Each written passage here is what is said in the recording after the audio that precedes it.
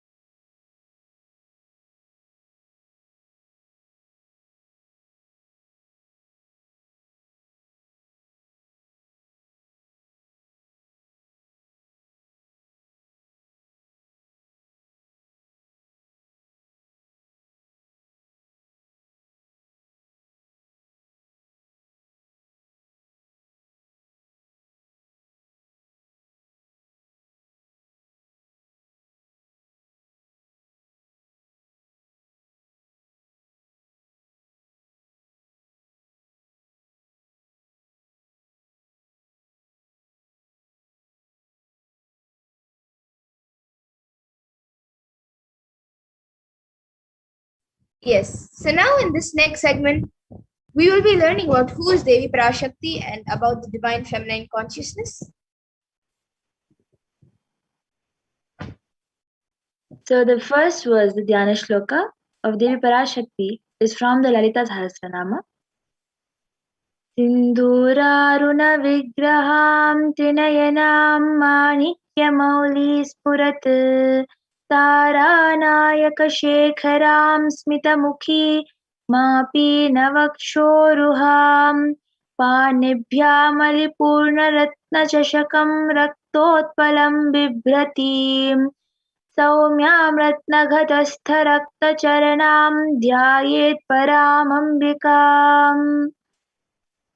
The translation to this verse is that the Divine Mother is to be meditated upon as shining in a vermilion red body with the triple eyes, sporting a crown of ruby moon, a face all smiles, a splendid bust, one hand holding a jewel cup brimming with mead, and the other twirling a red lotus. And another verse which also comes from the Lalita Sahasranama Dhyana Shloka. Arunam karunam tarangatakshim dhritapaşankuşapuşpabanachapam animadibhiravritam ayukaihi rahavapani. And the translation for this verse says, I meditate on the great empress.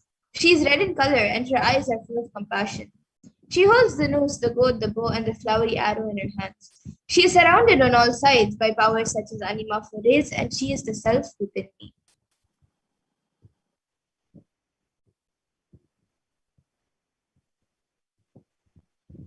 Devi, the ultimate pure feminine consciousness Parashakti, is the cosmic mother. It is her cosmic womb from which billions and billions of universes come out and go in, source where the Big Bang and black hole goes on. Parashakti is a source Shakti, source energy, source power from which all of us came, in which all of us are even now, and in which all of us are going to. And out of her extreme love and compassion, Parashakti herself is manifesting through the embodied form as the Nijavatar of the Supreme Court of Hinduism, Jagat Guru Mahasannidhanam, His Divine Holiness Bhagavan Nithyananda Paramashivam, gracing us, answering all of our questions, attending to our prayers, giving boons, healing us, revealing our past, present, and future, delivering profound spiritual truths, and ultimately giving us the experience of Paramashivoham itself.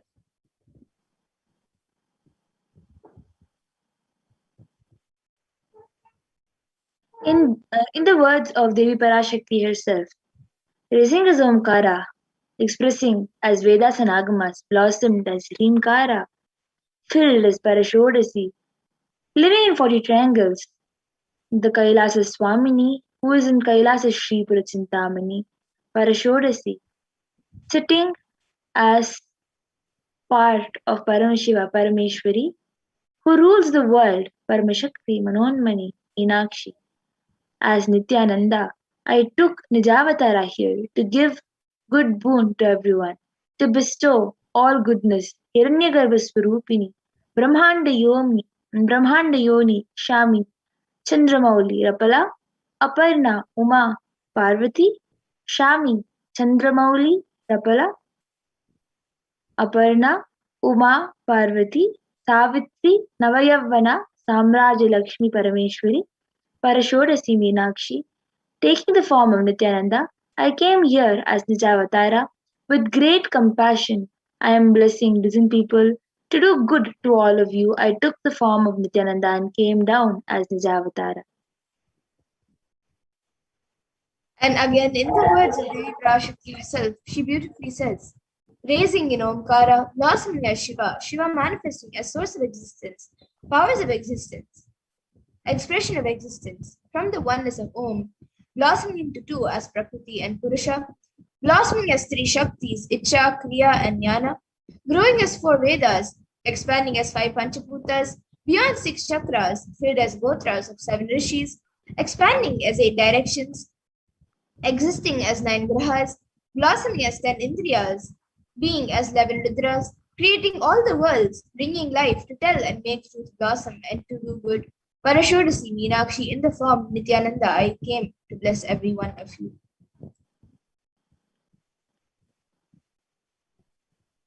So now you'll be wondering how we can receive Devi Parashakti. Literally, you're seeing Paramashiva and Parashakti at Mum. She is there in your screen, so always receive her very traditionally. Keep two betel leaves, one banana, one betel nut, and one coin in front of the screen. Watch Devi Parashakti. The coins are considered very traditional, the traditional dakshina in the Hindu tradition. It can be to the lowest value. In India, it can even be just 1 paise, and in USA, it can be even a cent. I'm not trying to monetize. Keep even 1 cent. It is okay. For 100 days, if you have darshan, it will add up to $1. In India, even 1 paise is okay. And you can offer that to Devi Parashakti. And once the darshan is over, you can do namaskar and eat the banana, the betel leaf, and the betel nut, taking it as prasadam immediately. And the coins that you collect, you can send it to the Erle temple for the further procedures. And some of you might be wondering or thinking how this betel leaf and betel nut may benefit you. So this betel leaf and betel nut may look too small, but in a few days you will realize, you will see how much it adds to your sentiment that really she is there. You will not take the Devi Darshan for granted. Rituals will break your monotonous unconscious mentality and lifestyle and remind you and raise you to the powerful cognition. It will break your unconscious behavior.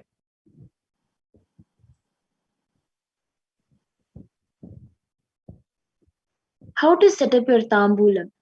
So as you can see in the picture, you can place a plate, keep the banana, um, keep the 2 leaves, and on top of that you can place your 1 coin and the betel nut. If you want, you can even add up a vastram and incense and any other traditional instrument like coconut or kumkum. You can also add up to that. The main things that are needed for your tambulam are banana, betel nut, a betel leaf, and coin. After the Devi Parashakti after Devi Parashakti Akashic reading is done, you can have it as prasadam immediately.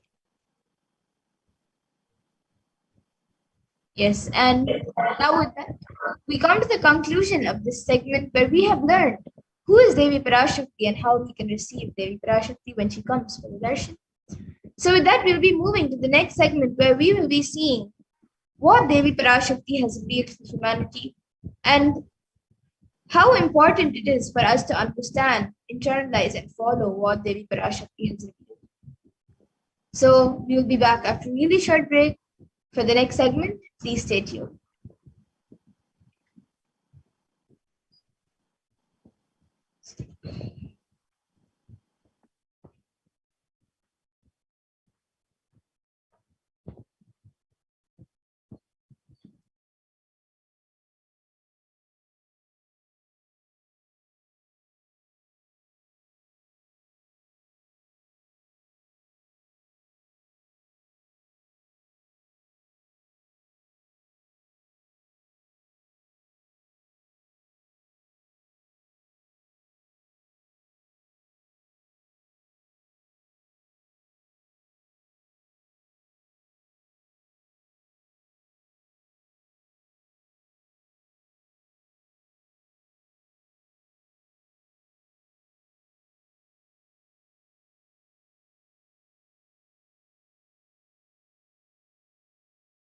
Nithyananda Paramashivoham.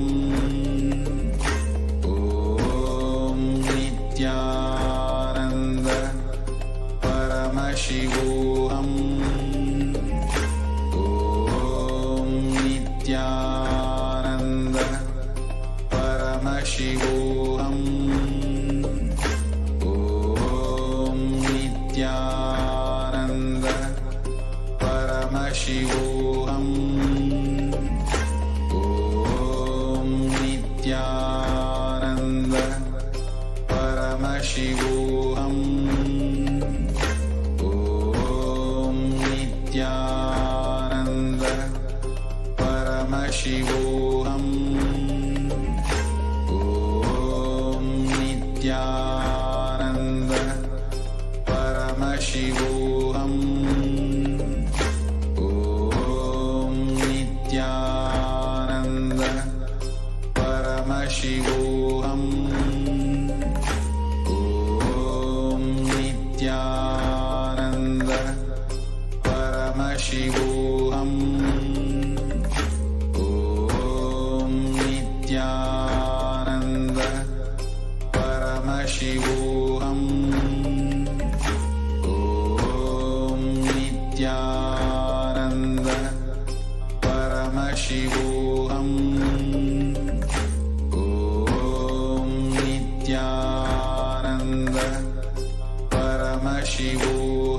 Paramashivoham.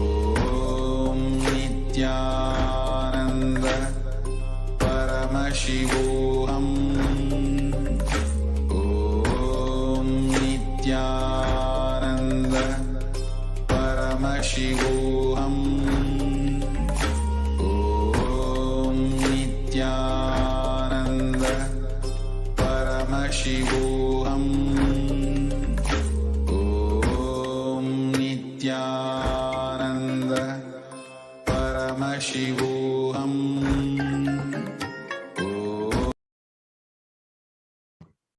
Nithyanandam. Welcome back, dear viewers. Now we will be entering into the next segment where we will understand some of Devi Parashakti's revelations about this pandemic and how we can benefit from the Devi's guidance. So let us begin this segment. If I could request the volunteer to set the slide share, please.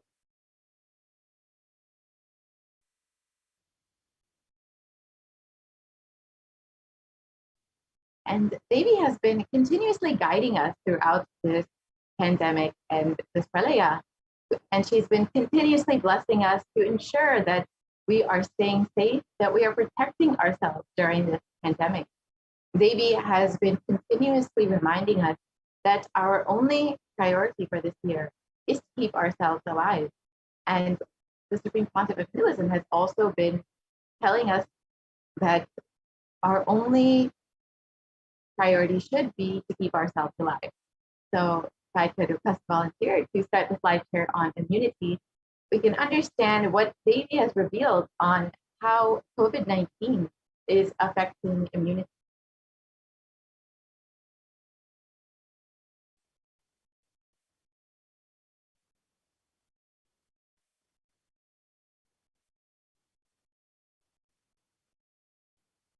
So as we get those slides, we will just understand a little bit more about what Devi has revealed in this pandemic and how it will be affecting our immune strength.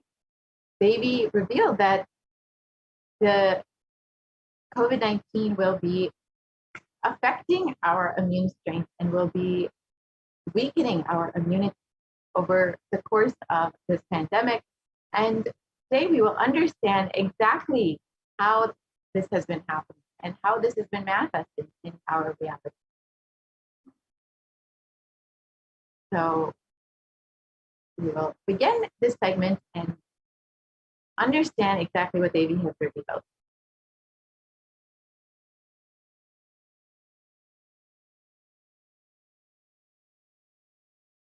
If I could request the volunteer to start the slide here, please.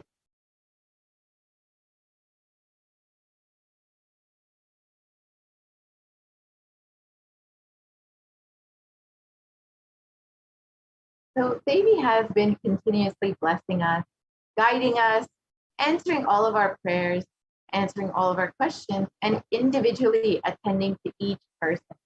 She's been continuously holding our hands through this pandemic, continuously warning us about all of the upcoming after effects of this pralaya.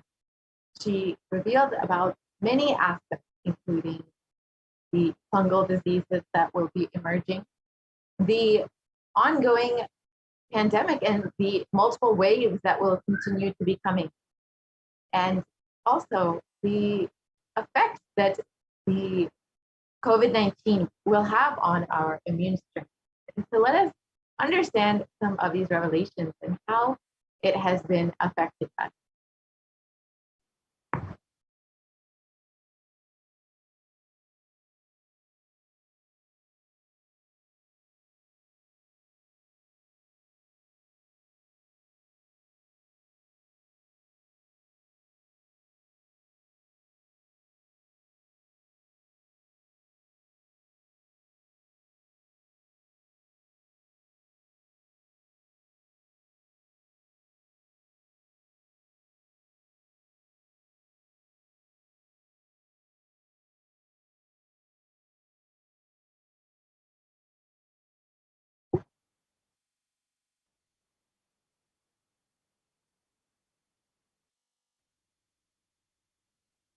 So we will.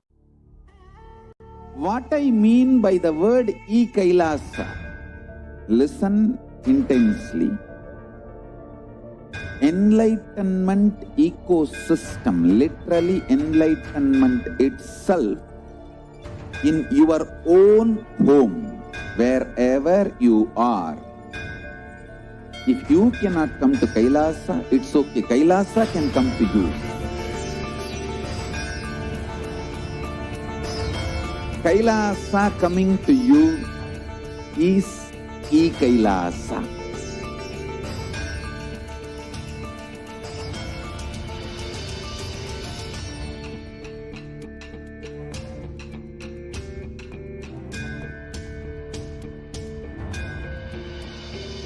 I will revive Hinduism. I am a Hindu revivalist, not by any revolution, but by evolution.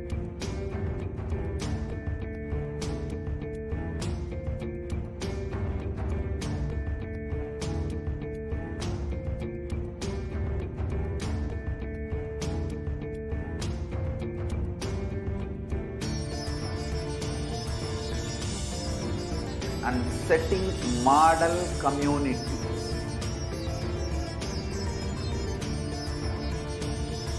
Kailasas, enlightenment ecosystems Sarvanya Peethas all over the world.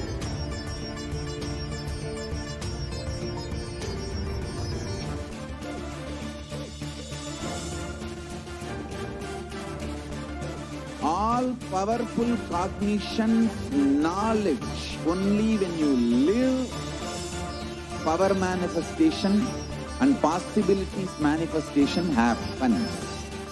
This is a fundamental truth.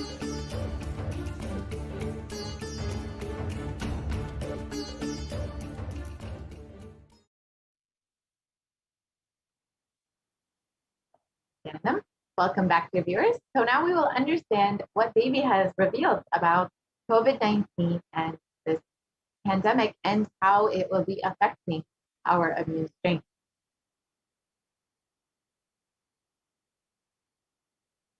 Continue to the next slide, please.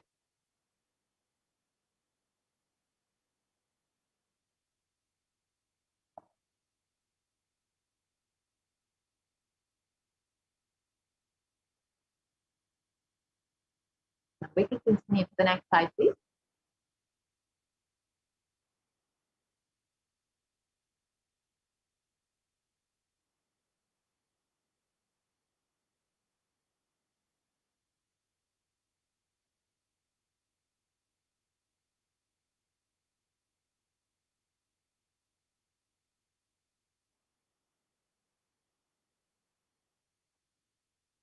Yes. I request the volunteer to go to the next slide, please.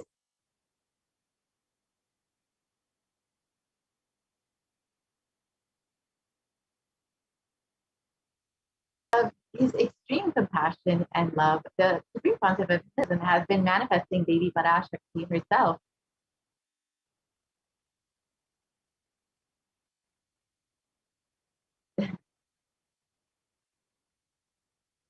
And gracing us, answering all of our questions, sending to our prayers, giving boons, healing us, revealing our past, present, and future, delivering profound spiritual truths, and ultimately giving us the experience of Paramashivoham itself.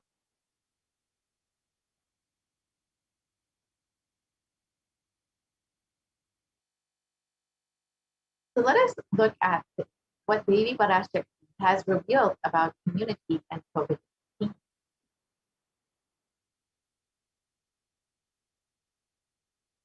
So first, let's understand what is happening in the world. As many of us, as almost all of us know, the COVID-19 pandemic has been ravaging the world.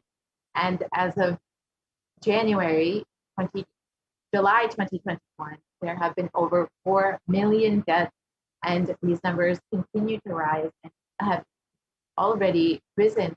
And there have been over 186 million confirmed cases worldwide of COVID-19 infection, with the worst affected countries, the United States, India, and Brazil.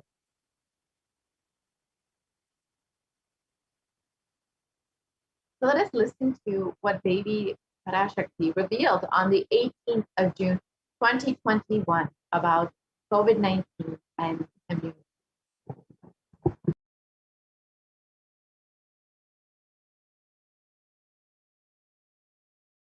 All not realizing the power of my words when I say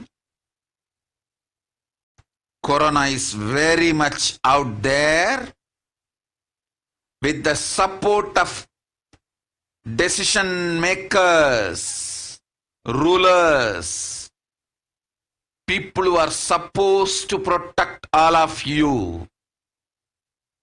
Due to their irresponsibility, it is there and getting more and more strengthened. It is becoming more and more stronger in multiple forms. And all the other diseases which are waiting to attack human bodies, because Corona has made the immunity strength weak in human bodies. Human bodies have lost the strength of immunity power. all the multi-layer after effects and side effects of this pralaya in political situations, economical situations, social situations, mental situations, in every level.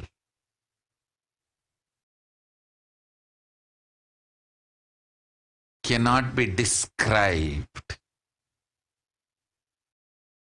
Wait. This year, focus on keeping yourself alive.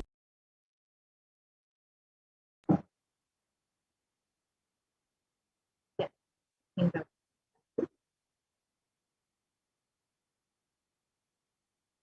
So let us reiterate what Devi revealed. Still, you are not realizing the power of my words. When I say Corona is very much out there with the support of decision makers, rulers, people who are supposed to protect all of you, due to their irresponsibility, it is there and getting more and more strengthened. It is becoming more and more stronger in multiple forms. And all other diseases which are waiting to attack human bodies, because Corona has made the immunity strength weak in human bodies.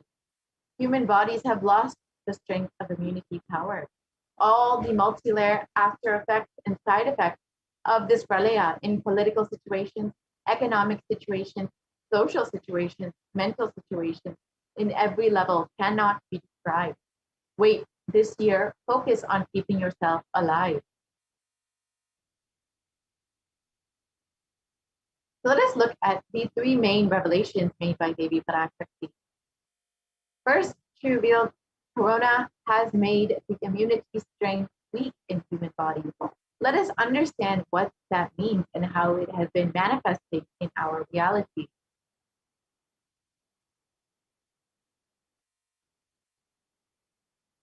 So recently in Science Daily, there was an article published suggesting that a coronavirus infection alters the biomechanical properties of red and white blood cells.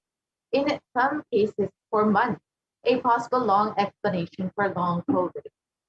And this article was published on June 29th, 2020. And this was just 11 days after Devi's revelation.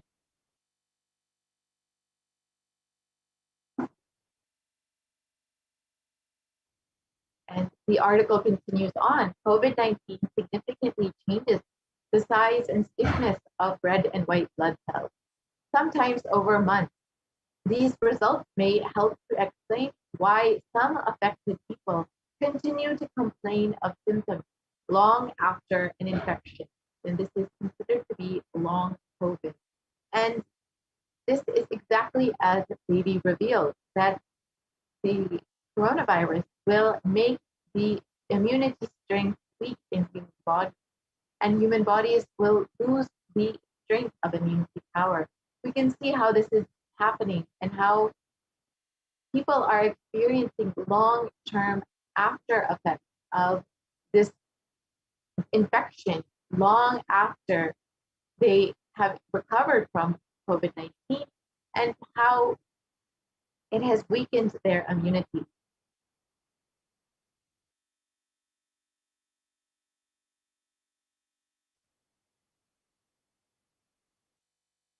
We can continue to the next slide, please.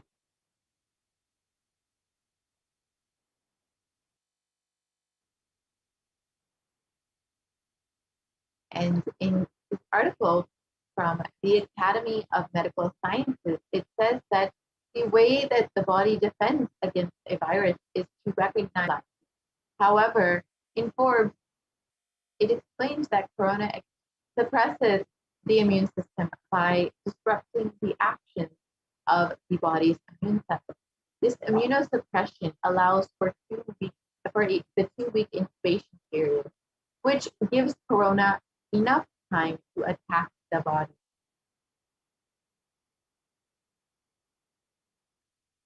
And here you can see the graph of a typical timeline for someone who has been 0 and 5 days. It is the incubation period, and between 5 to 10 days, it is known as the prodromal period, and between 10 to 15 days is when most people experience where they many times can end up in the ICU. After this, many people are able to recover, but many people also continue to experience symptoms long after the infection and after their recovery. And this is what is considered to be long COVID, where people are experiencing symptoms well after months after their recovery and their initial onset of infection.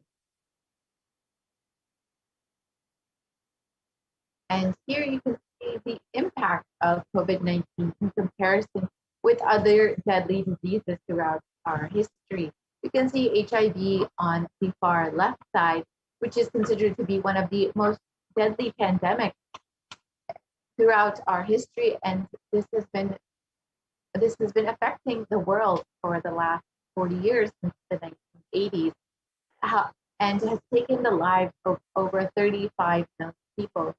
However, COVID-19 has been only around for the past 1.5 years, and it has taken the lives of over 4 million people. This is not a small number, and the impact of COVID-19 cannot be dismissed.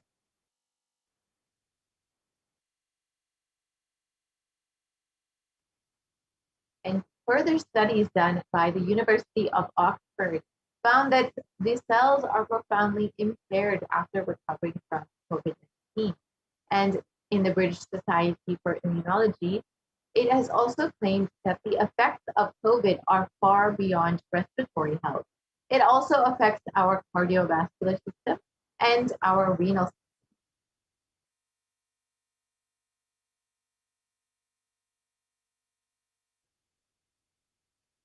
system. And a excerpt from research published has stated that exposure to the disease COVID-19 causes symptoms in multiple organ systems across the body and is not limited to only the lung and respiratory system, as was originally thought.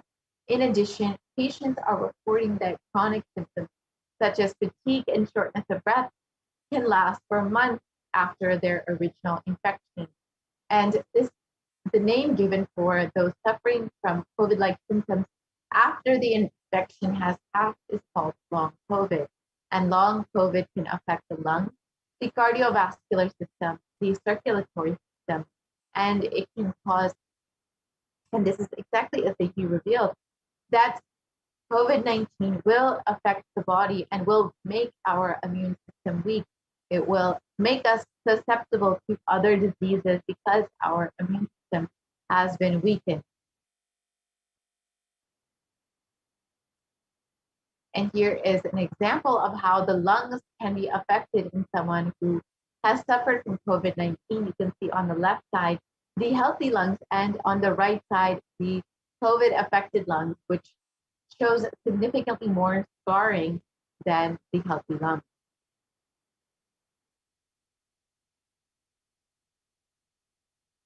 And even after contracting COVID-19, your immune system remains weakened and you become much more susceptible to diseases. And in the CDC, it was reported that symptoms of long COVID can last weeks or months after first being infected with the virus. And this can affect multiple organ systems and is not limited to just the lungs, but includes the heart, the kidney, the skin, and the brain function. We can see that the entire body is weakened after COVID-19, and it does affect you long after the initial infection and makes you much more susceptible to other illnesses because the body is already weakened from this COVID-19 infection.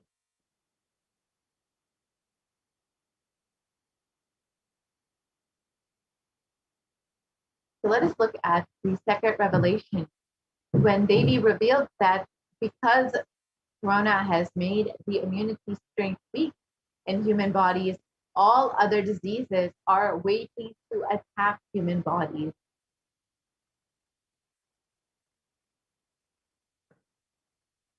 And as many of us have heard, white fungus, black fungus, and other fungal diseases have been sweeping the nation in India and primarily affecting COVID-19 recovered patients. And in one article, it was reported that over 9,000 cases of this rare infection have been discovered. And in another article, it reported that over 4,556 patients of 5,424 have reported that they were previously suffering from a COVID-19 infection and are now experiencing these fungal diseases. So as Devi revealed, there are many diseases that are waiting to attack the human body, because Corona has made the body weak and much more susceptible to other diseases.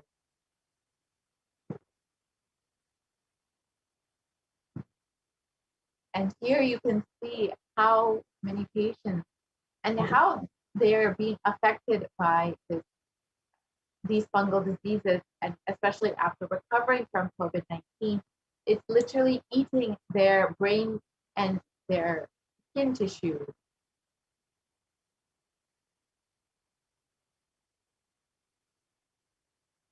And the final revelation that we will look at is how Corona is becoming more and more stronger in multiple forms.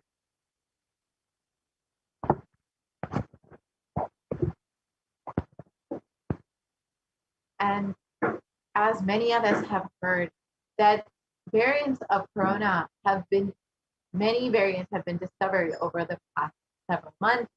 And there have been variants coming out of Brazil, South Africa, UK, and of course, the Delta variant out of India.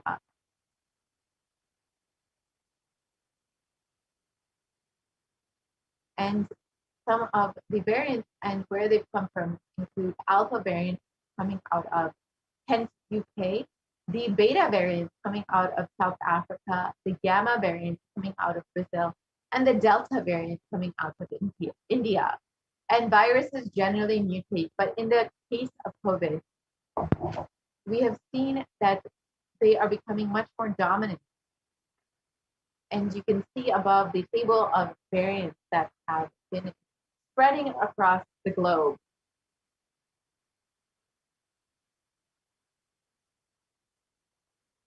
And the dangers of these variants have been further highlighted when the World Health Organization categorized the Delta variant as the most highly transmissible variant of COVID-19.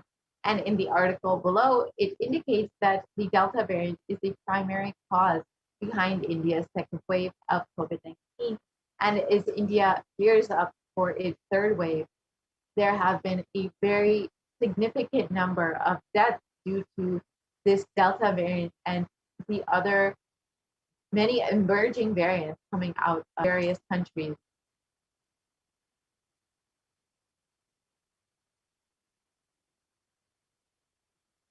And in the infographic below, we can see the variants that have been circulating recently and how many countries they have been affecting. The Alpha variant coming out of the UK has affected over 173 countries. The Beta variant coming out of South Africa has affected over 122 countries. The Gamma variant coming out of Brazil has affected over 74 countries. And the Delta variant, the most severe variant as of recent, has affected over 104 countries.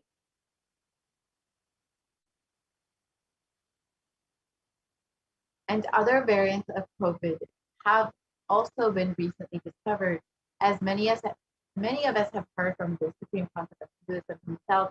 The Delta Plus variant and the Lambda variant are said to be affecting India very, very soon. So it is highly vital that we keep our guards up and ensure that we are protecting ourselves during this time. Studies have suggested that the Delta variant, the current variant that has been affecting India and caused the second wave, is 60% more transmissible than the Alpha variant, which was much more contagious than the original strain that emerged from China. And secondary attack rates have been known to be between 51 to 60% higher than that of the Alpha variant, the Delta variant. So as the Supreme Quantum of Hinduism already revealed many, many months ago, that just because you have already been infected with COVID-19 does not mean that you are protected and that you will not be affected by the other variants that are emerging. So it is highly important that we continue to protect ourselves, continue to be in quarantine, and continue to take heed of the advice and guidance given by Devi Parashakti. The death tolls worldwide, and especially in India, continue to rise as more waves of COVID-19 continue to hit India and affect the large population. And the numbers that have been reported in the media are severely underreported. And a statistical analysis done by the New York Times has shown that the numbers are far worse than what is being reported. In a best case scenario, the numbers are said to be double what the number of deaths have been reported. And in a worst case scenario, nearly half the Indian population may be affected by COVID, may be infected with COVID-19. And nearly 4 million people in India alone have died from COVID-19, and this is in the worst case scenario. So the Indian population is around 1.4 billion people, and nearly half, so 70 million people, 1.4 billion people, and nearly half, 70 million people could be infected with COVID-19. With these numbers, it is very, very important that we keep our guards up and that we ensure that we protect ourselves during this pandemic. And if you take a poll personally of your own family members, of your own loved ones that you know in India, ask them how many people they know who have personally been infected with COVID-19 or who have died in their own inner circle from COVID-19. This is what the Supreme Quantum of Hinduism had explained for us to understand how many people have actually died from COVID-19 and how bad the numbers are, how severely underreported these numbers are. If you take a poll of your own family and friends, you will understand a single person that you know has either known someone who has been infected or who has died from COVID-19. And this is, if you consider this, the numbers that are reported right now are very, very severely underreported. Just from your own understanding and your own family members, you can understand that the scenario in India is much worse than what we know. So it is very, very important that we continue to protect ourselves. And as many more variants are coming and rising, it is very, very important that we ensure that we protect ourselves. Devi has already revealed that this pandemic will not end anytime soon. So let us listen to Devi's revelations on this.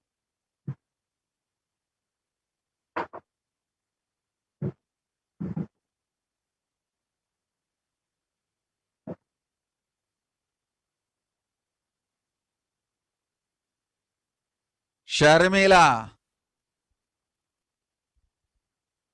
Corona ஒழிந்தது. கொரோனாவை வைத்து அரசியலும் அழிவாட்டமும் செய்ய நினைக்கும் மனிதர்களின் சதிராட்டம் முடிய இன்னும் 4 ஆண்டுகளாகும்.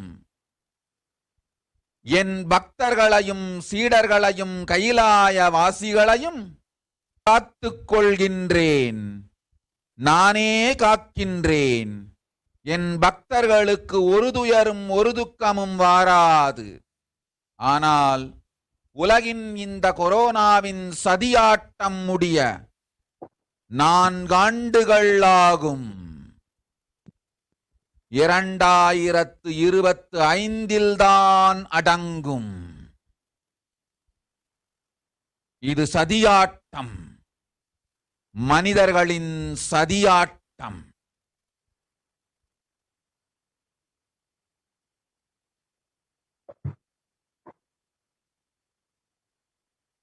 So the translation of Devi's revelation, the corona is destroyed, but it will take 4 years for the political conspiracies done by humans to end.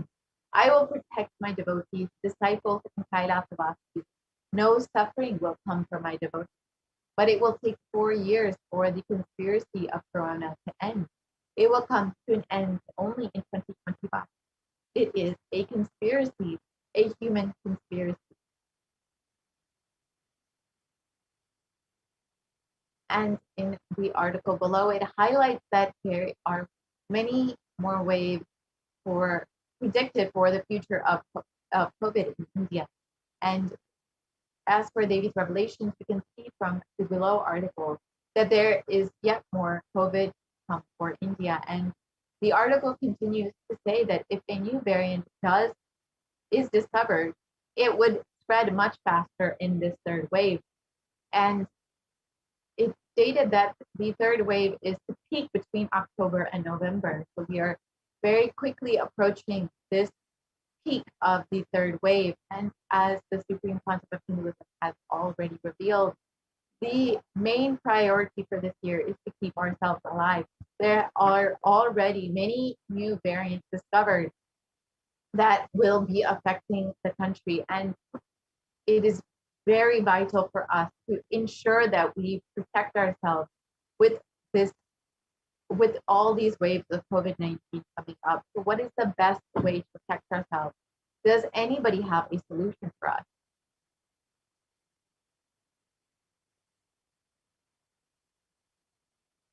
Only the Supreme Pontiff of Hinduism has provided a concrete solution for us. Only Kailasa is a safe place for humanity. And if you are living in India, the Supreme Pontiff of Hinduism has opened up all of the Kailasas, all the enlightenment ecosystems within India for the sake of COVID care with multi-layer quarantine in order to protect yourself during this pandemic.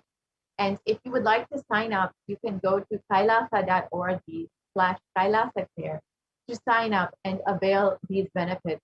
The Supreme Pontiff of Hinduism has not only opened up this multi-layer quarantine, he is providing the most nutritious sattvic food for free and providing all kinds of Ayurvedic supplements in order to boost your immunity during this time, and has been providing all of the facilities to work from home, including free internet and printing.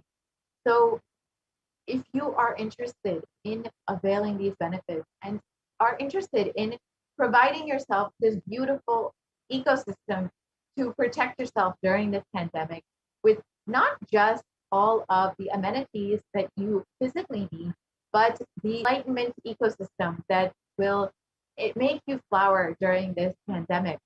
And the Supreme Pontiff of Hinduism as literally the best ecosystem, the best environment for your protection and for your enlightenment. So if you would like to visit kailasa.org/kailasacare. And with this, we will be concluding this segment. And we will be entering into the next segment where we will understand some of the offerings that we will be entering into the next segment where we will understand some of the offerings that we can make to Devi Parashakti. Devi has been continuing guiding us, blessing us, and answering all of our prayers. Literally, she has manifested through the Supreme Pontiff of Hinduism just to hold our hand through this pandemic, through this pralaya. So if you are overflowing with gratitude for Devi and for the Supreme Pontiff of Hinduism manifesting in your life, you are welcome to stay tuned for the next segment where you can understand some of the offerings you can make to Devi in order to show your gratitude. With this, we will be concluding this segment and have a short break before we enter into the next segment.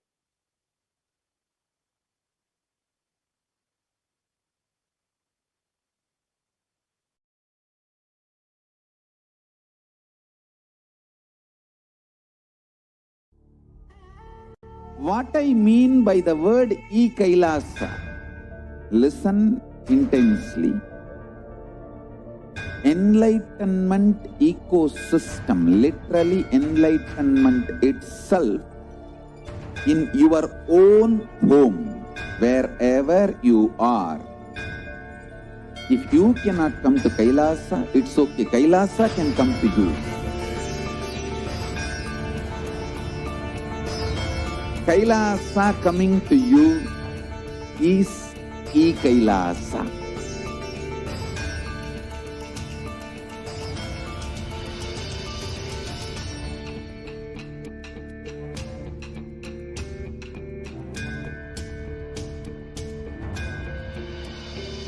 I will revive Hinduism. I am a Hindu revivalist, not by any revolution, but by evolution.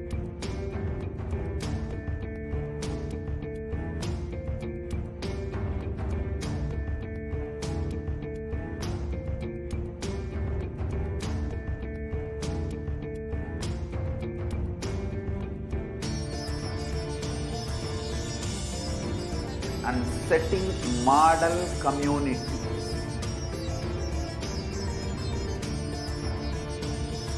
Kailasas, enlightenment ecosystems, Sarvanya Peethas all over the world.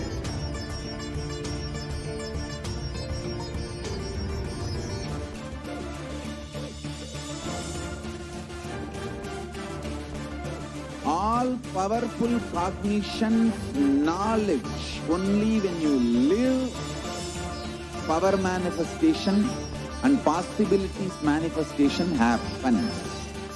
This is a fundamental truth.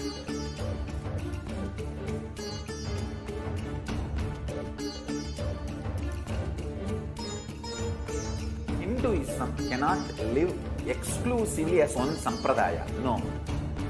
All sampradayas of Hinduism is an ecosystem.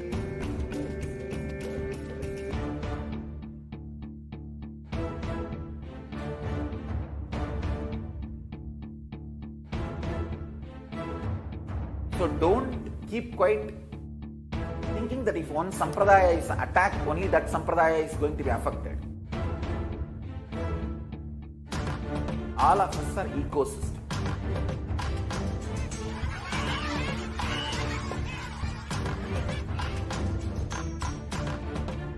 I invite all of you to get involved and enjoy Hinduism by the principle of Dharmo Rakshati Rakshitaha. When you protect Dharma, Dharma protects you. Make the whole planet flourish spiritually. The spiritual prosperity will happen to the whole planet. We all have to coexist together.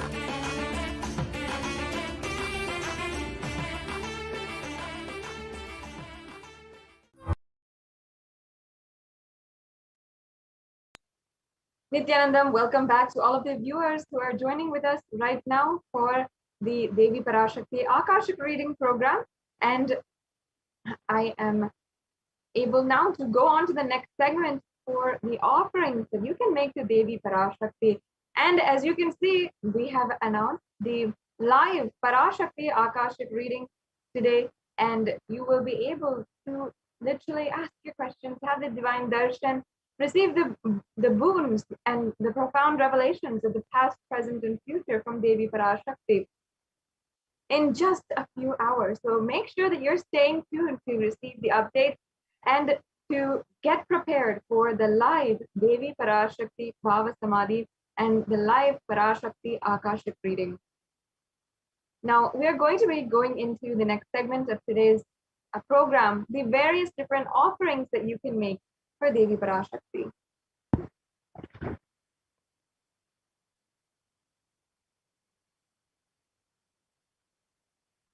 And we're going to be understanding in this next segment in several different ways the various kinds of offerings that you can make, the rituals, the sevas, the context behind them, the references behind each and every one of these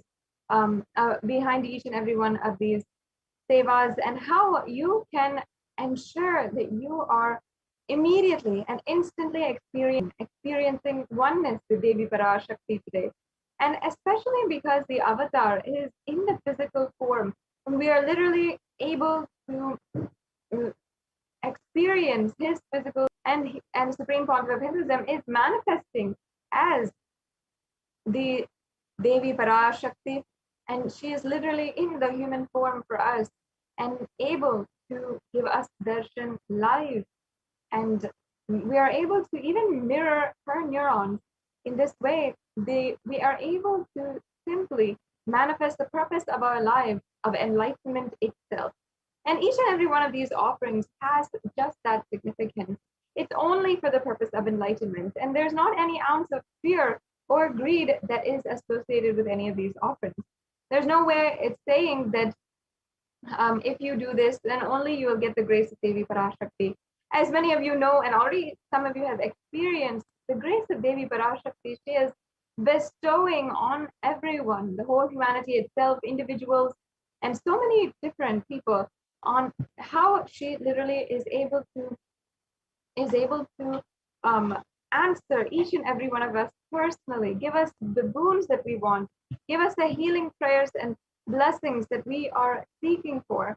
And she has already fulfilled so many aspects of our lives, whether it is the relationships or the wealth that we want, or anything that we are seeking. Devi Parashakti has granted that. And even if it is a small knee pain or the very purpose of our life in its entirety, Devi Parashakti has literally fulfilled so many thousands of people until now. So if you're out there, you already feel that Devi Parashakti has given you what you want in your life and has fulfilled you entirely, then you can offer one of these offerings today, and out of your deep love, devotion, and ultimately to experience oneness with Devi Parashakti. In the Hindu tradition, of course, many of us know that the offerings are done many times a year. And for all of us, during our birthdays or our anniversaries, or when we are starting a new venture, a business adventure, or if we are even buying a new home or even buying a new car, it always starts with the ritualistic sevas. It always starts with the offering in the temple. Even I remember as a kid, my family, whenever we buy a new car, if it was my new car or if it was my parents' new car, it was always first we would go to the temple, we'll offer the puja for the new vehicle, and then we will proceed. And I'm sure many Hindus all know this sacred sentiment. Whenever we first receive anything new, we offer our gratitude for it. And whenever we receive anything in our lives, we offer our gratitude. And in this way, gratitude is an essential, most divine aspect of our life. Gratitude, as we know it and recognize it today, is the highest, utmost of all the emotions, if you can call it an emotion, that you can feel. And invoking more and more devotion, more and more gratitude in our lives is ultimately the purpose, the enlightenment itself. So these offerings are all intertwined with sacred contexts such as this, where it invokes more and more gratitude, it ignites more and more devotion, and it is truly a most intimate, romantic way of interacting with the universe itself, with the divine cosmic beings. So you now, before entering into the next segment, as we are going further, let us now chant the Dhyana Shloka of Parashakti and invite her beautiful, graceful presence today. Induniva Veda Karavahninayam Syat Pankajavara Japaksha Sarayuktam Angahima Bhushana Vichitravasanam Syat Tunga Mukutotvala Manonmani Swarupam. Yes, and the English translation says, sorry, we can go back. English translation says, moonlight face, holding the Vedas on hand, fire in eyes with lotus flower, gracing and blessing hands, and one hand with the japamala, beautifully decorated with jeweled ornaments and wonderful clothes, a shining bright crown. Her name is Manonmani.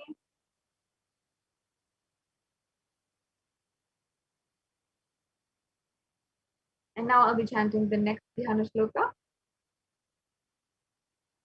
ध्याये देवीं त्रिनेत्रां शशिनिभवदनां वेदहस्तां ददानां सव्ये पद्मं वरदमपरे चाभयं चाक्षमालां दिव्यैराभरणैर्विभूषिततनुं ब्रह्मादिभिः पूजितां देवीमेव मनोन्मनीं प्रतिदिनं कामत्रदत्रीं शुभाम्. And once again, the English translation says, I meditate on Devi with three eyes glowing like the moon and holding the Vedas, lotus embracing with blessing and gracing hands. She is wearing beautiful ornaments and she is worshipped by Brahma and other many gods and actions every day.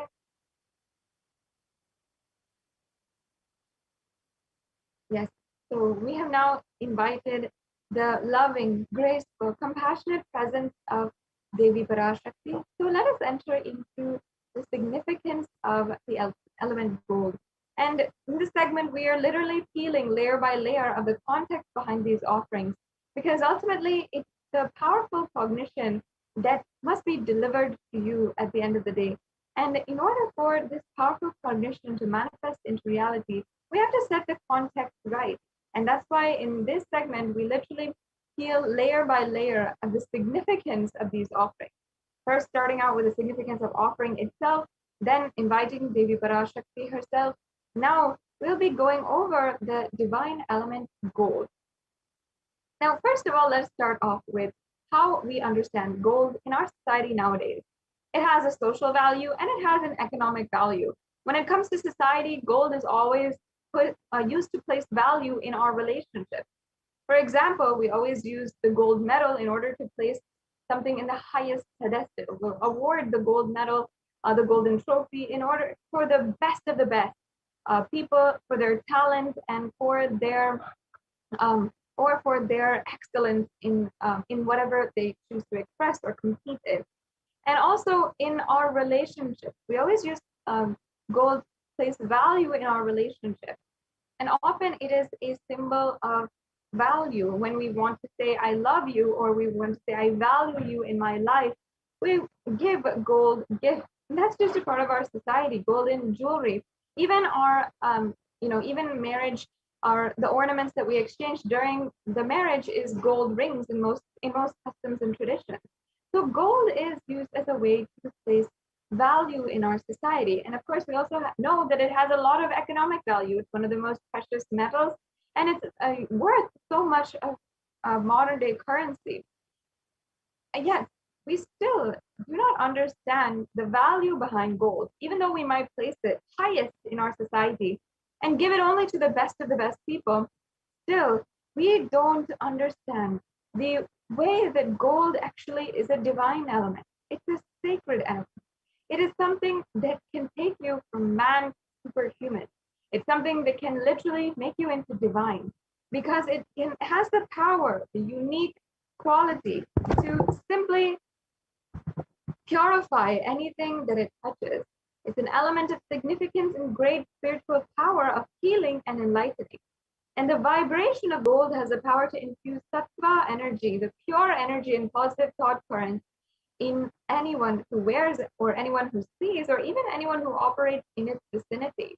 And knowing this, in the Hindu civilization, we have literally been using gold everywhere. And in fact, in the Atharva Veda, there's a verse where it speaks about the virtue and power of gold. And the English translation says, triply born by birth is this gold. From atoms of Agni is one.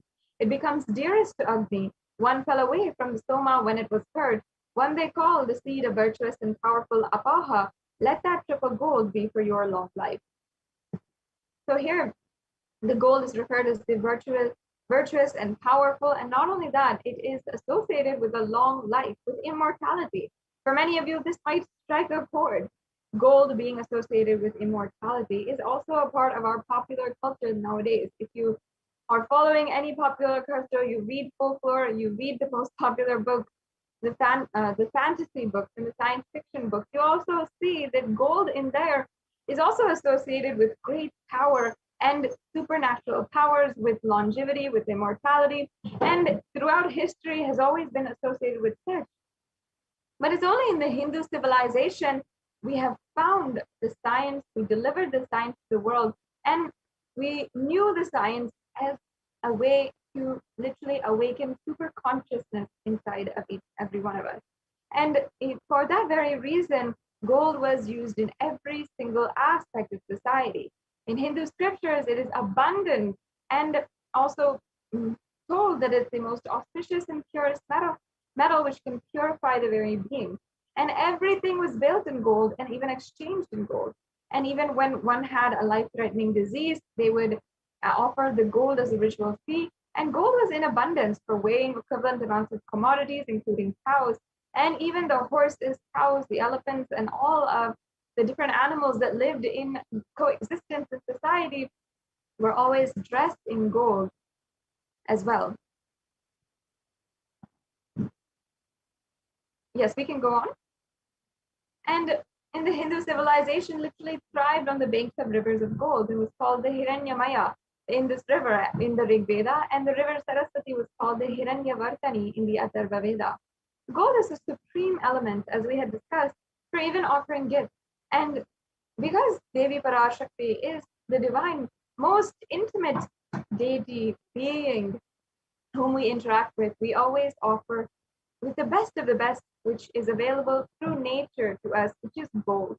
So that's why even in temples, the Garbha Mandir, the Sanctum Sanctorum will be built in gold and paved in gold. And for example, in the Chidambaram temple, the main Garbha Mandir, the top and the entire structure is made out of pure gold. If you go and Google, you'll see the Garbha Mandir. And even the jewelry, the golden jewelry, which Meenakshi, Devi Meenakshi herself had worn when she was alive in the body, literally, is still today used to decorate Devi Meenakshi's deity in the Madurai Meenakshi Amman temple.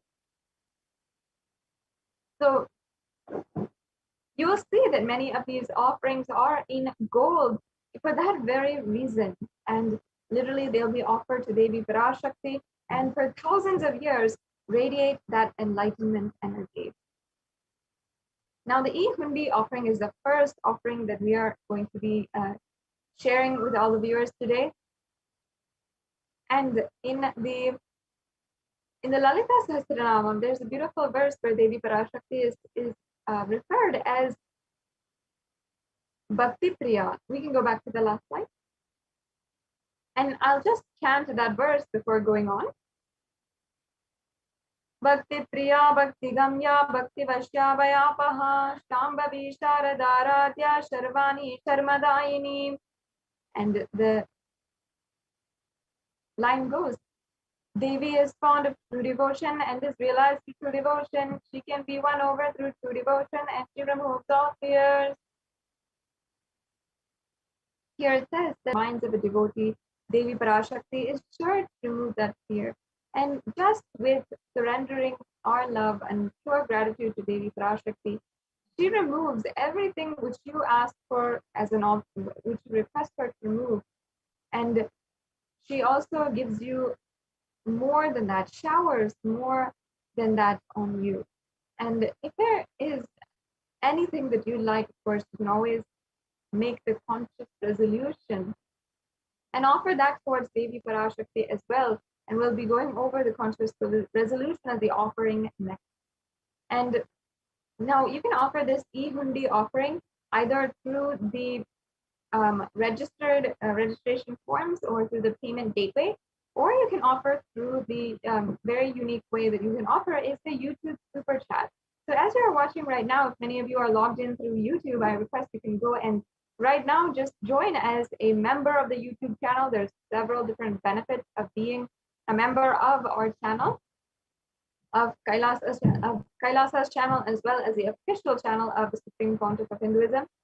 And you'll be able to get access to more than 7,000 videos, which is actually 20,000 hours of content which the Supreme Pontiff of Hinduism has spoken given dikshas, discourses, and so much more. And so much more, just to simply offer your gratitude as well right now for through this e-hundi offering. So you can make a donation either through this super chat or through the payment gateway, which the link is also available on these slides as well as in the scroll below. Yes. Now let us understand the next offering, which is the conscious resolution, the Sankalpa. The Sankalpa is a very elaborate Sanskrit mantra, which is offered before any ritual. We can go on to the next slide. And the Sankalpa can be an offering in itself.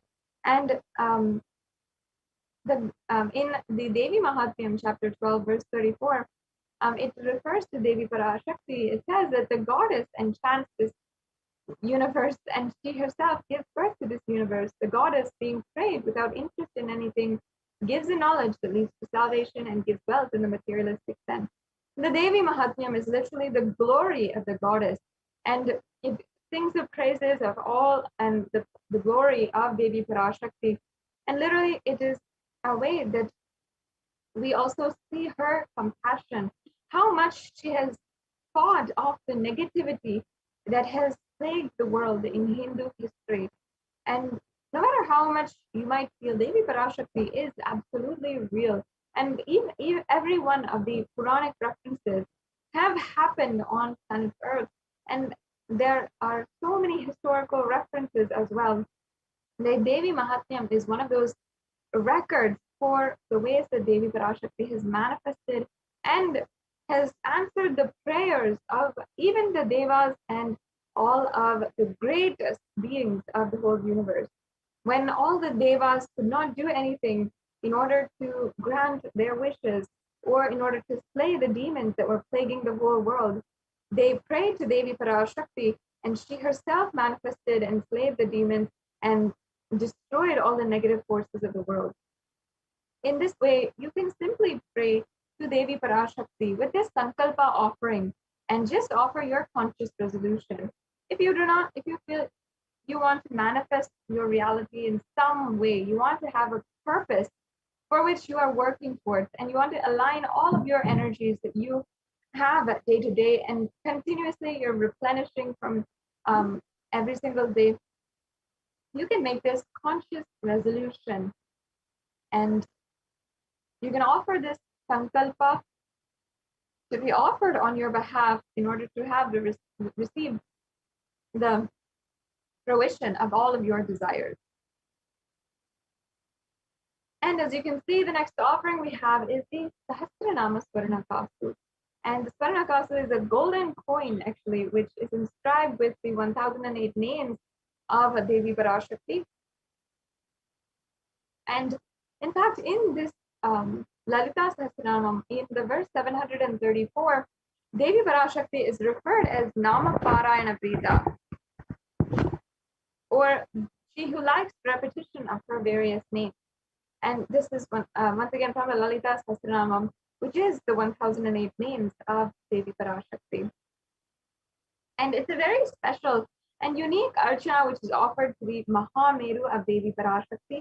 And you can offer a gold coin inscribed with each and every one of these 1008 names and receive the blessings to have the Ananta Kalyana Gunas, all the divine qualities of Devi Parashakti.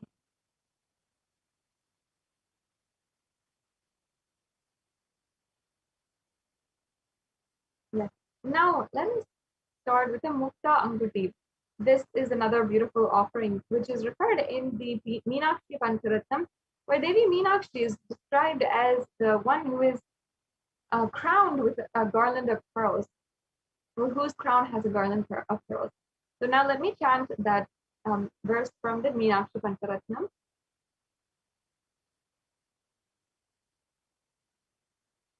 मुक्ताहारणलसच्चिरीटरुचिरां पूर्णेन्दुवक्त्रप्रभां शिञ्झन्नूपुरिकिङ्किणीमणिधरां पद्मप्रभाभासुरां सर्वाभीतफलप्रदां गिरिसुतां वाणीरमासेवितां मीनाक्षीं प्रणतोऽस्मि सन्ततमहं कारुण्यवारां निधिम्.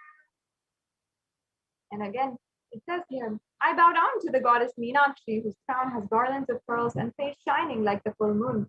who wears anklets and that are studded with the gemstones and has small bells, who is shining like the splendor of a lotus, who grants all wishes, the daughter of the mountain, who is worshipped by the goddess Vani and Rama.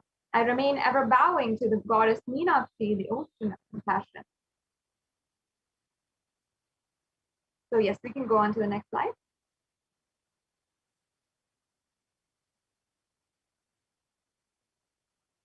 And Devi Meenakshi is referred as the one whose crown is adorned with pearls. And actually the pearl is representative of the compassion. It's a symbol of compassion. And Devi Meenakshi is very being itself, very advent onto planet Earth. Her entire life was out of deep compassion to the whole world. In fact, Devi Parashakti had manifested Kailasa on planet Earth just for the whole humanity to literally manifest a breakthrough. And if you see in the human history, there was a huge pralaya in the human history, just like we are going through right now. And during that time, after that pralaya, when human civilization was starting once again, and the few beings, the little ship, had come and had landed in India once again, and the civilization was again forming. It's at this time that Meenakshi happened on planet Earth and created a breakthrough of a kingdom which was led by the sovereign rule of one queen, Devi Meenakshi, and so much of breakthrough happened in the whole civilization. Lifestyle itself changed for the whole world.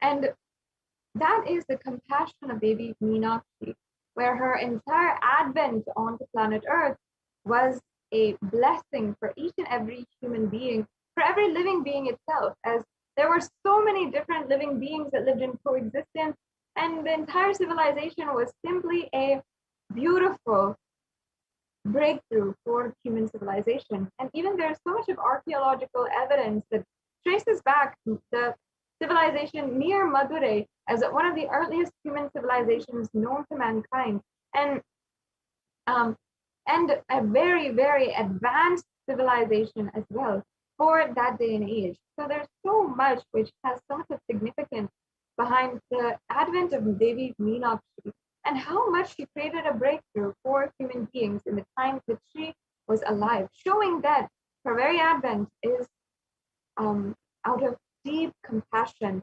And Devi Meenakshi, once again, incarnated through the form of the Supreme Pontiff of Hinduism himself, and literally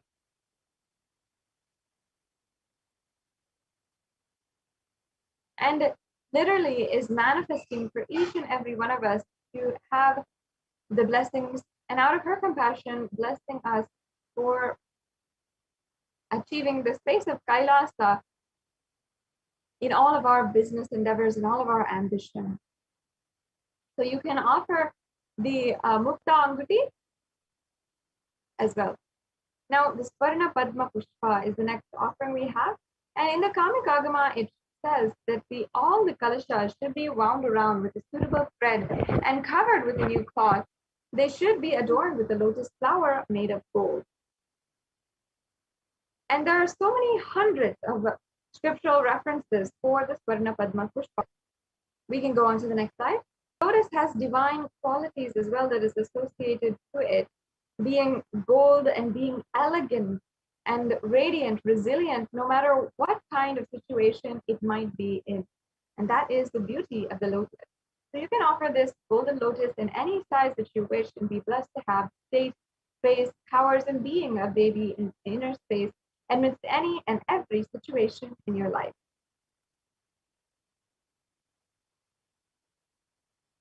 Yes, we can go on now. Next, we have this Parana Metti.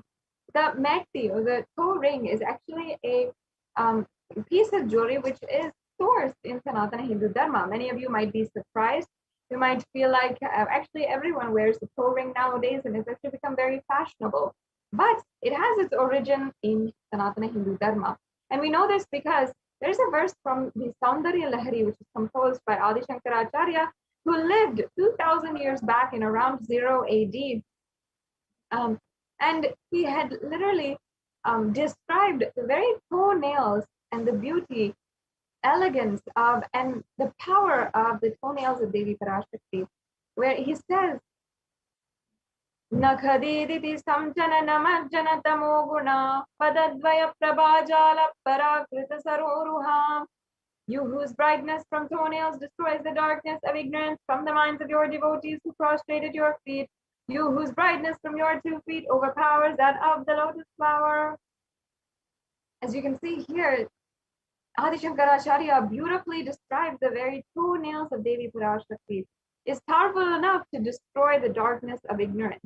And for you to experience the ultimate experience, the enlightenment experience, remove all the darkness in your life, you do not need even the full form, the full Vishwarupa darshan of Devi Parashakti. You do not need even the form of her hands. You do not need even the form of her face or her smile. Just even the last inch of her body is enough to simply remove anything and everything that you are facing in your life, any kind of adversity, and just bestow you with the ultimate experience. And that is the grace of Devi Parashakti, and the most beautiful way that we can describe Devi Parashakti, which of course has no comparison when it comes to the composition of the great incarnation Adi Shankaracharya himself. So this verse literally shows so much significance. And in fact, this verse where it describes the toenails is actually the root of the custom where in the Hindu marriage, we always offer the toe ring for the bride, and for the woman who is being given away in the marriage ceremony. And in that sense, Devi Parashakti is literally invoked, worshipped in the woman or the bride, and her toenails are adorned just for being a representative of the power of Devi Parashakti and adorning her sacred feet. So this toe ring can be offered to Devi Parashakti by you today, and you can offer this beautiful toe ring and receive the blessings for the gratitude, overflowing gratitude and phase of complete completion to be achieved by you as well. Yes, now let's go on. We have the offering of the Swarna Mantika.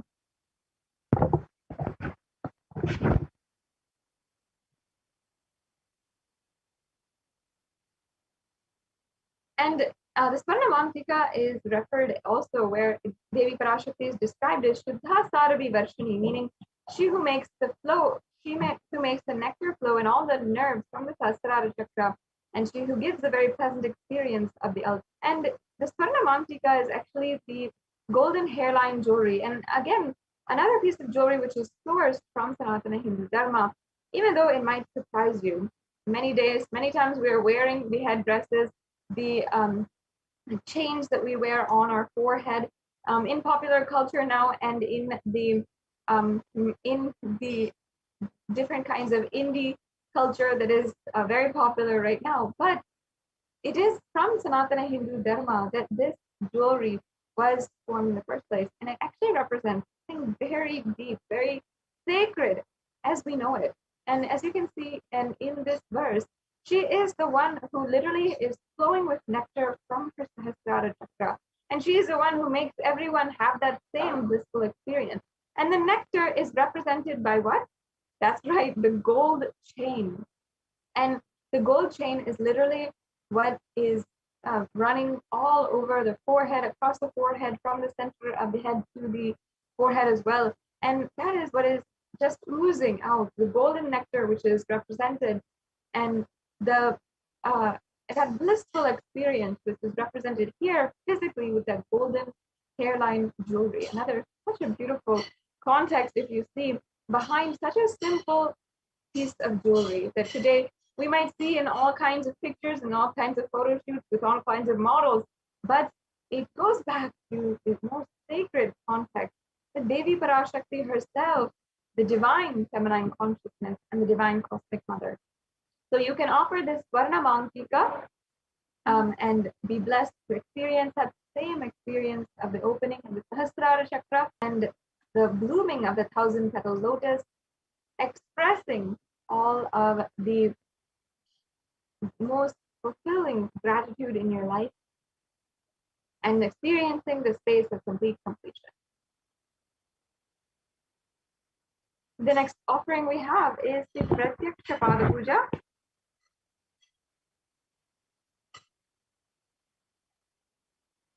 Now, whether it is Adi Shankaracharya once again who composed the Guru Padaka Stotram, or whether it is his literally line by line, verse by verse of that Guru Padaka Stotram, sings the glory of just the feet of the Guru.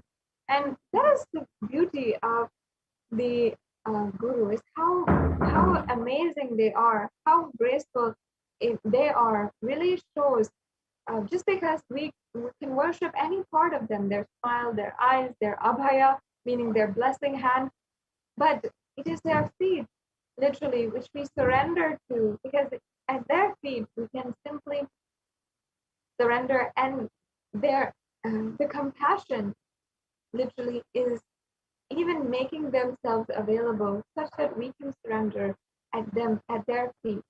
And the Guru Padaka is such a sacred sentiment in Sanatana Hindu Dharma.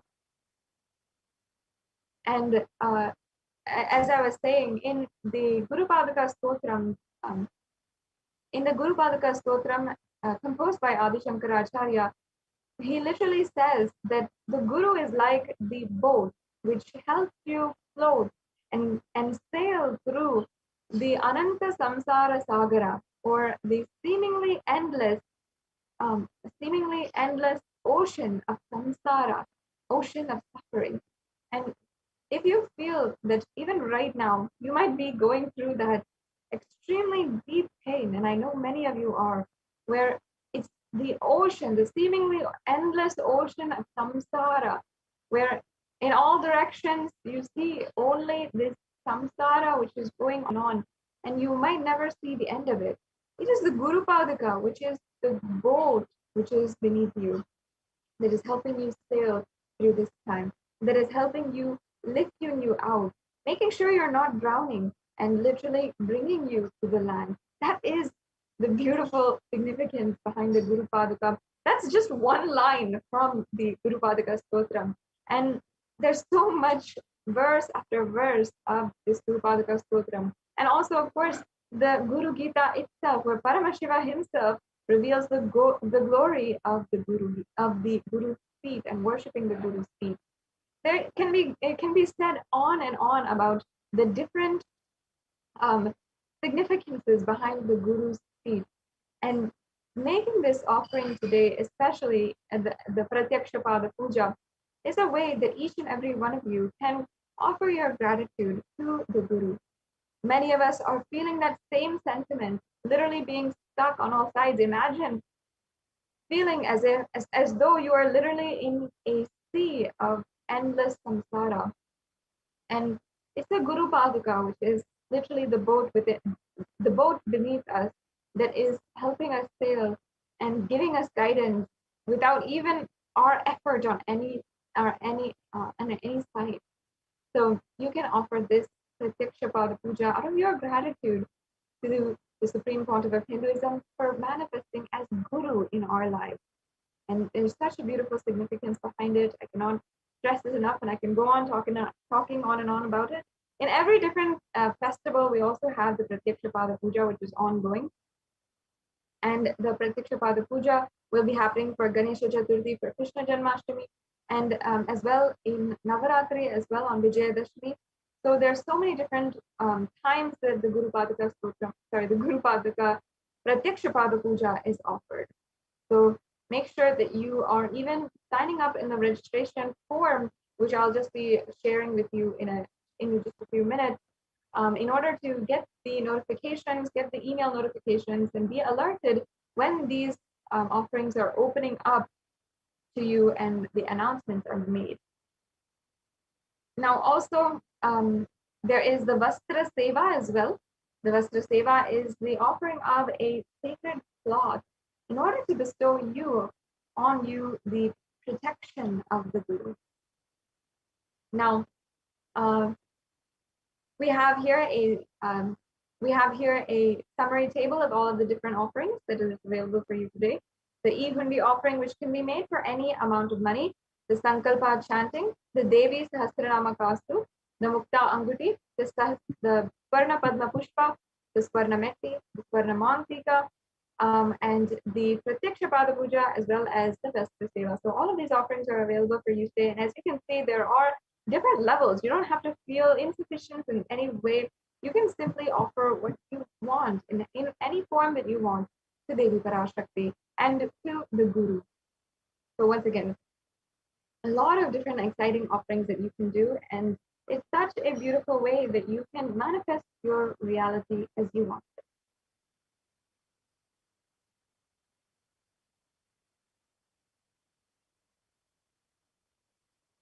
Yes. So now we've come to the last stage of this segment before we go on to the next segment, and we'll quickly also be taking you through a brief walkthrough of how you can make offering. So the first stage is if you are interested in making any of these offerings, if you want to make any of these offerings and you are simply interested, you want to, and one of these offerings is igniting your seeking, or you feel like, you have to offer the Pratyaksha Pada Puja today, or any one of these offerings which has so much of sacred context. I myself would offer any of these offerings if I could, and literally give my life to making these offerings to Devi Parashakti because of they hold. What beautiful sacred sentiments that each and every offering holds is exactly how we hold ourselves, and that is exactly how we manifest the oneness with Devi Parashakti. Now, you can register in tiny.cc/Bhava Samadhi if you are interested in making any one of these offerings. And we also have the payment link here, which is the second stage. If you're ready to make a payment, you can go to tiny.cc/Devi-offerings and make the offering right now. After the payment, we request all the viewers, all the participants in the Yajaman to fill out the form at tiny.cc/Sankalpa2021, mandatory for you to, very mandatory, especially to ensure that your names are chanted during the puja as well. So yes, we can now show these links. Yes, we're going to briefly run you through how you can make a payment. As you can see, it's going to be very easy. And I also invite all the viewers, if you want to, you can comment your experiences with Devi Parashakti. You can comment down below about how you have experienced the grace of Devi Parashakti. If you are a Kailashian, it's always so good to interact with each and every one of you, and you can comment down below as well. So yes, as you can see, this is the payment link, and you can go to this link, which is the tiny.cc/Devi-offerings, and you'll be directed to this page. You can select in the drop-down menu which offering you'd like to make, and then you can proceed to make the offering, and then you can review your cart. And here you can also, remove any offerings if you don't want to make them, and then you can proceed for checkout. And once you've proceeded to checkout, then you can fill out your billing details, your payment details. You'll see what kinds of card is accepted and everything as well. Yes. And that's it. All you have to do is just 3 steps away from just making a payment and making an offering today. Yes, it's extremely easy, and you can simply do it immediately and as soon as you are ready to do so. Now, after you've made the payment, we request that all of the people who have made the payment, once you're done with the payment, please ensure that you are going to the Sankalpa 2021 form, and we're going to show that form. It looks like this. It's available at tiny.cc/Sankalpa 2021. You're going to fill out this form. You're going to press the button, and you'll see the form which comes, and you'll be able to just simply fill out this form. You're going to input your name and the names of the people on behalf of whom you're offering this puja. And it's also going to ask for your payment order number. And make sure you keep that on hand so that you can fill out the form as well.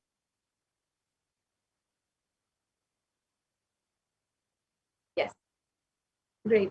So the next stage also, if you are interested in making any of these offerings, if you feel that perhaps now is not the time and you want to offer at a later time, perhaps for your birthday, for your marriage anniversary, for another person's birthday, or for a family member, or for starting a new venture in your life, whatever it might be. I know all Hindus want to make an offering, but now might not be the right time. You can always plan to make one of these offerings, and you can go to this form at tiny.cc/Bhava Samadhi, and you will be notified as soon as these more and more offerings are opened up.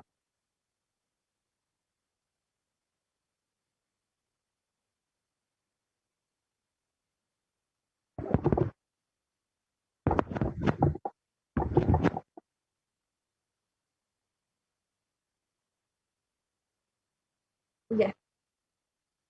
So we can also show the viewers about how you can offer through the YouTube Super Chat. I request if you can go there first.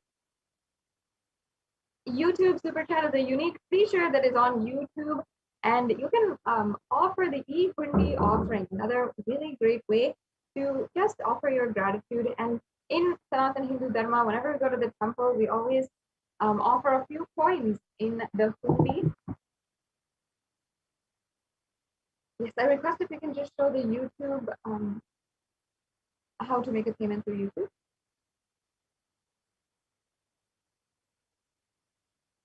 And yes, and we can basically, first of all, make sure that you're joined as a member. And you can join, as you can see in the, by clicking on the button below, make sure you're joining at the Kailasa's HDH Nithyananda YouTube channel. And then once you're joined as a member, you'll see a icon for how you can make a donation. And we can show the viewers also about how you can exactly make the donation through the super chat and the super sticker. And you can as well ensure that you are making a donation through this super chat. And there's a way that you can adjust. You can pay through credit card, through debit card, or through PayPal. If you'd like to make a payment through PayPal, this option is available for you right now through the YouTube super chat as well. Yes, there we go.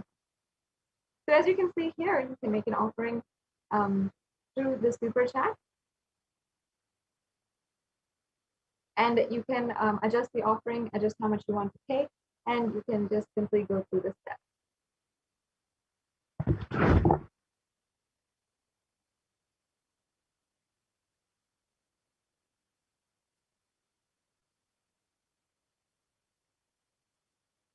Yes, and you can, as you can see here, you can also make a super sticker offering if you'd like to send a cute little sticker to the Supreme Pontiff of Hinduism, or as well to Devi Parashakti out of your love and simply as a show of your affection.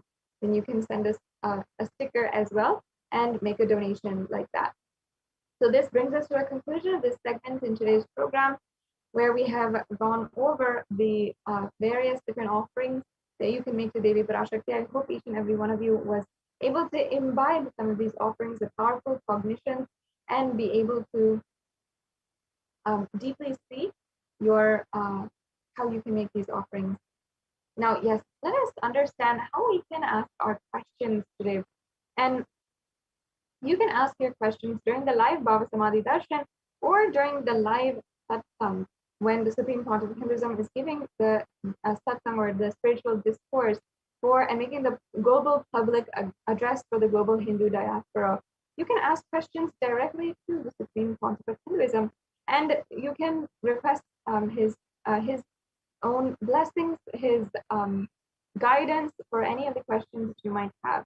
So as you can see in the super chat as well, you can ask your questions on YouTube, and we can go on to the next slide. You can also ask on Facebook. I highly recommend that each and every one of you also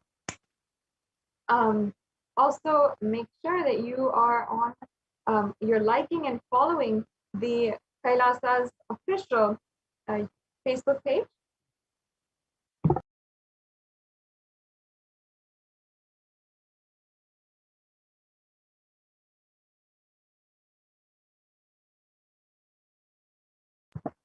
So you can make sure that you're liking and following on Kailasa's HDH Nithyananda Paramashivam Facebook page. This is the official Facebook page of the Supreme Pontiff of Hinduism. You can get all of the notifications for the live events. As soon as an announcement is made, you'll get a notification right to your phone, your tablet, or devices that make it handy for you and ensure that you're getting ready and you don't miss a live darshan. That's one of the most exciting parts. And it's, of course, the best reason to ensure that you are staying tuned and you're staying connected to Kailasa. And as well, if you want to, you can ask your questions in the comment section beneath the live video. Yes, let's go on. We also have Kailasa has a official Twitter page at Sri Nithyananda. You can go at the rate Sri Nithyananda for the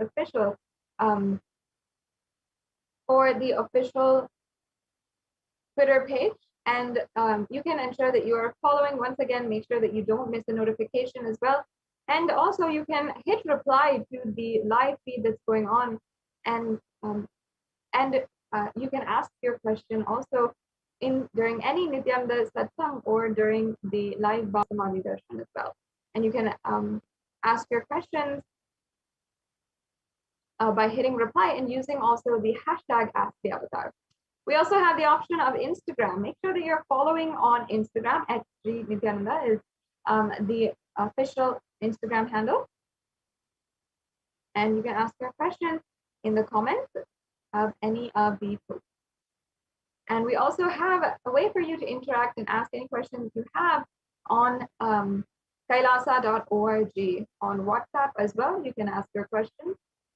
And you can also ask your questions through the live chat. It's another way that you can interact personally with and have your questions answered by the Supreme Pontiff.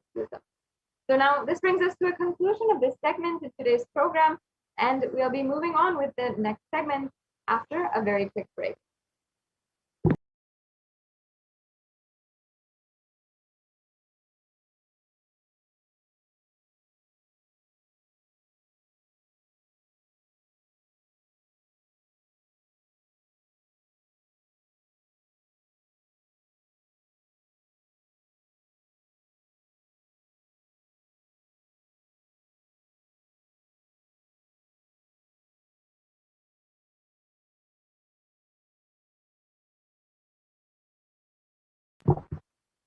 Sorry for the technical glitch.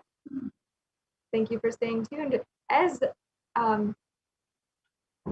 each and every one of you might have just seen, I invite each and every one of you once again to like and follow, subscribe in each and every one of the official handles of the Supreme Pontiff of Hinduism and Kailasa, and you can ensure that you never miss a notification for the Supreme, for any of the live darshans, the live dikshas, satsangs, discourses, and even some of the times when the Supreme Pontiff of Hinduism, graces and guides us to manifest Shaktis and runs the Adi Kailasa courtyard sessions. And it's such a beautiful way that you can connect and you can have the very deep spiritual initiation processes.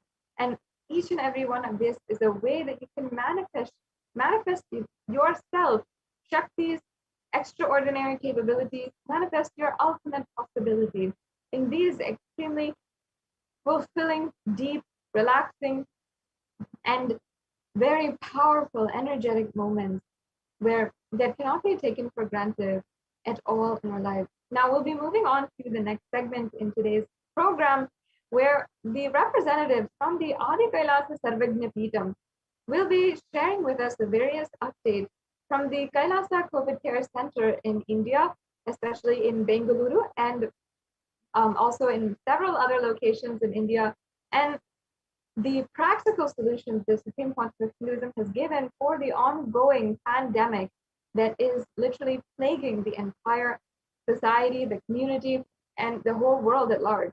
And the strategy and the policy that the Supreme Pontiff of Hinduism for the last 2 years for Kailashians across the world has saved millions of lives and has also been recognized by the United Nations. Literally, the United Nations, the International Peacekeeping Organization, that has literally seen and accepted the report on Hindu multilateralism and COVID-19 response of the Supreme Court of Hinduism, and has also published it on the Human Rights Commission website. So I invite now Ma Dayami Swami to share with us about the various different aspects of the COVID-19 policy that the Supreme Court of Hinduism has undertaken, and Kailasa across the world with the compassion and the and of course even some of the hands-on work of the Supreme Court of Hinduism himself. So thank you so much, Madam Swami, for joining us. Thank you, Ma Sadashivopriya Nithyanandam. Welcome, everyone. Welcome back. So in this segment, we are going to learn about the Kailasas, de facto spiritual centers, which are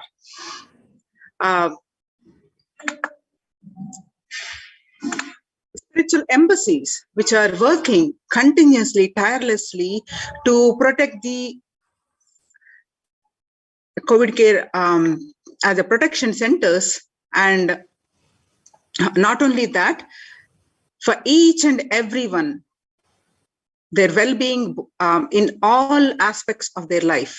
So, and these Kailasas de facto spiritual embassies are actually recognized. The report on these centers by the ASMT, Adi Shaivat Minority Tradition, the Kailasa Union, submitted last month, June 2021, and recognized highly, and that report also we are going to see, and how these Kailasa de facto spiritual embassies are functioning. And let's understand in more detail. So with the blessings of the Supreme Pontiff of Hinduism, Jagat Guru Mahasannidhanam, His Divine Holiness Bhagwan Nithyananda Paramashivan's blessings, let's start with the Sadguru Vandanam. Nithyanandam Paramasugatam Kevalam Jnanamurtim Dvandvatitam Gagana Sadusham Tattvamasya Ekam Nityam Vimalamachalam Sarvadi Sakshibhutam Bhavatitam Triguna Rahitam Sadgurum Tam Namami.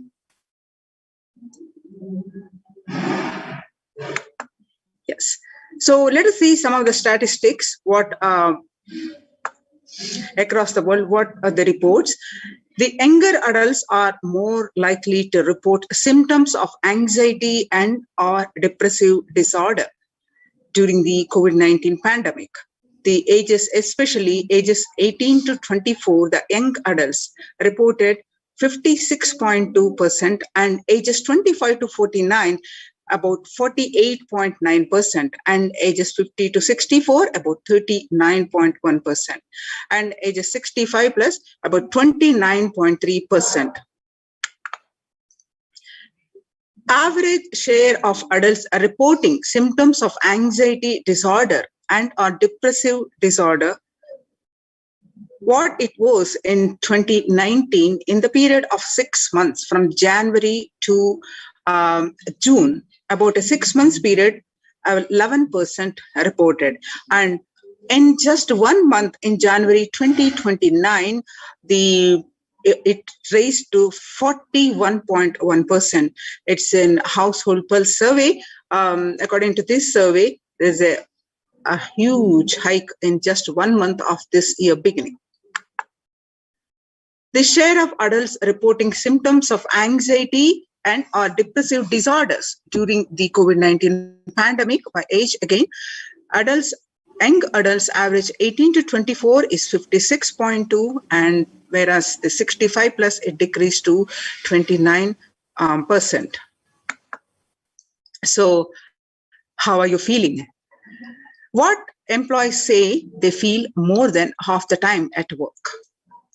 They feel tired. 34% say they feel tired. 34% say they feel stressed. And 27% say they feel burnt out. And 22% say they feel discouraged. And 19% say they feel distracted. And 17% say they feel depressed. So nearly 8 in 10, that is about 78%, say the coronavirus pandemic is a significant source of life stress in their life. And nearly 7 in 10, about 67%, experienced increased stress over the course of the pandemic.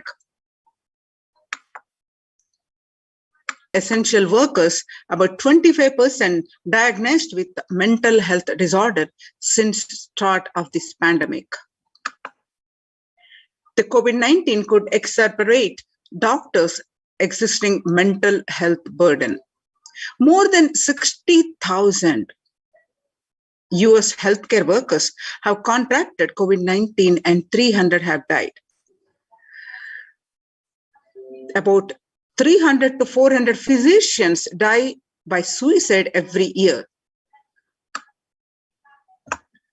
Of the health workers who treated patients during China's COVID-19 outbreak, 50% showed signs of depression.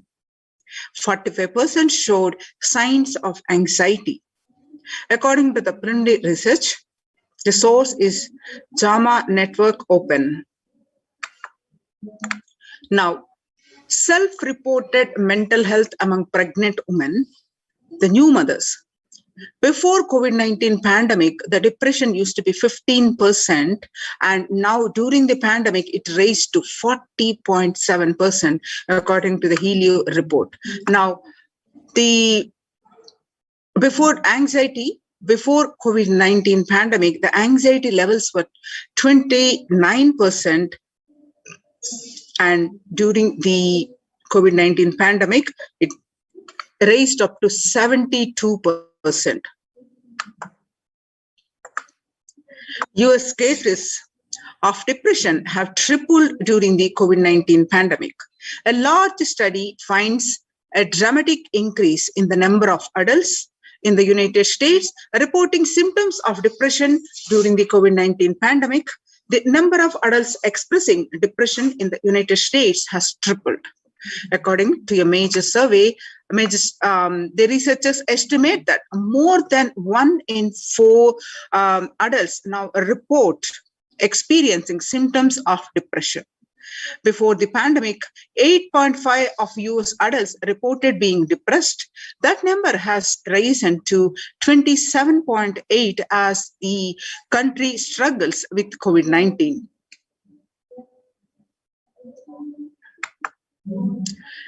The young workers hit the hardest. They say burnt out. US employees are currently experiencing worker burnt out. That is, ages about 22 to 25 age group, about 89% say they are burnt out, and about ages 26 to 37, 83% say also they burnt out at the workplace, and about age 38 to 54, about 73% say they burnt out, and 55 to 74 say they burnt out. So what are the contributions now from Kailasa's Department of Human Services? So Kailasa's enlightened civilization presents with the blessings of the Supreme Pontiff of Hinduism. Let's understand more about this. Kailasa's Department of Religion and Worship and Department of Human Services. And each of Kailasa's temple ecosystems consider right of happiness to be the highest fundamental right of all humans, in fact, all beings. The ultimate goal for Hinduism and Kailasa, led by the Supreme Pontiff of Hinduism, Jagadguru Mahasannidhanam, His Divine Holiness Bhagavan Nithyananda Paramashivan's blessings, is the material and spiritual well-being and prosperity of humanity. Kailasa is a place where everything related to superconsciousness is revived. All the sampradayas, that is the multiple arms, sects of Hinduism, all the sampradayas, each exploring the signs of awakening the individual's peak possibility. So all these sampradayas, all the spiritual ecosystems created for enlightenment will be revived and established in such a way it never gets lost again. They're forever serving the humanity. Now, how the Supreme Pontiff of Hinduism tirelessly worked more than 27 years and established these Kailasas ecosystems, especially temple-based ecosystems. Let us see some of the glimpses of this.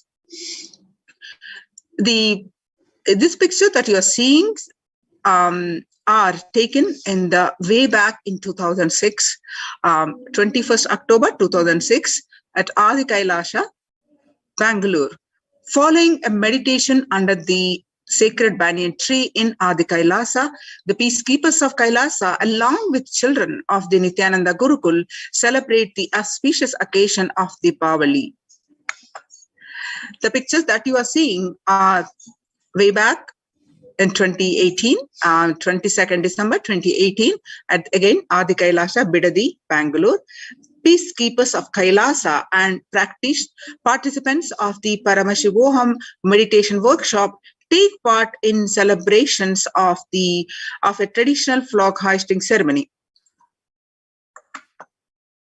Now you're seeing the pictures are from the way back in 14th December 2006 in Chennai, South India.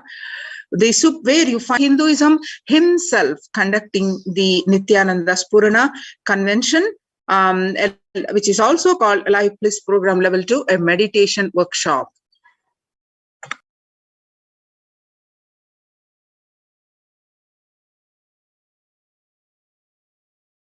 Now you're seeing the pictures where you find again Supreme Pontiff of Hinduism himself conducting the Nithyananda Spurana workshop, Life Bliss Program Level 2 at St. Peter's Engineering College, where you see thousands attending this program.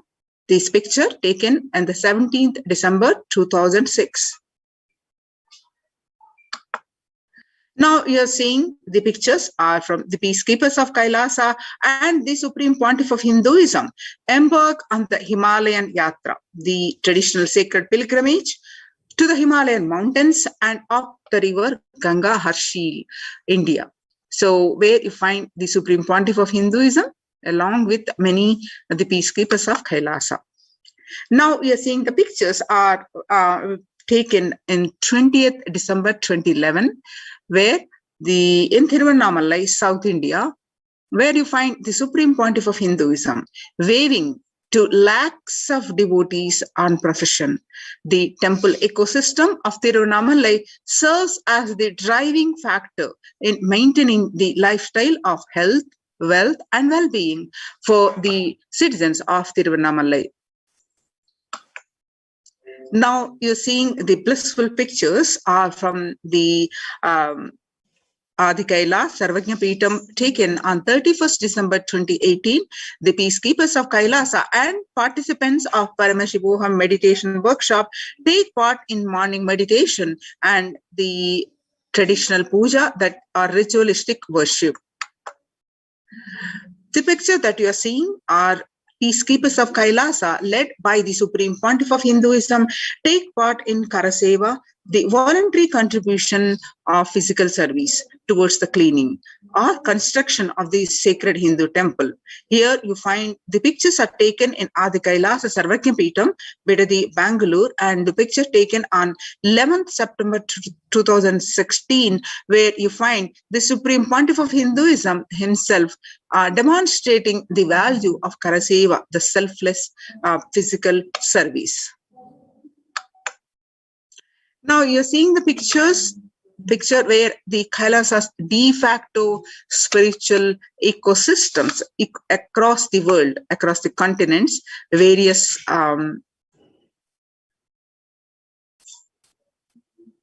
in various countries and various continents, the Kailasa's spiritual ecosystems are spread.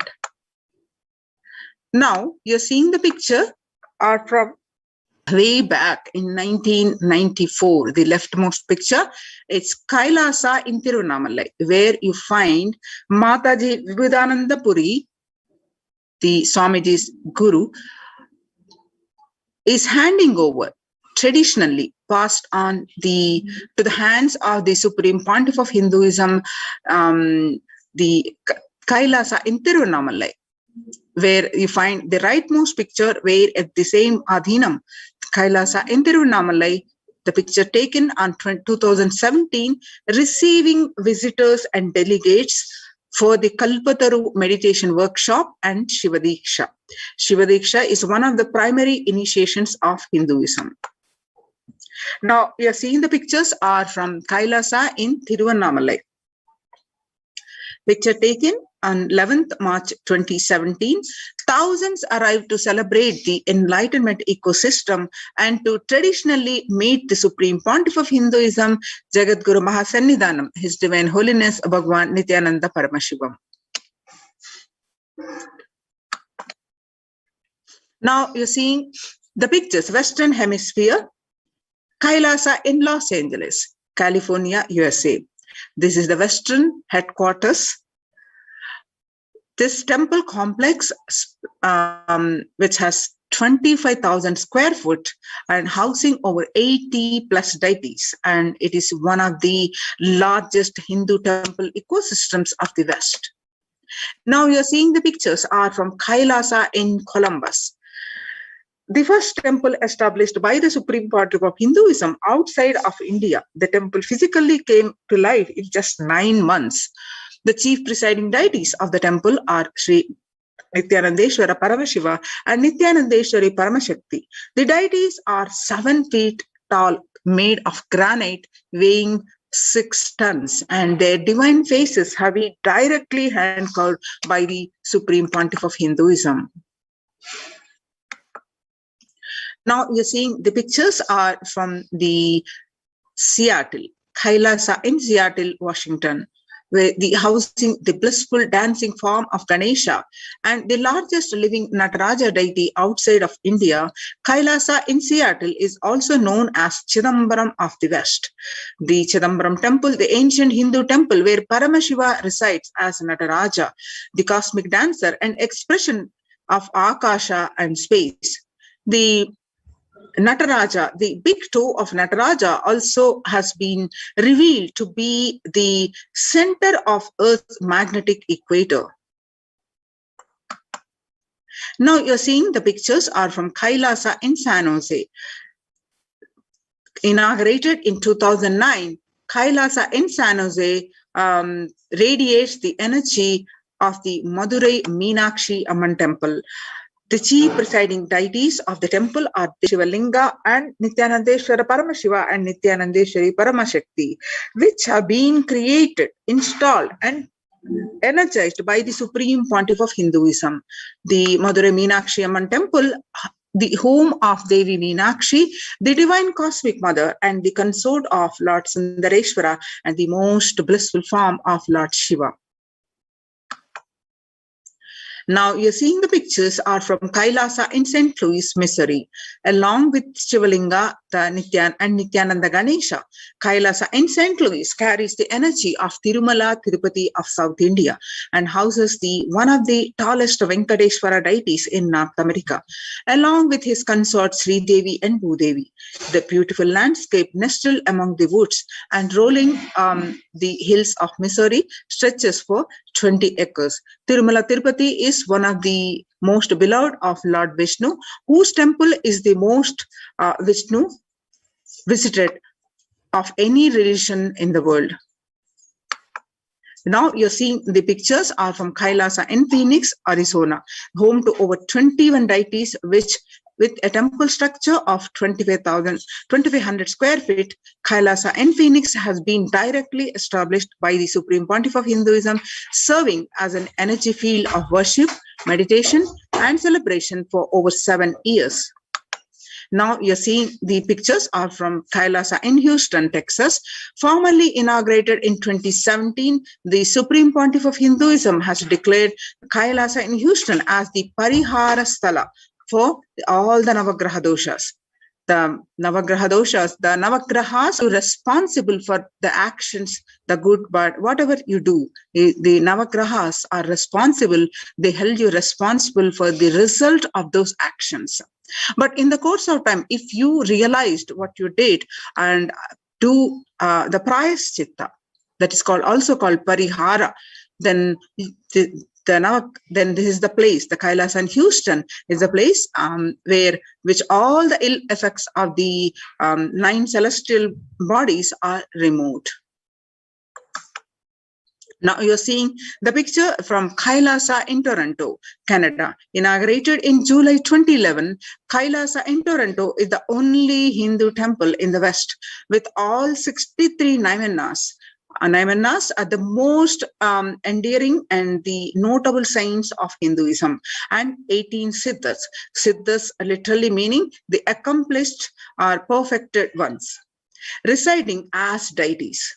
The temple deities here are seated exactly as they existentially preside in Kailasa around Paramashiva, the primordial deity of Hinduism. Now, some more pictures are from the Kailasa in Toronto, Canada. Active and alive from 2011 onwards, Kailasa in Toronto has been blessed to radiate the super consciousness energy of Kailasa. This temple ecosystem goes on providing various temple services to the community, such as Annadan and traditional Hindu ceremonies. Now, let us see the morning spiritual routine and enlightenment ecosystems in all these enlightenment ecosystems. With the blessings of this Supreme Pontiff of Hinduism, let's understand more about this. So the importance of doing these spiritual practices, before understanding this, what Devi revealed on 12th May 2021. The Devi Parashakti revealed that I came as Nija Avatar. I am blessing you. Listen. People, listen. To do good to all of you, I have taken the form of Nithyananda and came down as Nija Avatar. People of India, listen. Carefully listen. Time after time, Bharatam is Jnana Bhumi, where enlightened beings comes. We cannot make Jnana Bhumi, and beings have to come. They have to live and it has to flower. Few hypocrites, because they stuck in delusion, we cannot sacrifice the world. Cosmos cannot be destroyed. The ship I did to serve cosmos from being destroyed, that is called Adi Kailasa. The ship I did to protect beings from Pralaya is Adi Kailasa. Because of conspiracy of Drohis and enemies rule, the captain has to leave the ship.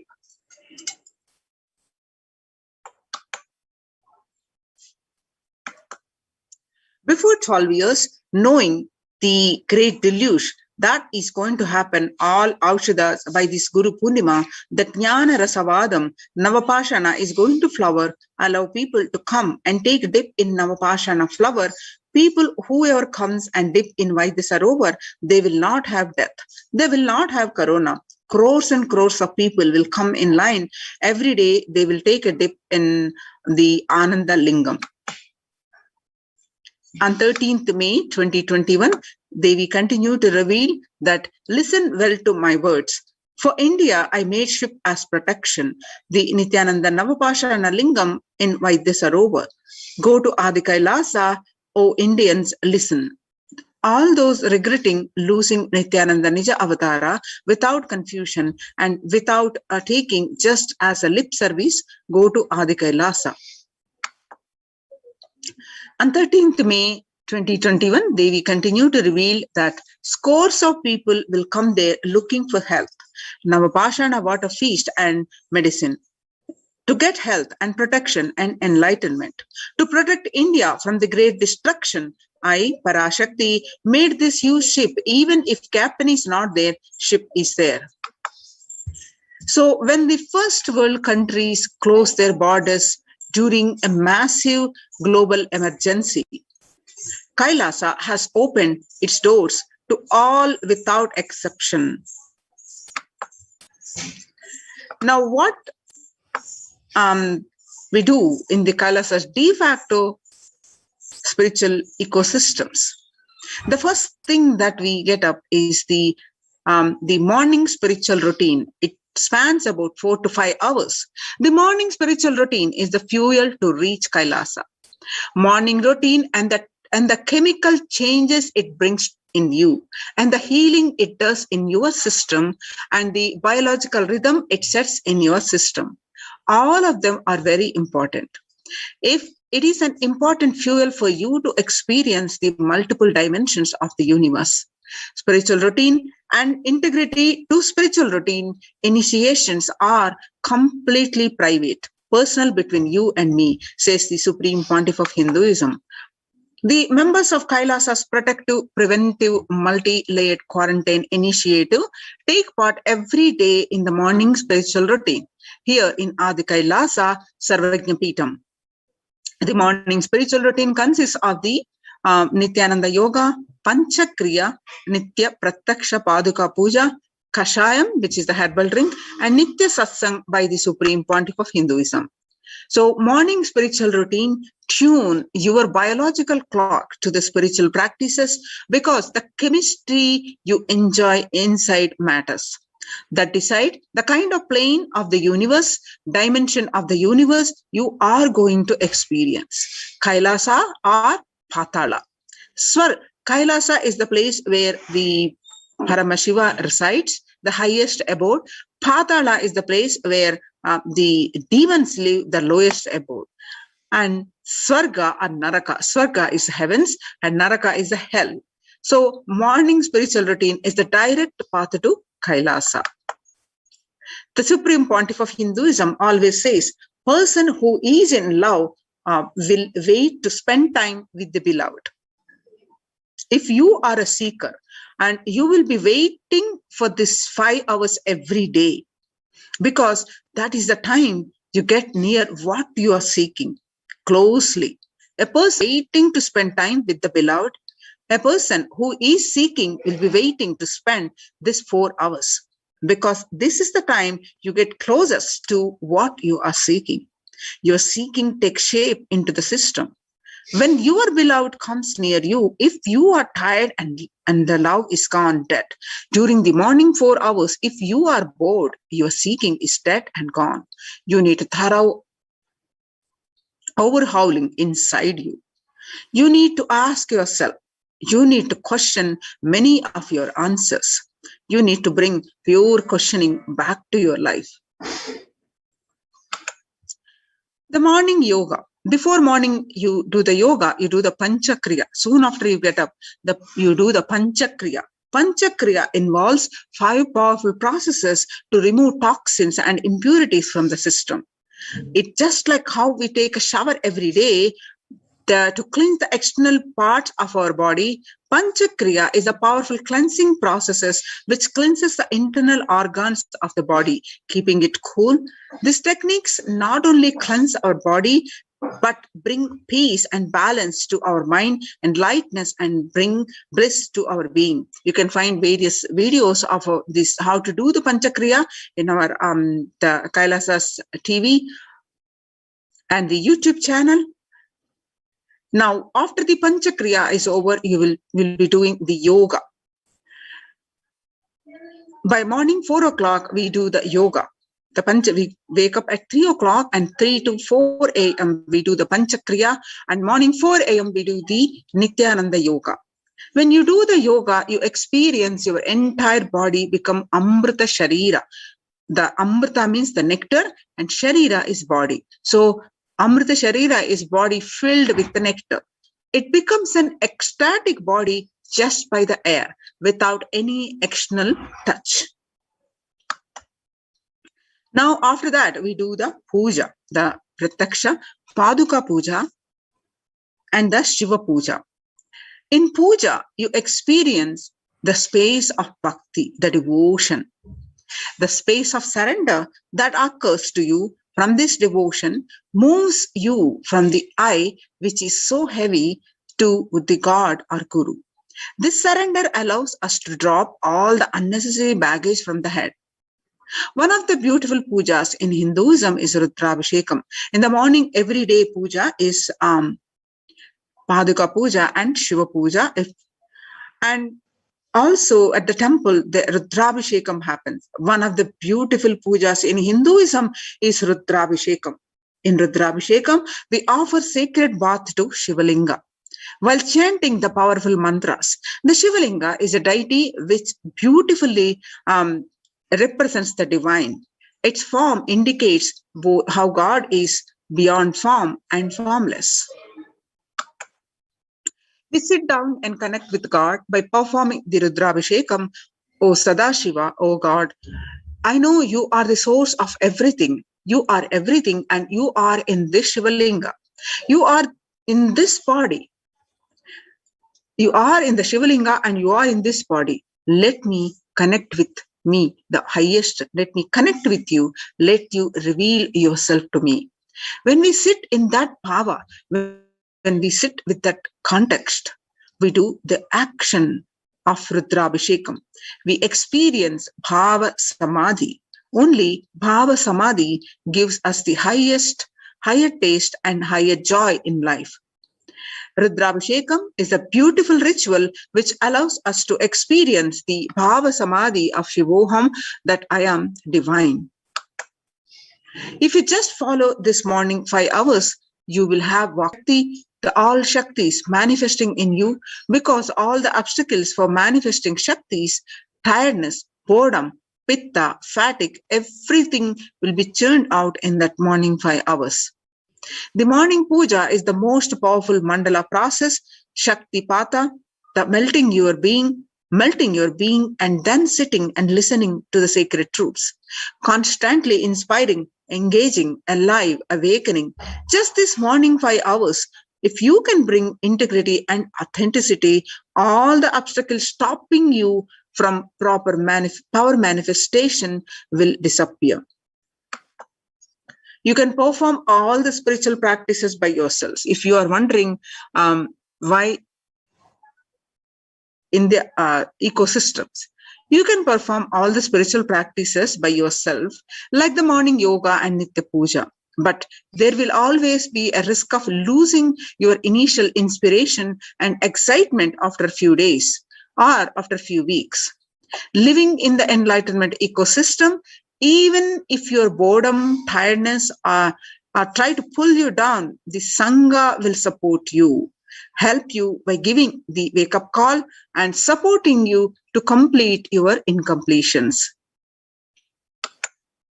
In Sanatana Hindu Dharma, we have at least, coming back to the temple ecosystems, the Sanatana Hindu Dharma, we have at least 10,000 sampradayas, the traditions, which are religious, spiritual traditions, keeping this enlightenment science alive. Each Hindu sampradaya is a spiritual ecosystem created for keeping enlightenment science alive. Since every monastery, every adhinam, every mutt, every temple, every Veda Patashala, every Sarvajna Pita is a lineage. Sampradaya created to keep the ecosystem of spiritual enlightenment alive. So in these many traditions like some may be Shakta, some may be Yoga, some may be Vedanta, some may be Tantra. Some may be Shakta Vedanta, some may be Shaiva Tantra. Some may be Yoga Vedanta, some may be Yoga Shaiva. Some may be Vaidika Shaiva, all kinds of permutation and combination. Each temple, each mutt, each monastery, each adhinam, each Veda Patashala, each Sampradaya is a spiritual ecosystem created to keep the enlightenment science alive of that Sampradaya. So join in these spiritual ecosystems, protect yourself and save from Corona pandemic. Register now through the link below, https:// kailasa.org, kailasa.org/Kailasa Care, KAILASACARE, Kailasa Care. So now we'll be continuing with the glimpses of the spiritual routine in the Adi Kailasa Sarvajna Peetham, one of the main ecosystem in India, the headquarters. you're seeing the glimpses of the participants of this the ecosystems, the Kailasa's protective, preventive ecosystems, the participants doing the morning spiritual routine. You can see the glimpses. The morning spiritual routine makes up the first 5 hours of every day and is one of the most fundamental and vital practice for a seeker. Anyone on the path to achieve enlightenment or to achieve the ultimate super consciousness space of Paramashivoham. So this morning spiritual routine, as you know, is the Panchakriya, Nithyananda Yoga, Guru Puja and Shiva Puja, and the listening to the satsang of the Supreme Pontiff of Hinduism. You can see more of the glimpses, participants performing the puja. You can see more and more glimpses from Adi Kailasa Sarvajna Peetham.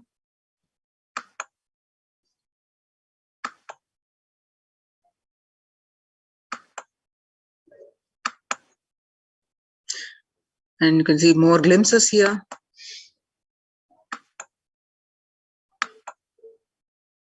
So join now to these Kailasa's COVID care protection centers. Register now through the link below, https://kailasa.org/Kailasa care.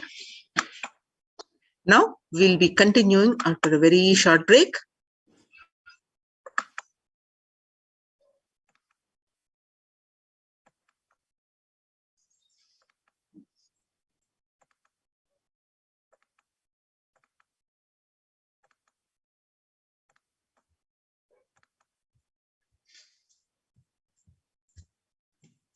Yes, now let us understand more of this Kailasa's de facto spiritual centers.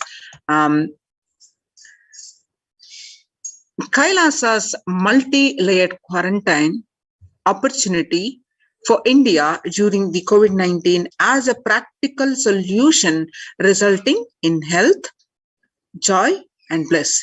With the blessings of the Supreme Pontiff of Hinduism, let's understand more. On June 5th, 2021, Devi Parashakti revealed in the Akashic readings the importance of doing yoga and these spiritual practices we just learned. There are just a few, but there are more. And how these practices are helping each and everyone to handle the pandemic. Whereas across the world, what is happening? Devi Parashakti revealed that the mental health, which is severely affected across the world, especially in young adults, and the state of the world reports also showing the same. And how Kailasa's ecosystems are serving to deal with this pandemic successfully, and these efforts have been recognized by the United Nations. And we will see that report also in this segment. So the Devi Parashakti revealed on 5th June 2021 that not only people dying in crores, financial and mental retardedness, you will also see minds getting collapsed. Freedom from all this suffering is the life of living enlightenment. First, prevent yourself from this deadly corona. Oh, people, do the job of saving your life as first priority. Listen properly, people. The only way to protect yourself from this overflowing cosmic pralaya and from the demonic people who search for destruction for themselves and for others because of pralaya, go to Adi Kailasa, getting shelter at the feet of Paramashiva. Save yourself from corona and death. Economic crisis, mental collapse that is formed because of corona. Save yourself and move towards living enlightenment. Move towards Paramashiva, Paramparul, doing yoga and tapas, doing seva to all the devotees of Paramashiva. Live a good life. Just for that, I have opened the doors of Adi Kailasa for all those in the universe, not only human beings, even as siddhas, Jnanis and Yogis have come and are doing penance in Adi Kailasa. For everyone who come, goodness, prosperity, Jnanam and Yogam will overflow. Do not have fear, bliss is there. Do not have worry, I will protect with goodness. Just for that, I have opened the doors of Adi Kailasa for all those in the universe, not only human beings, as even Siddhas, Jnanis and Yogis have come and are doing penance in Adi Kailasa. For everyone who come, goodness, prosperity, Jnanam and Yogam will overflow. Do not have fear, bliss is there. Do not have fear, I am solving sufferings. I am the Samaya Purattu Kannatal who comes at the right time. So these are the revelations by the Devi Parashakti and about the mental health issues, and the media articles confirming the same. According to the survey, global psychiatric symptoms like depression, anxiety exhibited in by the COVID-19 patients, a study. According to this new study, neurological symptoms like depression and anxiety are also showing to be common in those who have contracted COVID-19, even more in mild cases. According to the BMC Psychology, published online in June 8, 2021, the impact of COVID-19 on the mental health of US college students. The results indicate that students closer to graduating faced increases in anxiety, about 60.8%, feeling of loneliness, about 54.1%, and depression, about 59.8%. Many reported worries for health of loved ones. Most impacted their mental health status, about 20%, and the need to take care of family most affected current and future plans, about 31.8%. Almost one half of students took to exercising and other remedies. The rates of anxiety and depression amongst the college students continue to soar. The researchers at the Dartmouth College, who have tracked the moods and the behaviors, are about 200 college students. 4 years for 4 years, say the stress levels are at their highest. The research by the Lauren Lumpkin, which was published on June 10, 2021. The Dartmouth College researchers began tracking about 217 students when they entered the school as freshmen in 2017 in the hopes of understanding how they behave. They have seen students' stress levels rise and fall, usually in tandem with the midterm and final exams. But since the onset of the coronavirus pandemic, the rates of depression and anxiety have soared and have showed no signs of coming down, said the Andrew Campbell, a researcher and computer science professor. According to the Psychology Today, the coronavirus, the psychological trauma and PTSD event, how the pandemic will result in trauma responses. Much has been said about the mental health crisis that is occurring related to the coronavirus pandemic. Much of this information has focused on all-consuming anxiety, panic, and fear that many are experiencing. While this is important and needs to be at the forefront of discussions, something that has not been discussed is the psychologically traumatic nature of what our nation and our world is experiencing. The increased prevalence of post-traumatic stress disorder, PTSD, is expected to emerge as a primary factor driving the growth of the global post-traumatic stress disorder, PTSD, therapeutics market over the period of assessment. What it was in 2019 and what it is going to be in 2027, the estimation is that it's an increase in 11.91%. The coronavirus pandemic's impact on global mental health is already extremely concerning. The CNN, there is a high prevalence.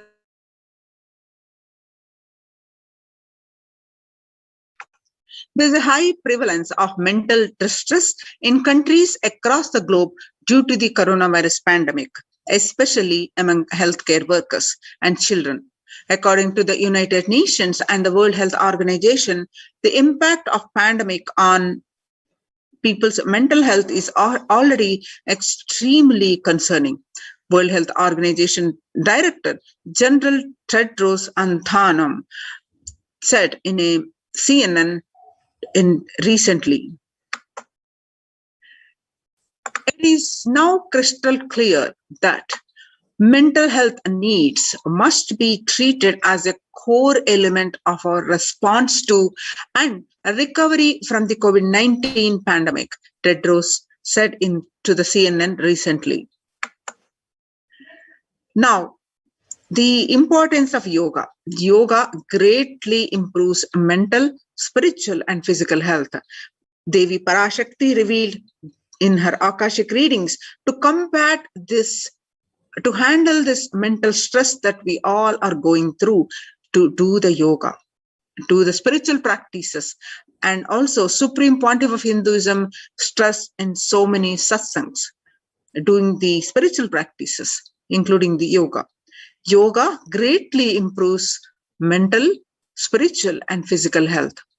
People who practice yoga experience less anxiety, less depression, and fewer symptoms of post-traumatic stress disorder. Yoga also improves well-being, including increased gratitude, relatedness, acceptance, centeredness, empowerment, self-esteem, compassion, self-awareness, and hope. Yoga can help us to manage stress and self-regulate, an important tool in the current time. We are all equipped with the innate coping strategies for responding to stress. But sometimes our stress response can become out of balance. We are living in a world that regularly activates our sympathetic response, our body way of responding to stress, sometimes called fight or flight. This is balanced by our parasympathetic response, the way our body helps us to rest and relax. Yoga can help bring our parasympathetic response back online and allows us to find balance. Activating our parasympathetic response brings us into a more restful space and allows us to find calmness, connection, and compassion. The deep mindful breathing of yoga and meditation stimulates the vagus nerve, which activates the parasympathetic nervous self-regulation and movement. Tool for self-care, especially in challenging times. Yoga is now being used as an empirically based treatment, often in combination with other interventions, with benefits for both physical and mental health.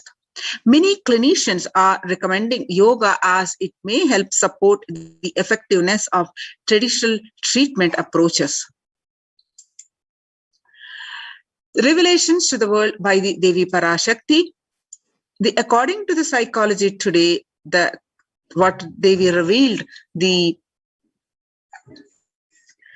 mental stress affecting across the world, confirming by the Psychology Today that when we actively choose a tool of self-care, we better equip ourselves to survive and seek resilience in difficult circumstances. While it is but one tool, yoga offers the potential for connection and well-being, even in these challenging times. Research shows that spirituality benefits mental health. The individuals have better mental health if they belong to a particular community or have religious beliefs. Spirituality can help people in many ways. First and foremost, spirituality or religion can help people find meaning in their lives, which is instrumental in improving one's mental health. In spirituality can perhaps help you to connect with your divine self.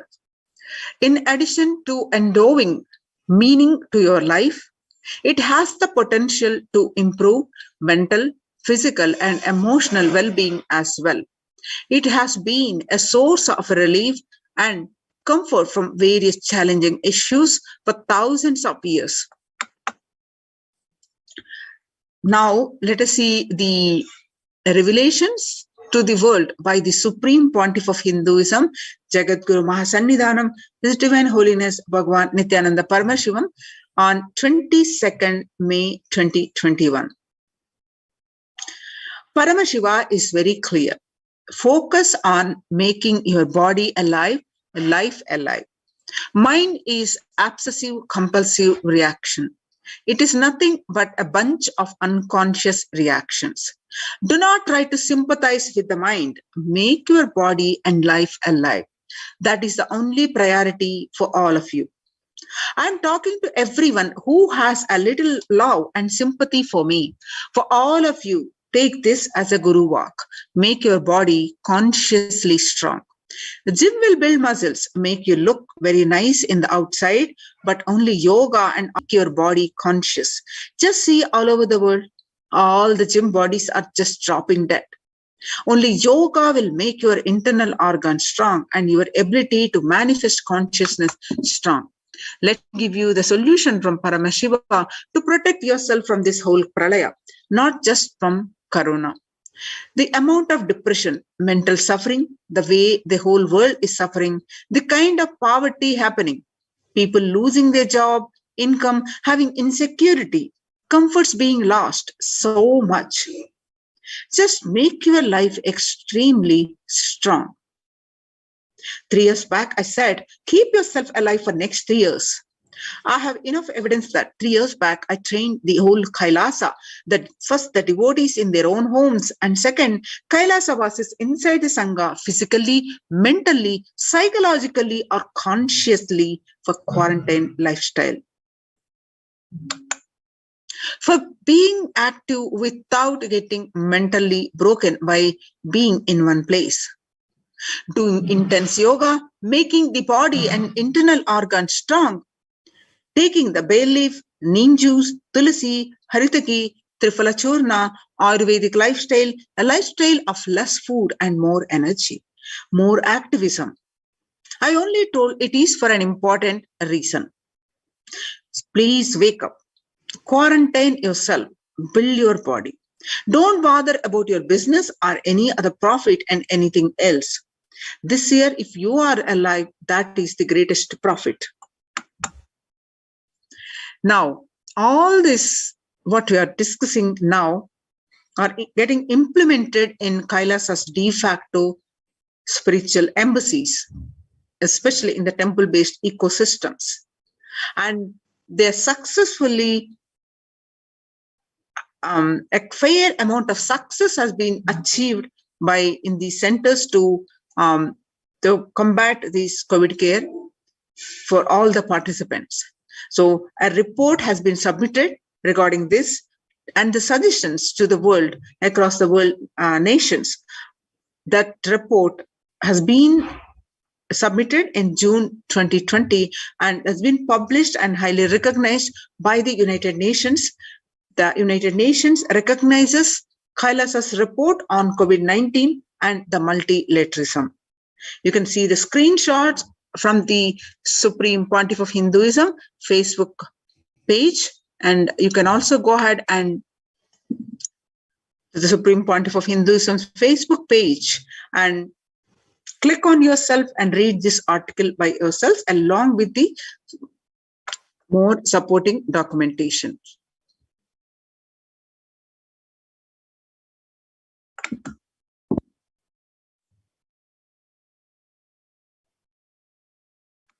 The report published on their website www.ohchr.org from the report from the Adi Shaivite minority tradition, Kailasa Union.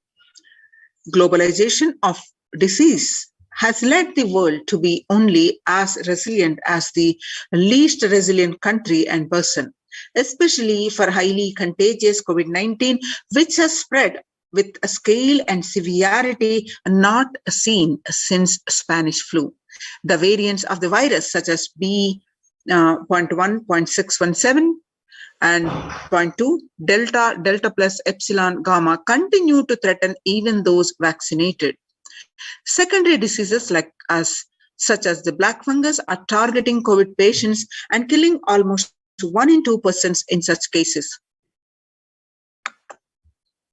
Human life is more precious and important than all economic principles or systems in totality, because all these concepts are legitimate only because of their utility value, which is to fundamentally make human life better.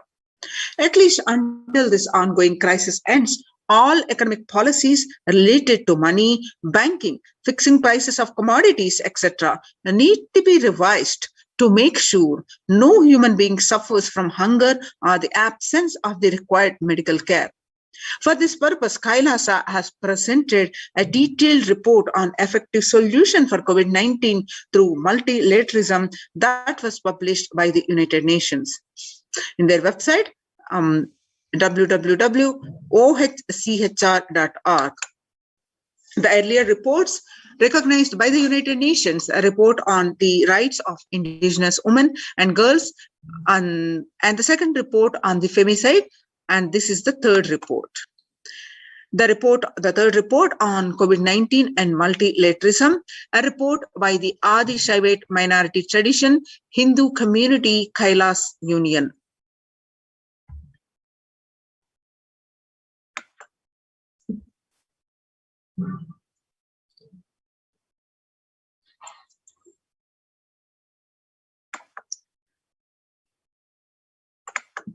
Let us see this report.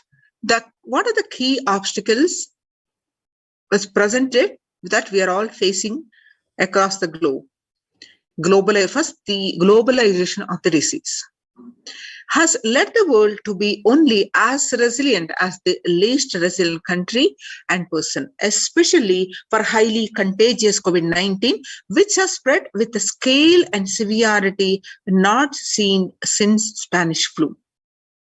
The variants of the virus, such as Delta, Delta plus, Epsilon, Gamma, continue to threaten even those vaccinated. The secondary diseases, such as black fungus, are targeting COVID patients and killing almost 1 in 2 in such cases.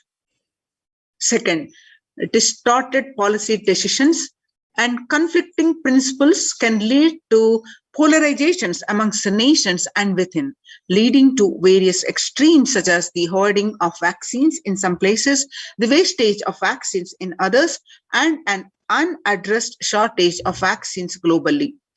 Third, the pandemic has exposed the fragility of the global system. The disruption in the supply chain is especially worrisome for essential food supplies, which disproportionately affects the already most vulnerable even more.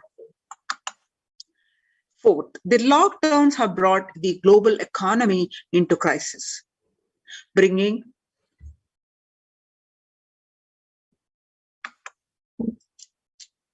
recessions and worsening unemployment rates.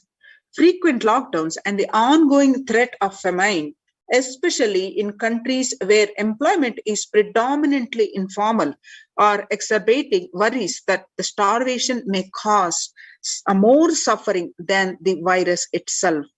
Far more than the SDG 2, the zero hunger, the number is now predicted to come close to 1 billion. You can see the various supporting documentation here are projected on the screen.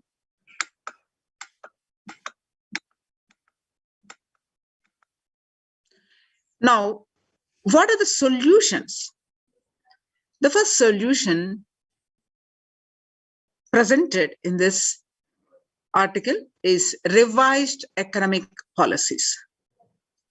Human life is more precious and important than all economic principles or systems in totality, because all these concepts are legitimate only because of their utility value, which is to fundamentally make human life better.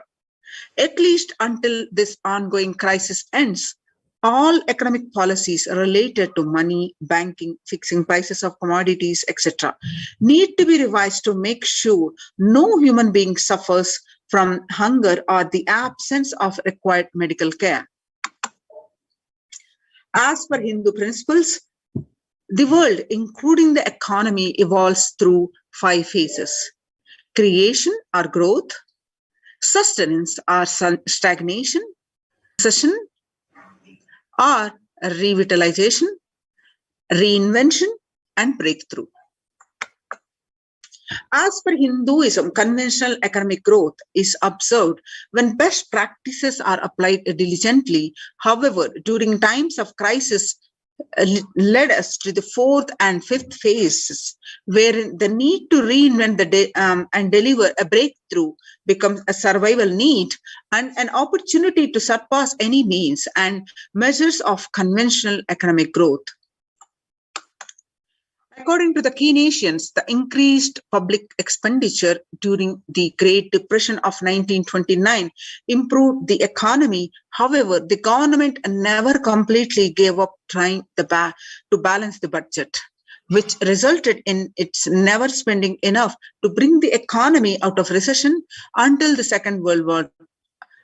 Similarly, the current crisis requires governments to temporarily discard trying to balance economic interests that compromise quarantine safety and put human life at risk, and rather reinvent their economic strategies and multilateral coordination for benefiting and during the subsequent breakthrough period after the end of the crisis. Next solution presented is Hindu multilateralism. There is an immense inequality in the capacities of governments, organizations, and people on 2 grounds. First is health response, and second is economic recovery. Surviving the highly contagious COVID-19, where the world is only as resilient as the least resilient country and person, requires governments, organizations, and people to collectively address the crisis. From 3200 BCE, 56 nations in Asia had multilateral treaties based on Hindu principles, Vasudhaiva Kutumbakam. This is the scriptural reference from Maha Upanishad, chapter 6, verse 71 and 273. The entire world is my family. You can see the scriptural, the various documentation here. The third solution is provide sustainable community livings with multi-layered quarantine. Home or self-quarantine is not a viable solution for a vast majority of people for either health safety or economic reasons. In Assam, home quarantine has been reported to be a primary reason for a large number of deaths. In some places, governments have moved people out of home quarantine to COVID care centers. Other issues linked with quarantine, especially in small houses, are mental health problems, such as an increase in suicidal ideation, especially amongst the younger population. This results friendly quarantine setups, which are self-sustained and sufficient in terms of food stock and supplies, recreation, employment, education, etc. In India, the state governments have attempted to provide free and paid solutions which face various challenges related to hygiene, exorbitant pricing. Some facilities have seen challenges related to a request to private accommodation. Experimental townships such as Araville have demonstrated a fair amount of success in creating a friendly quarantine facility. However, such as the solutions such as Auroville are not open to public. For 2 decades, the leader of the ASMT Hindu community, the Supreme Pontiff of Hinduism, Jagadguru Mahasannidhanam, His Divine Holiness Bhagwan Nithyananda Paramashivam, had been creating townships like Auroville across more than 100 cities in several countries.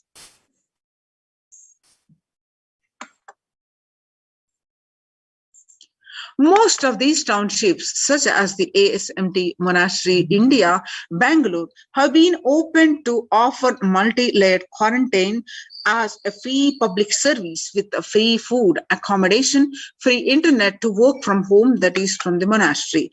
The ASMT community has seen a fair amount of success in these townships with 0 reported cases of COVID infection in the past 2 years and has already saved many lives. The Supreme Pontiff of Hinduism, Nithyananda Paramashivam, has urged citizens worldwide, especially from regions severely affected by the pandemic, to protect themselves as the topmost priority and avail these free quarantine facilities that the community has created, especially as home quarantine has failed for many and is known to be a primary reason for a large number of deaths in many scenarios. The Supreme Pontiff of Hinduism,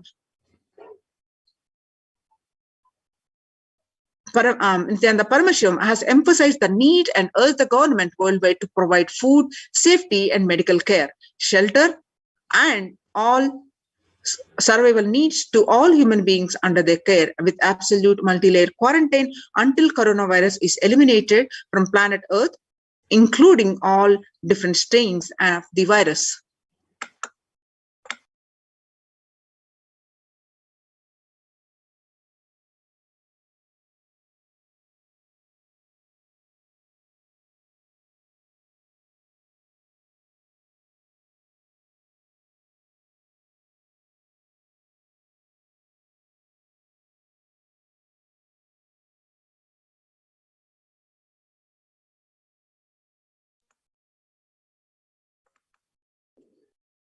Now you can see the supporting documentation here.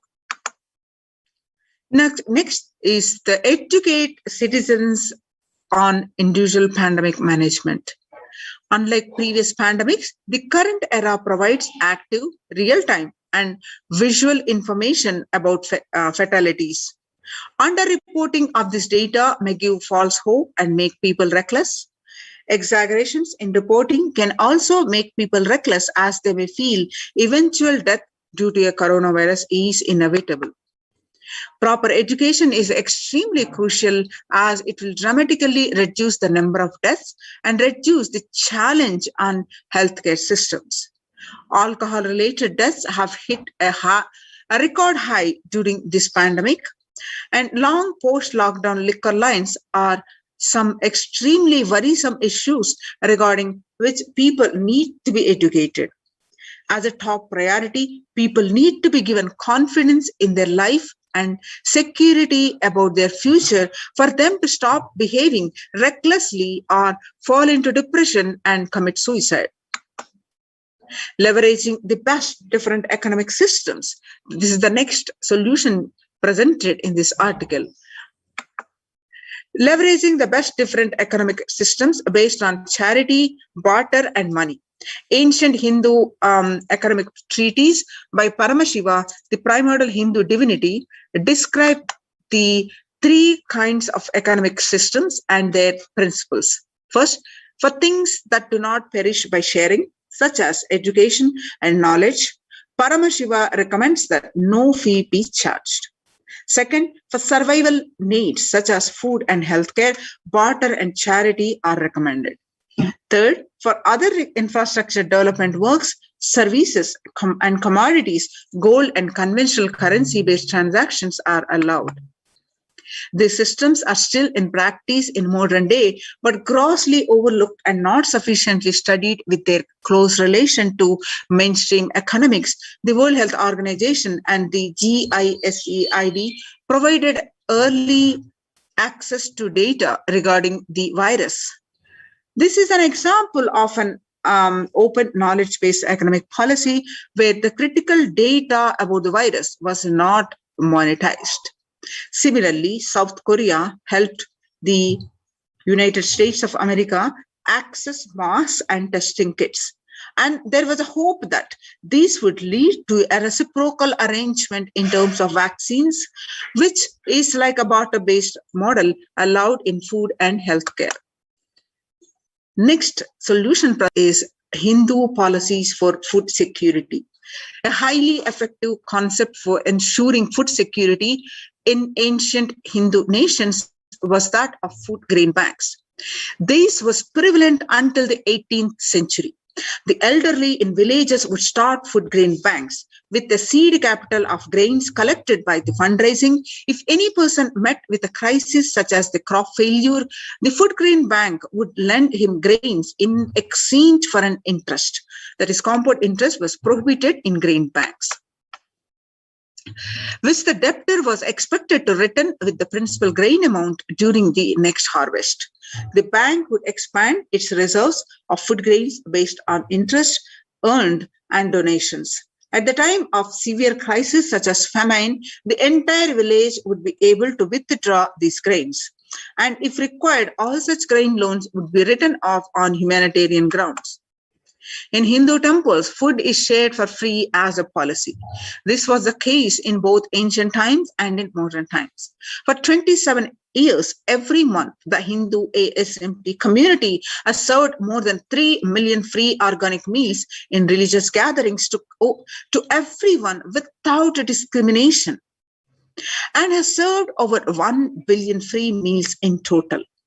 Such private and public efforts are crucial to ease the threats of starvation, which is estimated to hit 1 billion people worldwide. Next is the monitor global health. The crisis requires governments to take aggressive, proactive measures to monitoring health. Smartphone applications have been used by the governments that are based on health color code systems that categorize individuals into 3 color groups based on their health status and travel history, and then determine whether they need to be quarantined. You can see the supporting articles here. Systems for accounting newly responding to curb the various solution presented is traditional medicine. In Hinduism, nature and planet Earth are respected as divine mother energies capable of providing us with all our survival needs, food, medicines, etc. Through the traditional medicines such as TCM and Ayurveda are effective in addressing COVID-related issues, and a few years ago, a Nobel Prize was awarded for scientific work based on traditional medicine. The mainstream Western medicine has chosen to characterize Ayurveda as pseudoscience and TCM as unscientific. Such demeaning traditional medicine systems have led nations to consider taking defensive unilateral decisions to protect their interests. Outright rejection of traditional medicine is not wise, and such policies should be revisited, especially as these medicine systems are time-tested and have kept people healthy for several generations. Kailas Union recommends governments worldwide provide solutions like Kailasa's Hindu medicinal care, which includes completely free of charge services such as Ayurveda, yoga, Siddha, and Western medicines, and multi-layered quarantines for complementing their ongoing public health efforts. You can see the supporting documentation here. Multilateral strategies and coordination for the pursuance of SDG 11, sustainable cities and communities, with additional emphasis on multi-layered quarantine protection without disrupting life and economy such that effects of lockdown are unnoticeable. Waiver of patents on extremely essential vaccines and common global funding of vaccines. Everyone should be provided access to traditional healthcare systems free from policies that are prejudicial and discriminate these systems. The creation of food grain bank systems and other traditional economic systems as described in this report would help the most vulnerable people of the world. You can see the supporting documentation now.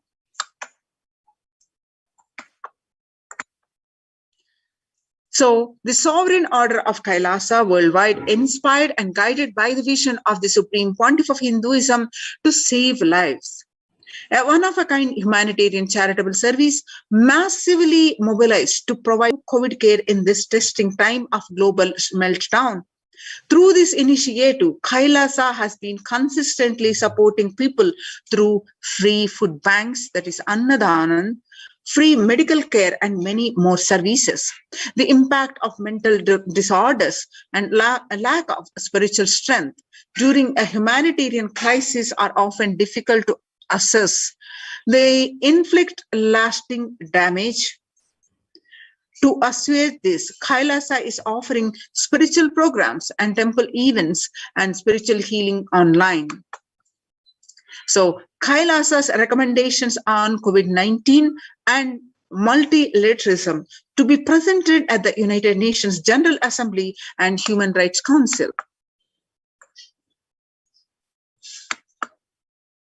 So in a gist, Kailasa's report and recommendations on the International Treaty on COVID-19 got accepted and published by the United Nations. Surviving the highly contagious COVID-19, where the world is only as resilient as the least resilient country and person, requires the true multilateralism, the government, organizations, and people to collectively address the crisis. Kailasa has been successfully providing grassroots solid solutions in multifarious ways, including providing sustainable community livings with multi-layered quarantine, educating citizens on individual pandemic management, and leveraging best of different economic systems based on charity, barter, and money, providing food security and traditional Hindu medicines. These unique contributions have been recognized by the United Nations in their website www.ochr.org. So join now in this Kailasa's COVID care protection centers. Register now through the link below, https://kailasa.org/Kailasa care. Once again, https://kailasa.org, KAILASA.org/Kailasa care, KAILASACARE, Kailasa care. Now we'll continue this segment, the next segment after the very short break.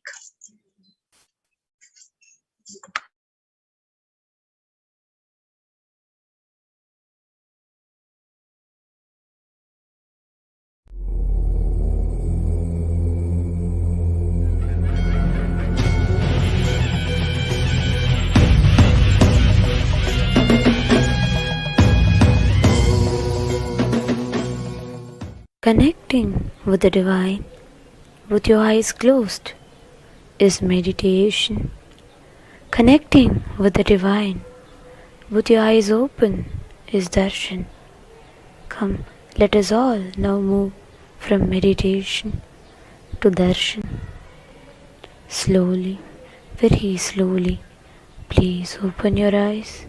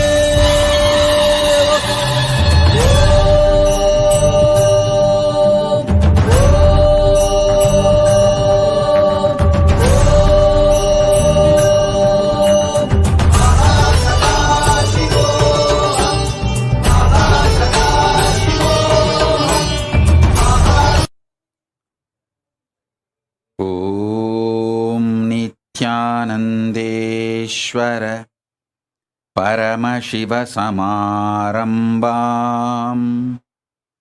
Nithyanandeshwari Paramasakti Madhyamam Asmadacharya Paryantam Vande Guru Paramparam.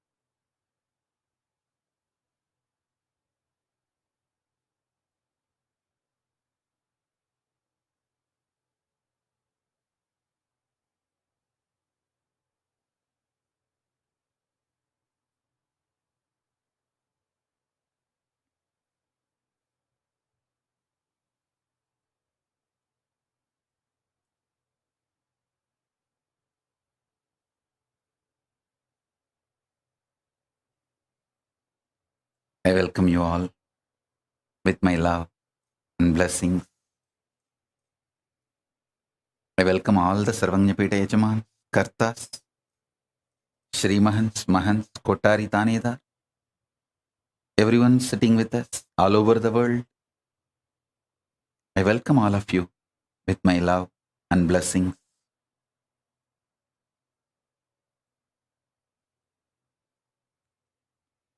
Paramashiva's message directly from Kailasa. Listen.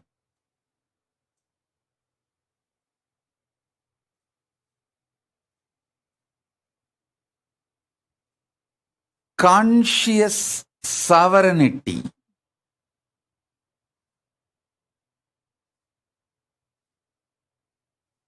is manifested by you being and radiating your conscious sovereignty continuously. Do this Swarajya Siddhi Samyama.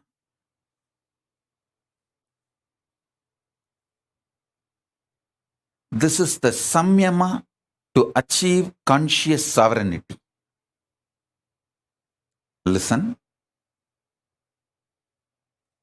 This Swarajya Siddhi Samyama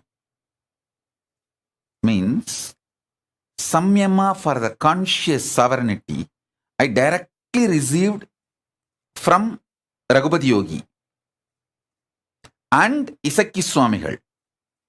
Isakki Swamigal, till the end of his life, he practiced this Samyama. Raghupati Yogi taught me from the yogic angle. Isakki Swami gave me as a Shaktipada itself. Now, this is the message from Paramashiva. Listen very deeply. I'm going to initiate all of you. Do the Shaktipada and Shaktinipada of this Samyama today. So if you want to call all your friends, family, you can call them for initiation. If you want to get your pets, get them for initiation. Actually, this is the important direct instruction from Paramashiva. That's the reason I came for the satsang today. Otherwise, originally I was planning that I will directly give the Devi Bhava Darshan on Adivelli, which is tomorrow. Tomorrow you are all going to have a darshan, Devi Bhava Samadhi darshan, as it usually happens in those days, with a sari and all the full Devi manifestation. You are all going to have Devi Bhava Samadhi darshan tomorrow. So I was originally planning I will come for Devi Bhava Samadhi darshan because too much samadhi. But this message just got downloaded into my system so powerfully, and it need to be delivered immediately, today itself, from the Akashic records. The whole science got downloaded. Please listen. I got the science from Isaki Swamigal and Raghupati Yogi both. Now Paramashiva gave this.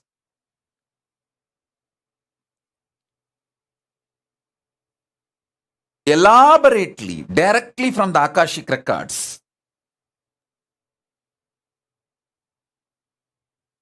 Swarajya Siddhi Samyama. It's a very powerful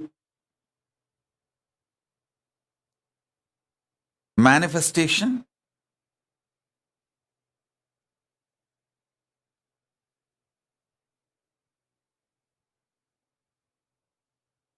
Directly from Paramashiva.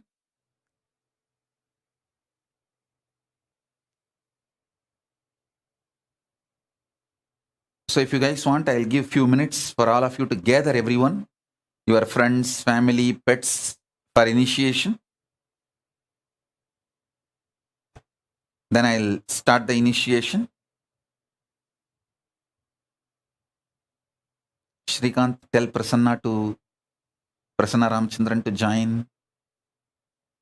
Tripura, tell Vedaswarupa to join. And tell Bhagavan Reddy also to join.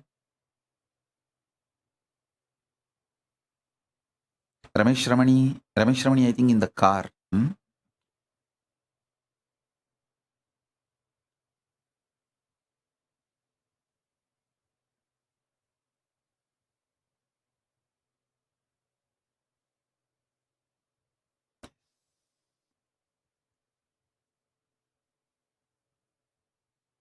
Oh, it's in the house. Ramesh Ramani is in the house only. It's a sunlight.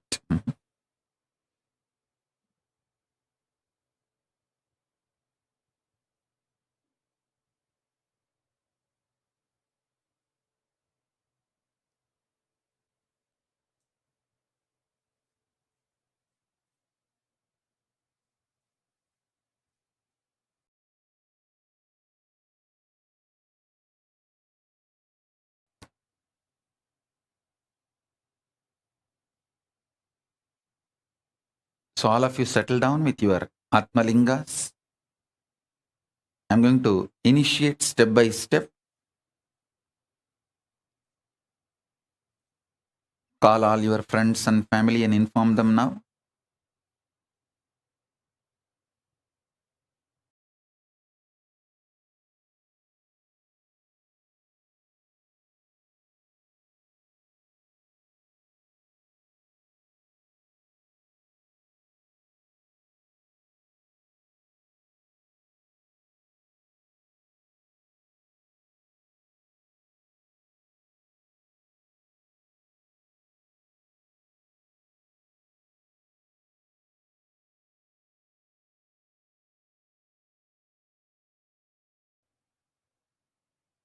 This Samyama has two layers. Swarajya Siddhi Samyama, Swarajya Shakti Samadhi. I'm going to initiate both the layers. So better all of you settle down. Listen. All of you listen intensely. I'll explain both the levels. Swarajya Siddhi, Swarajya Shakti. Swarajya Siddhi, listen. you are Paramashiva. Everyone with whom you are relating is Paramashiva. With this cognition, continuously, every thought raising in you should be from this cognition. Understand? Consciousness becoming your emotion, thought currents, words, retaining your sovereignty. Understand? Your consciousness, from that only your cognitions manifest. From your cognitions only your emotions manifest.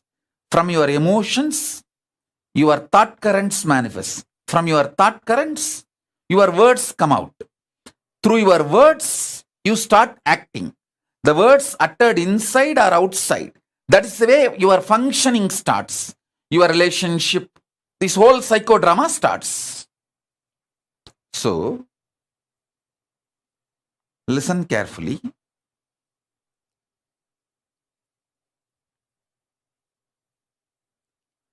Your consciousness manifesting as your cognition, as your emotion, as your thought current, as your words, without losing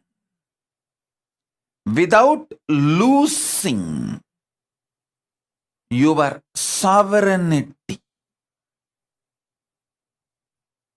Then you achieve Swarajya Siddhi. Anyone in this world can start practicing it.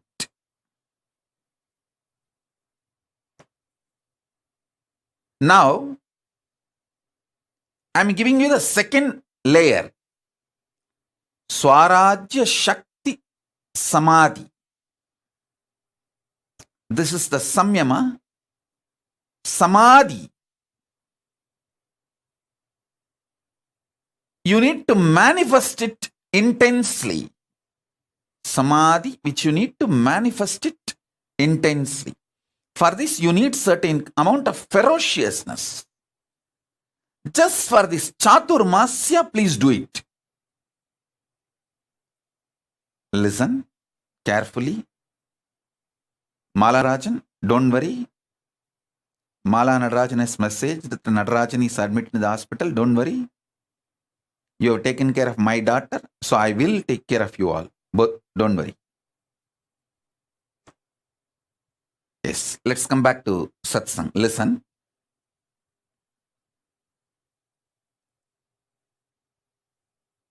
Listen carefully.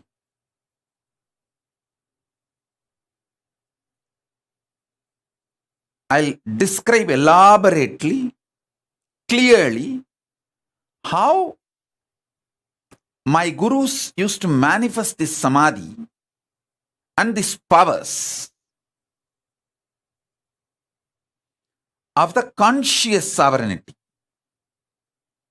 I'm using the word English word conscious sovereignty. Originally, the original Sanskrit word is Swarajya Shakti. It means reclaiming your Rajya, your kingdom, and manifesting the Shaktis of your kingdom. Swarajya Shakti Samyama, Swarajya Shakti Samadhi. Samyama means Tarana, Dhyana, Samadhi. All these three put together is called Samyama.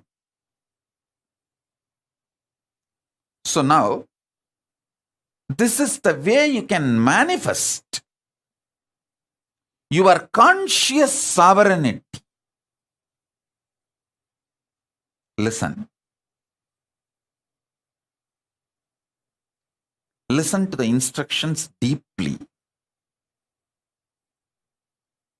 Only one thing. 24/7. Remember, you are Paramashiva. Everyone with whom you are interacting is Paramashiva. And from this same space, your new cognitions should start manifesting. Your thought currents should start manifesting. Your ideas, emotions should start manifesting. Your words should start manifesting. It is very easy if you decide. These 4 months, this Chaturmasya, conscious sovereignty Chaturmasya, you will do all the interactions from this space. I tell you, I guarantee, take this as my guarantee, you will earn 10 times more wealth. You will have best relationships. Your health will become 100 times better. Your inner space will manifest at least 100 powers. Mark all these words as my commitment to you all who are receiving this initiation. Listen. This Chaturmasya till Navaratri, decide. Your whole interaction will be only from this angle, this space. And make sure all your communication is only through writing and showing, writing and showing, writing and showing. Because when you are not blabbering, all your verbalization is blabbering. When you are not talking blah blah blah blah blah blah blah blah, you can retain the conscious sovereignty cognition. If you make your communication only through writing, you can always make sure, yes, I am from that space. I am here as Paramashiva, and here is this Paramashiva. So I am here to be ultimately integrated. No cheating, exploiting, no cunningness, strategic relationship, integrity to integrity, Paramashiva to Paramashiva, oneness to oneness. If there is a conflict, I will explain this, my conflict and insecurity and fears to this Paramashiva, knowing that this Paramashiva will not exploit me, will only support me in manifesting my Paramashivatva more and more. Listen, I am telling you, most of your deluded insecurities will melt down. All your delusional insecurities will melt down.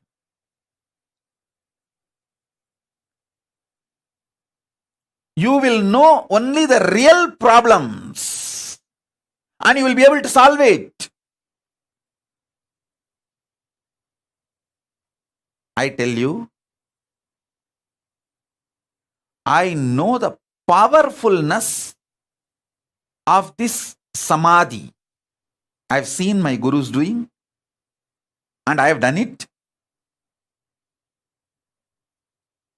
Now, I wanted to prove to all the devotees all over the world. There are many people, newcomers, you would have come today and listened to this satsang. You may be thinking, oh, this is absolutely impractical. 4 months he is asking us to be literally in silence. He doesn't know I am a doctor, I am a lawyer, I am an engineer, I am a scientist, I am a CEO, and he is asking me to be in silence. He is impractical. You may think,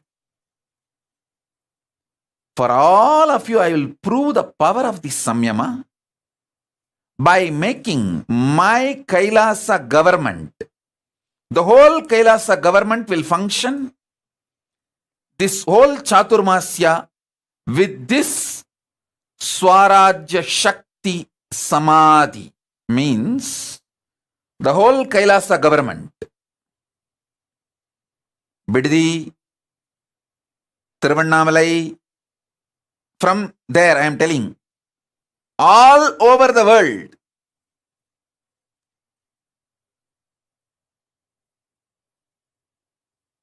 all countries, the Kailasa government functions should be done with this powerful Swarajya Shakti Samyama. Samadhi. Swarajya Shakti Samadhi. Listen. Immediately, I know few people will raise, no. They somehow want to break this samyama. They will raise, oh, what to do if we need to attend to some legal things with the outer world, if we need to attend to something. All right, maybe those one or two things, rarely you can speak as an exemption. Otherwise, this whole 4 months, all internal interactions, let it be writing and showing, writing and showing.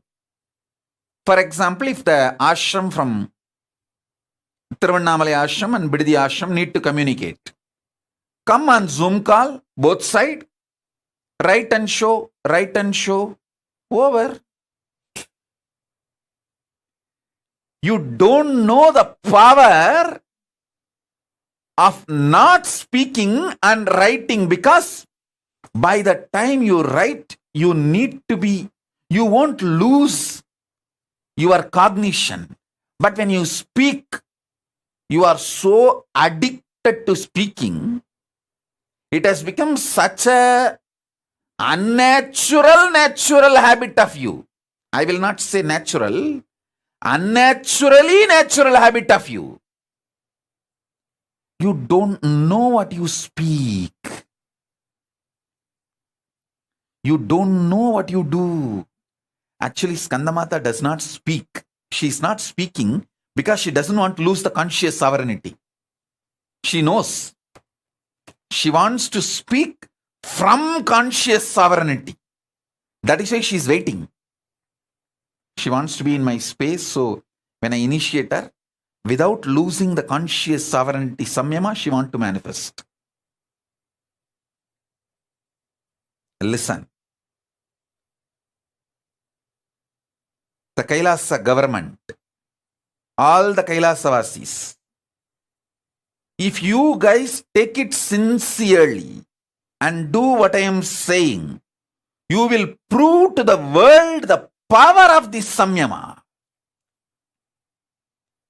The power of this samyama. Listen. When I am explaining, if you decide it is difficult, you are not going to do. If you decide it is easy, you may take it for granted. Whether it is difficult or not, you have to do, that's all. Guruvak is neither difficult nor easy. It's a choice. Relationship with Guru is neither difficult nor easy. It is a decision, that's all. It's a simple decision, that's all.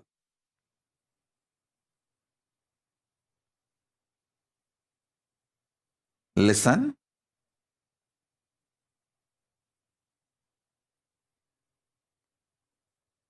So even for the devotees, I am saying, see, in your office, you may not have convinced everyone about your spiritual path. With those people, you can speak no other way. But try to retain this conscious sovereignty cognition and continue to speak. Keep that as an exemption. Other than those few people with whom you have not convinced your spiritual path and your connection with Kailasa and all that, with those people, no other way you have to run your life. Other than those few, with everyone who knows you are my disciple and you do everything I say, with all of them, practice this samyama. You can explain to them by writing. You can keep in one paper why you are doing what you are doing. They will be happy that you are seeing them as Paramashiva and you are very honest with them, very integrated to them. No cheating, no strategy, no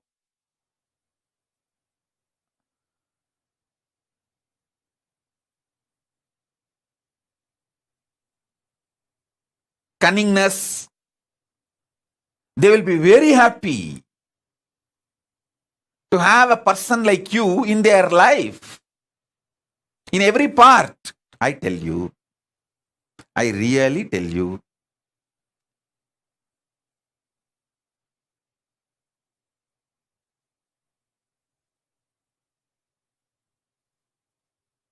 Exemptions, okay.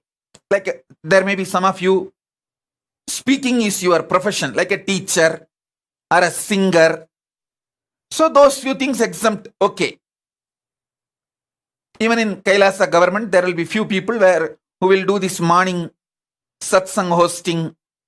So those few exemptions, okay. Even during that time, try to continuously hold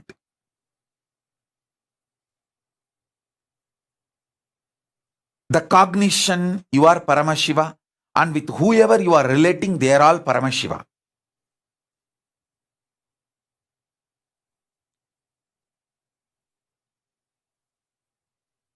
And I tell you, try to shift most of your communication to chatting, typing, writing, than speaking. Reduce the speaking drastically. Make it into typing, writing, that kind of things. Why? You don't know the power of this. With writing, typing, still it has not become unnaturally natural habit. See, breathing is organically natural habit. Good. But talking, even wearing clothes, all these are toxic natural habit. Unnaturally natural habit. It has become your nature, but it is not natural. Or I can put it in the other way. It has become almost like a natural for you, but which is not your nature.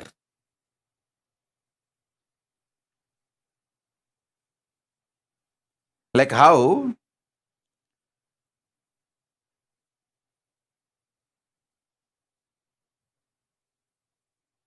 wearing dress is not your nature, but it has become natural now. Breathing is very organically natural habit. But talking is not organically natural habit. It is forced natural habit. Forced and became a natural habit. WhatsApp, Facebook, Messenger, in everything. Typing is okay.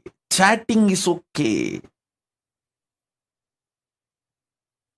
Drop talking, because while you type, while you chat, I know the delete, how many times you delete and retype, delete and retype, reword before send button. Listen, Sometimes even after sending, you wanted to verify if that person has not seen the message, if the double tick is not there, you delete it. You unsend the message. Listen.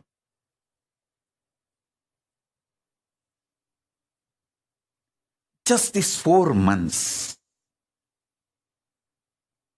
hold this cognition. You will manifest so much powers.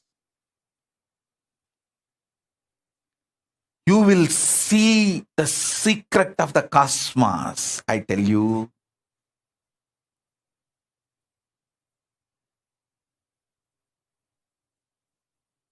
Listen, Paramashiva, you decided to enjoy you, so you became many. And enjoying you, anything else, pain, suffering, fear, insecurity, due to the existence of the other, is delusion. You will wake up to this reality. You will manifest that kind of powers, personality, joy, wealth, everything in your life. I am not giving you some technique to get 1 ton gold. I am giving you the methodology to get a planet made out of gold. I am giving you the methodology to get a planet, full planet, hill, everything is gold. That is what is Swarajya Siddhi. Understand? I am not giving you one small power, one small health. I am giving you your own consciousness. As I told you, you are not human being for me. You are a conscious being.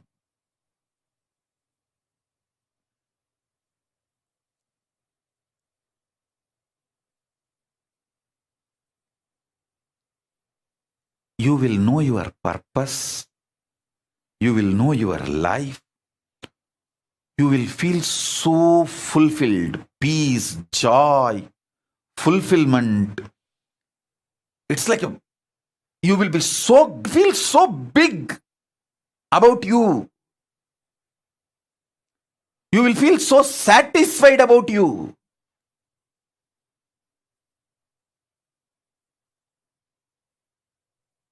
$1,000 good things will happen if you just do this till Navaratri, till Vijayadashmi. That's all. I am not asking you to be in silence forever. Even in this Chaturmasya, I am not saying that you should never talk.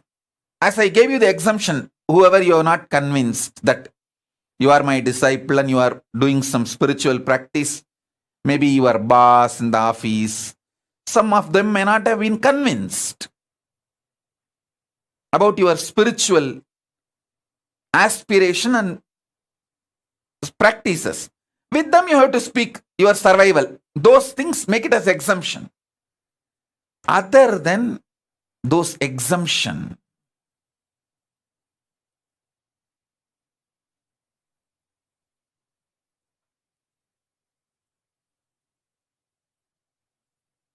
make this as your lifestyle. I tell you,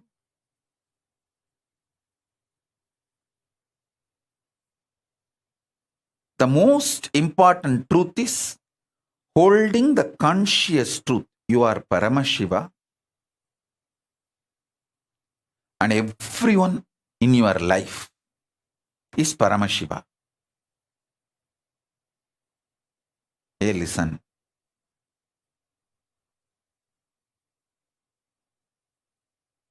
See, I am not talking something illogical, irrational, or impractical. Don't think I am talking something impractical. Listen.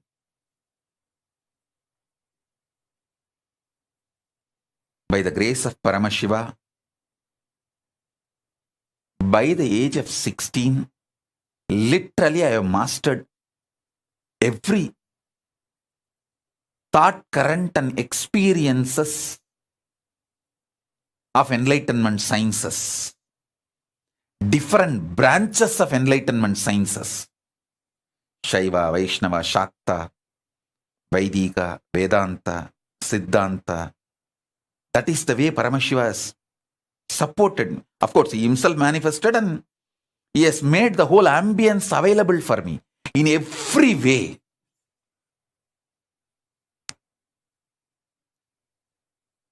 He supported and made everything happen. And after that, last 27 years of my public life, from the time the Yoga Pattabhishekam is done, last 27 years,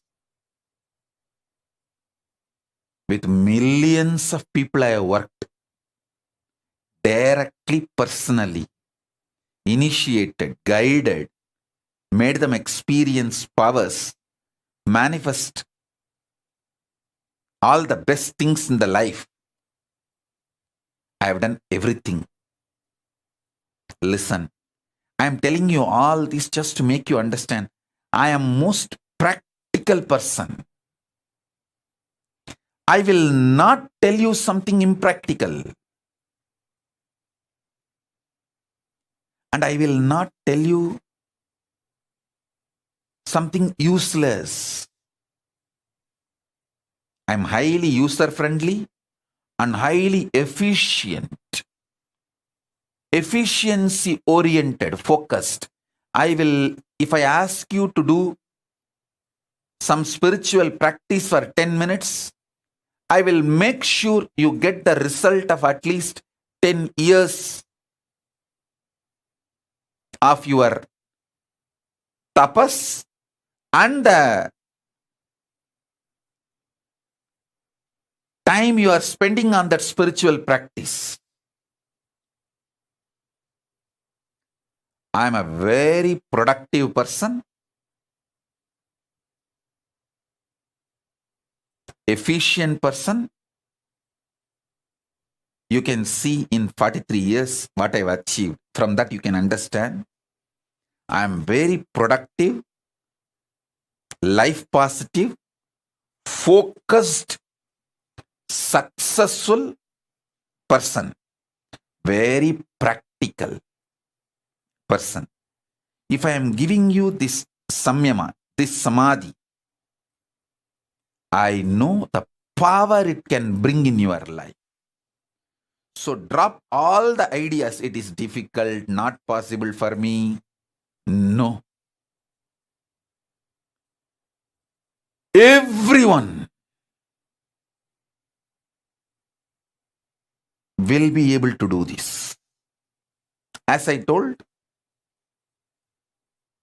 if talking is your profession, like teacher, lawyer has to talk in the court. So that kind of unavoidable, have exemption. So even during those moments, always try to hold the cognition, you are Paramashiva and everyone around you is Paramashiva. And this whole interaction is between Paramashiva and Paramashiva. Hold that cognition and continue to talk, but you will forget, I know, because talking has become such unnaturally natural habit. You will forget that cognition. But what to do?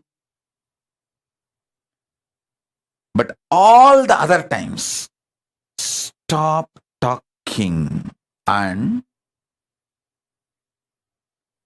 be from this cognition and always do the communication by penning down. Then even few minutes if you miss, you can get back to this cognition and start penning down.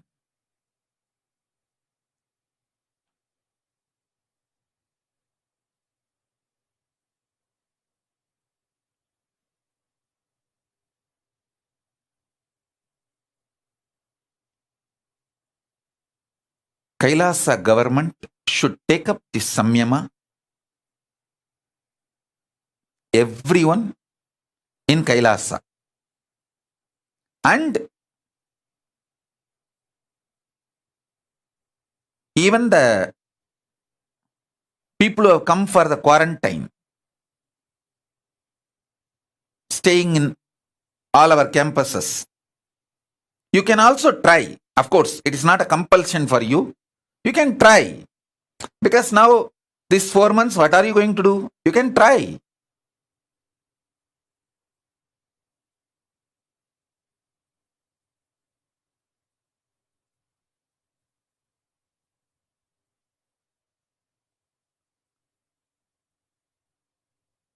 Listen.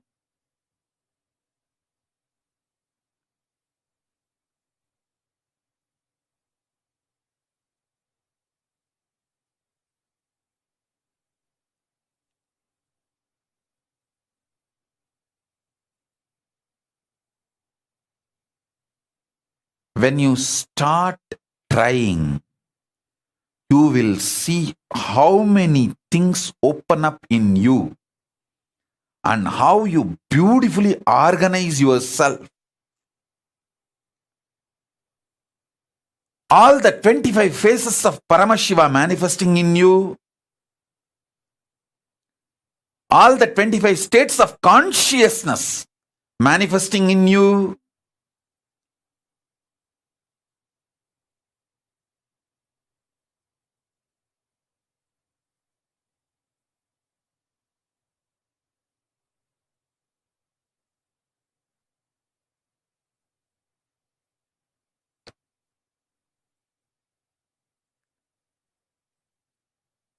how your whole being gets manifest, the Paramashivatva manifests in you. I tell you, when that experience comes from the peace space of Paramashiva, that samadhi starts manifesting, then you will understand, oh God, wow.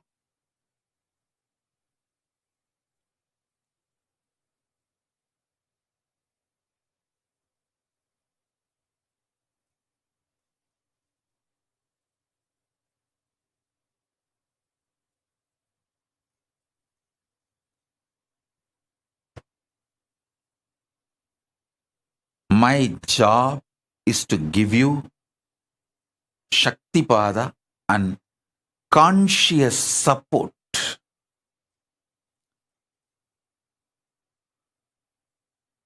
as a living Purnavatara of Paramashiva.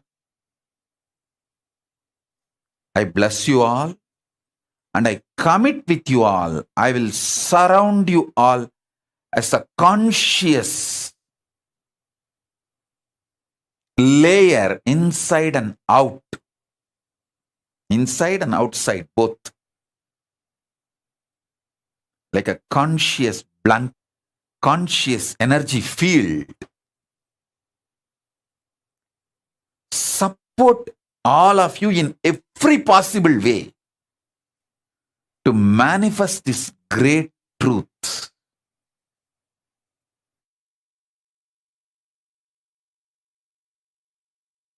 See, when you start living this truth, you will see whatever you want in your life starts manifesting, like a wealth, health, relationships, everything. Then you will understand the auspiciousness of this samadhi, this samyama, and you will be so inspired to follow. You will you will simply start doing it.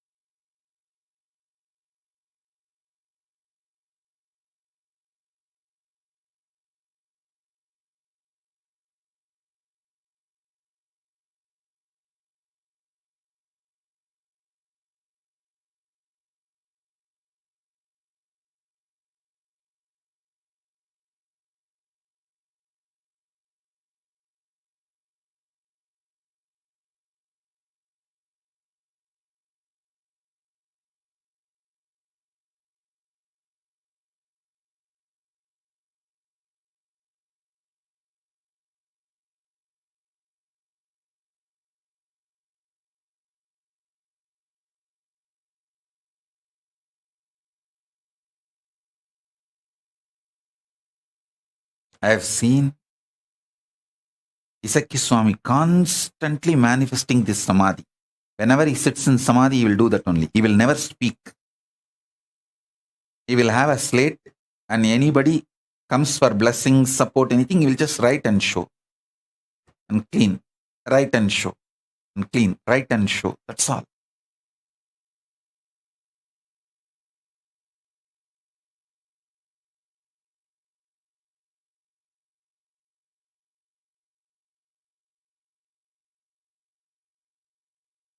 Kailasa government, all over the world, start practicing this and give confidence to people that it is possible to do this and be successful in all our activities.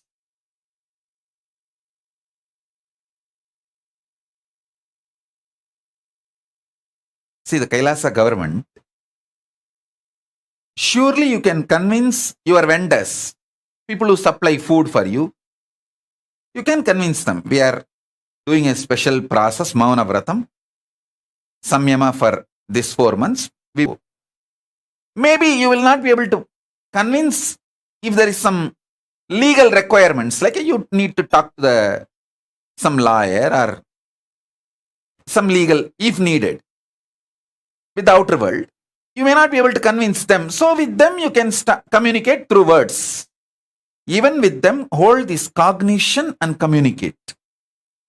Communicate slowly from this cognition, conscious sovereignty. Let the words manifest one by one, slowly, with extreme awareness.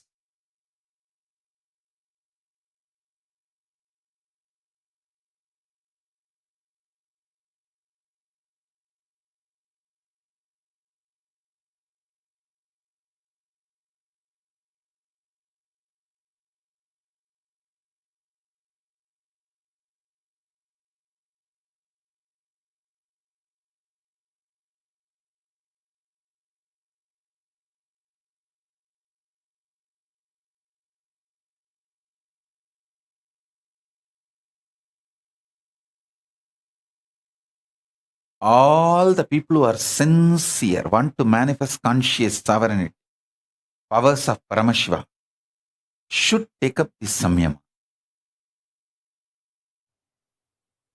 Actually, Papa Skandamata is doing this samyama already. That is why she is not talking. It's not that she doesn't know the language. You can write and show her. She knows the language. She knows the language. I can prove it to the whole world. You can write and show. She will respond. She knows the language. She is doing this samyama. That's why she's not talking. She wants to talk from conscious sovereignty in my space.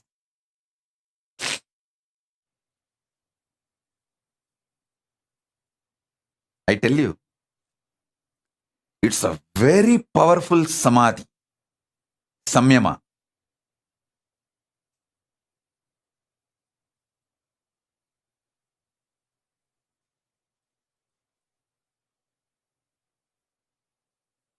Try this. See, even the people, still now you have not convinced that you are my devotee, you are spiritual seeker and you are practicing, you are initiated disciple.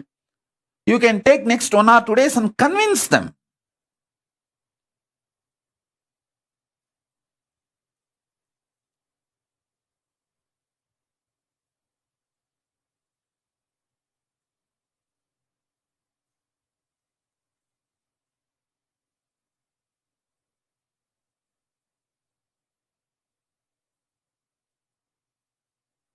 It is possible.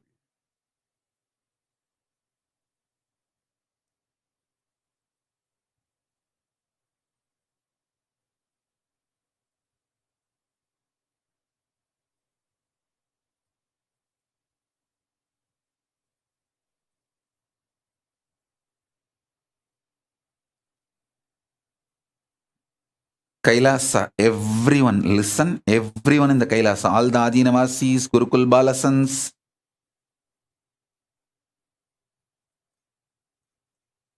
people who are in quarantine, in Biddi, in Hyderabad, all the sannyasis, all of you listen. Don't try to ask for exemption. Don't put your energy on breaking this samyama. Put your energy on making this samyama and making the whole world understand the power of this samyama. If you demonstrate it, the power, the whole world will start realizing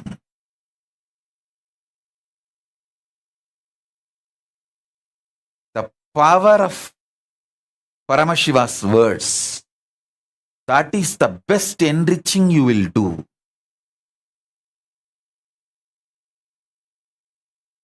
Your whole consciousness, body, mind, brain, emotions, everything will be detoxed.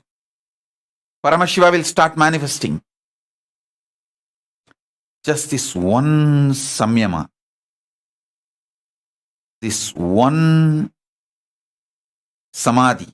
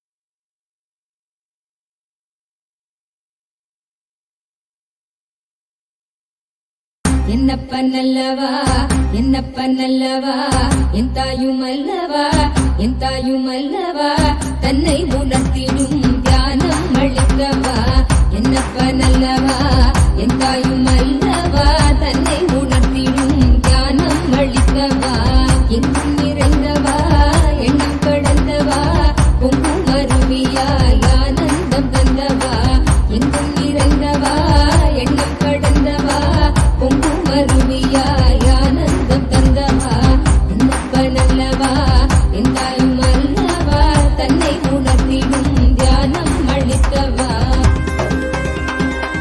ஏழாம் உடல்கள் தாண்டி நித்திய வாழ்வும் கண்டி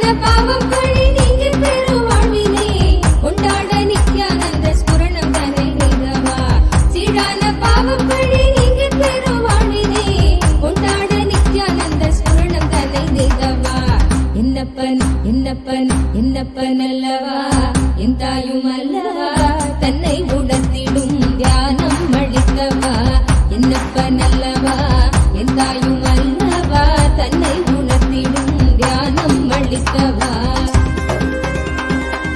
ஏழாம் உடல்கள் தாண்டி நித்திய வாழ்வும் கண்டிட கேடான காலம் தன்னை வென்று நீலை நின்றிட ஏழாம் உடல்கள் தாண்டி நித்திய வாழ்வும் கண்டிட கேடான காலம் தன்னை வென்று நீலை நின்றிட சீரான பாவம் பழி நீங்க பெரு வாழ்வினே கொண்டாட நித்யானந்த ஸ்புரணம் தன்னை நிறவா சீரான பாவம் பழி நீங்க பெரு வாழ்வினே கொண்டாட நித்யானந்த ஸ்புரணம் தன்னை நிறவா என்னப்பன் என்னப்பன் என்னப்பன் அல்லவா என் தாயும் அல்லவா தன்னை உணர்த்திடும் தியானம் அளித்தவா என்னப்பன் அல்லவா என் தாயும் அல்லவா தன்னை உணர்த்திடும் தியானம் அளித்தவா ஏழாம் உடல்கள் தாண்டி நித்திய வாழ்வும் கண்டிட கேடான காலம் தன்னை வென்று நீலை நின்றிட ஏழாம் உடல்கள் தாண்டி நித்திய வாழ்வும் கண்டிட கேடான காலம் தன்னை வென்று நீலை நின்றிட சீரான பாவம் பழி நீங்க பெரு வாழ்வினே கொண்டாட நித்யானந்த ஸ்புரணம் தன்னை நிறவா சீரான பாவம் பழி நீங்க பெரு வாழ்வினே கொண்டாட நித்யானந்த ஸ்புரணம் தன்னை நிறவா என்னப்பன் என்னப்பன் என்னப்பன் அல்லவா என் தாயும் அல்லவா தன்னை உணர்த்திடும் தியானம் அளித்தவா என்னப்பன் அல்லவா என் தாயும் அல்லவா தன்னை உணர்த்திடும் தியானம் அளித்தவா என்னப்பன் அல்லவா என் தாயும் அல்லவா தன்னை உணர்த்திடும் தியானம் அளித்தவா என்னப்பன் அல்லவா என் தாயும் அல்லவா தன்னை உணர்த்திடும் தியானம் அளித்தவா எங்கும் நிறைந்தவா எண்ணம் கடந்தவா பொங்கும் அருவியாய் ஆனந்தம் தந்தவா எங்கும் நிறைந்தவா எண்ணம் கடந்தவா பொங்கும் அருவியாய் ஆனந்தம் தந்தவா என்னப்பன் அல்லவா என் தாயும் அல்லவா தன்னை உணர்த்திடும் தியானம் அளித்தவா என்னப்பன் அல்லவா என் தாயும் அல்லவும் தியானம் அளித்தவா எங்கும் நிறைந்தவா எண்ணம் கடந்தவா பொங்கும் அருவியாய் ஆனந்தம் தந்தவா எண்ணம் கடந்தவா பொங்கும் அருவியாய் ஆனந்தம் தந்தவா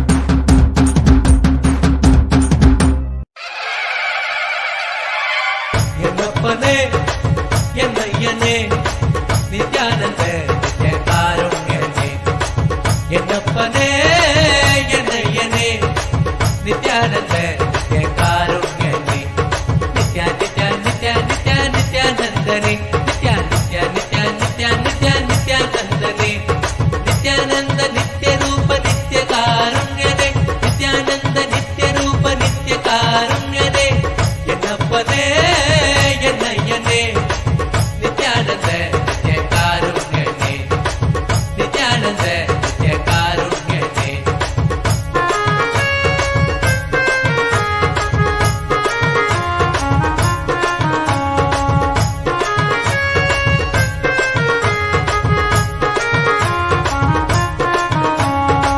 பன்னீர் கை நித்ய குருநாதனே பன்னீர் கை குருநாதனே பன்னீர் கை நித்ய குருநாதனே பன்னீர் கை குருநாதனே பக்தர்கள் கனுகூலனே பக்தர்கள் கனுகூலனே நித்யா நித்யா நித்யா நித்யா நித்யானந்தனே நித்யா நித்யா நித்யா நித்யா நித்யா நித்யானந்தனே நித்யானந்த நித்ய ரூப நித்ய காருண்யனே நித்யானந்த நித்ய ரூப நித்ய காருண்யனே என்னப்பனே என்னையனே நித்யானந்த நித்ய காருண்யனே என்னப்பனே என்னையனே நித்யானந்த நித்ய காருண்யனே நித்யா நித்யா நித்யா நித்யா நித்யானந்தனே நித்யா நித்யா நித்யா நித்யா நித்யா நித்யானந்தனே நித்யானந்த நித்ய ரூப நித்ய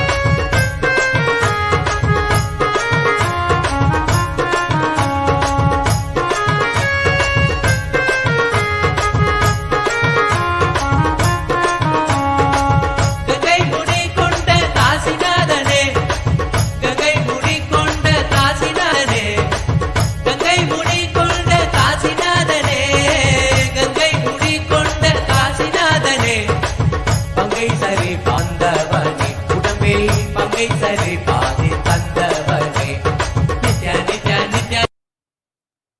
As a living Purnavatara of Paramashiva, living complete manifestation of Paramashiva, I bless you all. Let this conscious sovereignty samyama, let this Swarajya Siddhi samyama, Swarajya Shakti samyama manifest in all of our lives, and all the auspiciousness blossom. The past, present, future, all the three completely be occupied by Paramashiva. Let Paramashiva manifest in our past, present, future. Make all of us realize not only our present and future is Paramashiva, even our past is Paramashiva. There is no vase for past in the space of Paramashiva. All three, past, present, future, all is eternal.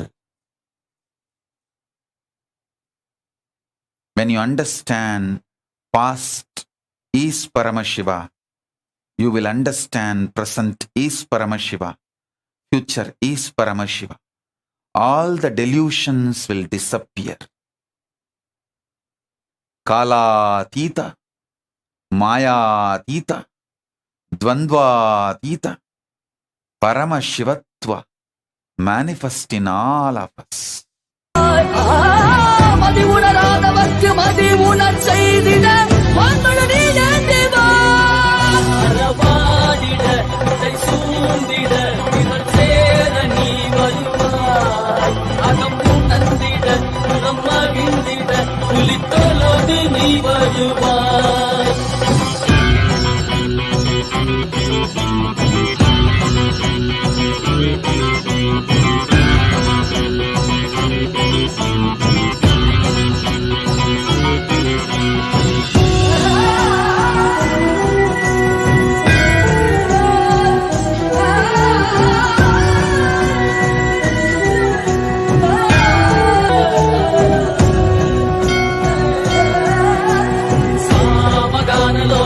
విముక్తి కారణే నాదికేశ దివ్య బ్రహ్మరూపనే మీనాక్షి శక్తి సహిత సుందరేశనే అన్నామలై ఉదిత నిత్యనందనే சித்து அச்சித்தெல்லாம் முன்னாலே இயக்கும் முன்னாலே உந்தன் கண்ணாலே சிகையில் அணிந்திட்ட மதியாலே மதியின் Om. Listen carefully. The idea, perception, experience you carry about your past, when that starts changing, your future will start changing. This samyama, Swarajya Shakti Samadhi samyama, will make your idea about your past change. Your life will be detoxed so much. Your perceptions about past will disappear. You will feel so much of joy, ecstasy, fulfillment. I tell you, when you guys suffer, I feel so much sympathy seeing you all, because 99% of your suffering is just delusion centric. The remaining 1% is not suffering. It's a sport challenge, joy of life.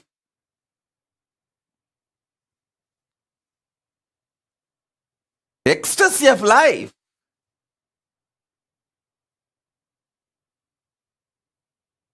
So, when your perception about the past changes, past just drops from you, It will never be a heavy load on you. It will no more be a toxic around you, making your present and future toxic.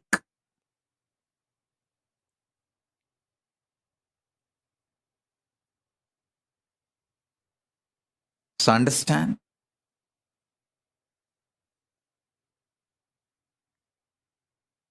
I bless you all. The whole load of your past be detoxed. All the load of the past be cleared. Let you all be detoxed. Let you all radiate Paramashivatva. Let Paramashiva Paramborul, ultimate, manifest in all of you.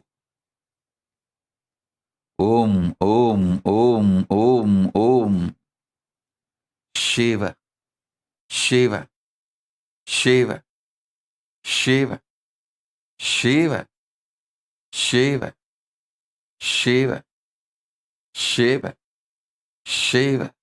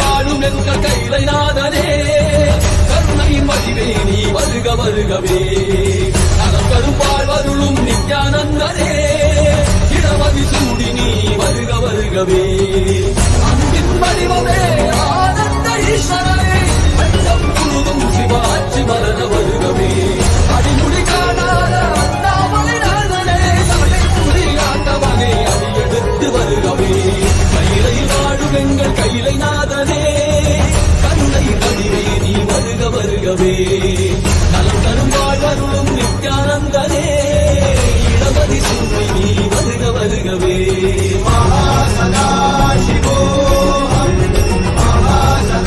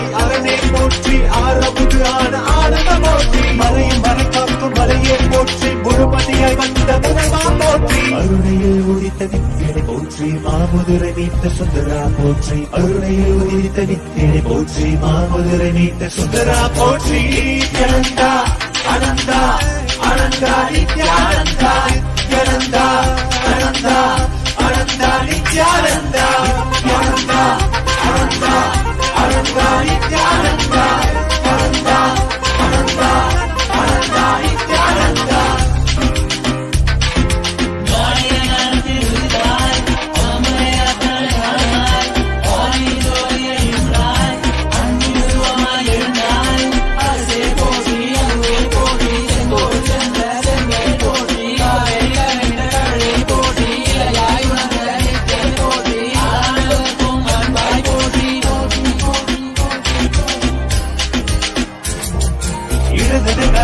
எந்தாய் போற்றி அருவமை உருவமை ஆனாய் போற்றி முழுவதும் இறந்த முதல்வாய் போற்றி முத்தமிழ் மொழி கண்ட முகிழே போற்றி அஞ்சல் என்கிங்கு அருள்வாய் போற்றி அத்தான் போற்றி ஐயா போற்றி நாதமனாவிலே நின்றாய் போற்றி கீதமவாவிலே ஆனாய் போற்றி நித்யானந்தா நினைத்தால் நெஞ்சில் நிறைவாய் நித்யானந்தா நினைத்தால் நெஞ்சில் நிறைவாய் நஞ்சிய முதல் நயந்தாய் போற்றி கனவிலும் அன்பற்கு ஆனாய் போற்றி கலியுகம் காத்த காலமே போற்றி உணர்வில் ஒன்றான உயிரே போற்றி உயிர் தாண்டி வந்த துணையே போற்றி அருமையில் எளிய அழகே போற்றி கோடியில் என கொண்ட நித்தியனை போற்றி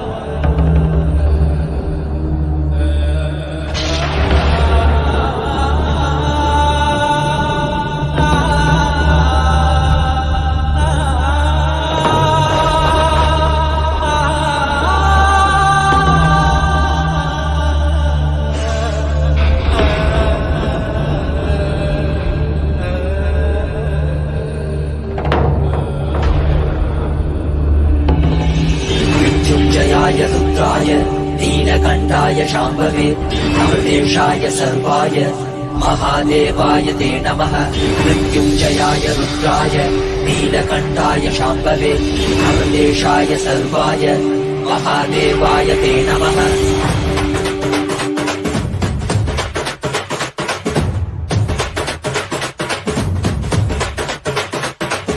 देवी भाग्यमुरा मनति यत्तटि मोदमुरा देवी सौख्यमुरा मनति यत्तटि मोक्षमुरा देवी भाग्यमुरा मनति यत्तटि मोदमुरा देवी सौख्यमुरा मनति यत्तटि मोक्षमुरा परमाशिवुडेरा स्वामी मनवाडेरा कैलास निंचि रचिन मनतोडेरा नित्यानंद परम शिवमेरा नित्यानंद परम शिवमेरा मनवाडे मनतोडे मन स्वामी चाडुरा मनवाडे मनतोडे मन स्वामी पाद कमल शरण देवी भाग्यमुरा मनति यत्तटि मोदमुरा देवी सौख्यमुरा मनति यत्तटि मोक्षमुरा देवी भाग्यमुरा मनति यत्तटि मोदमुरा देवी सौख्यमुरा मनति यत्तटि मोक्षमुरा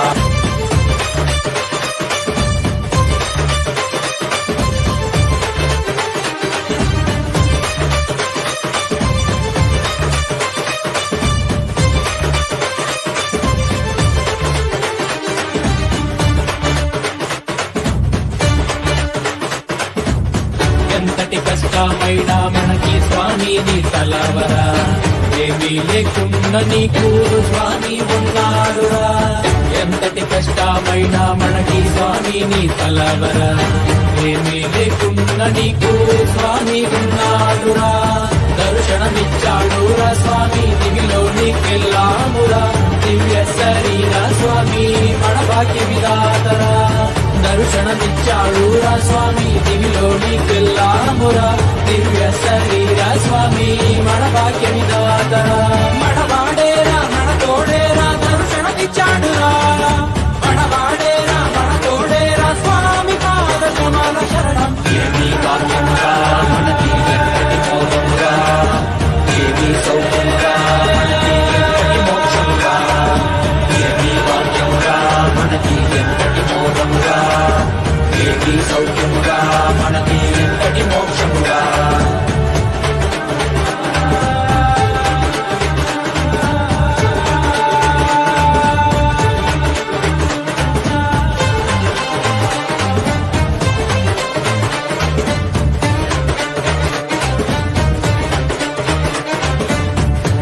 తలుపుతోటి స్వామి శక్తికిచ్చాడురా, భూమిలోని అంతరికి శక్తికిచ్చాడురా.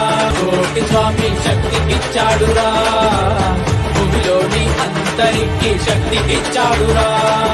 మనకి శక్తినిచ్చి మనతో అందరికీ ఇచ్చాడురా. స్వామి దీక్షతో పుట్టివాడు చూసేనురా, మనకి శక్తినిచ్చి మనతో అందరికీ ఇచ్చాడురా. మన స్వామి దీక్షతో పుట్టివాడు చూసేనురా. ప్రపంచమంతా సంతోషమే పరాశక్తి ఆవిష్కరణమే. ఏమీ భాగ్యమురా మనకి ఎంతటి మోదమురా, ఏమీ సౌఖ్యమురా మనకి ఎంతటి మోక్షమురా, ఏమీ భాగ్యమురా మనకి ఎంతటి మోదమురా, ఏమీ సౌఖ్యమురా మనకి ఎంతటి మోక్షమురా.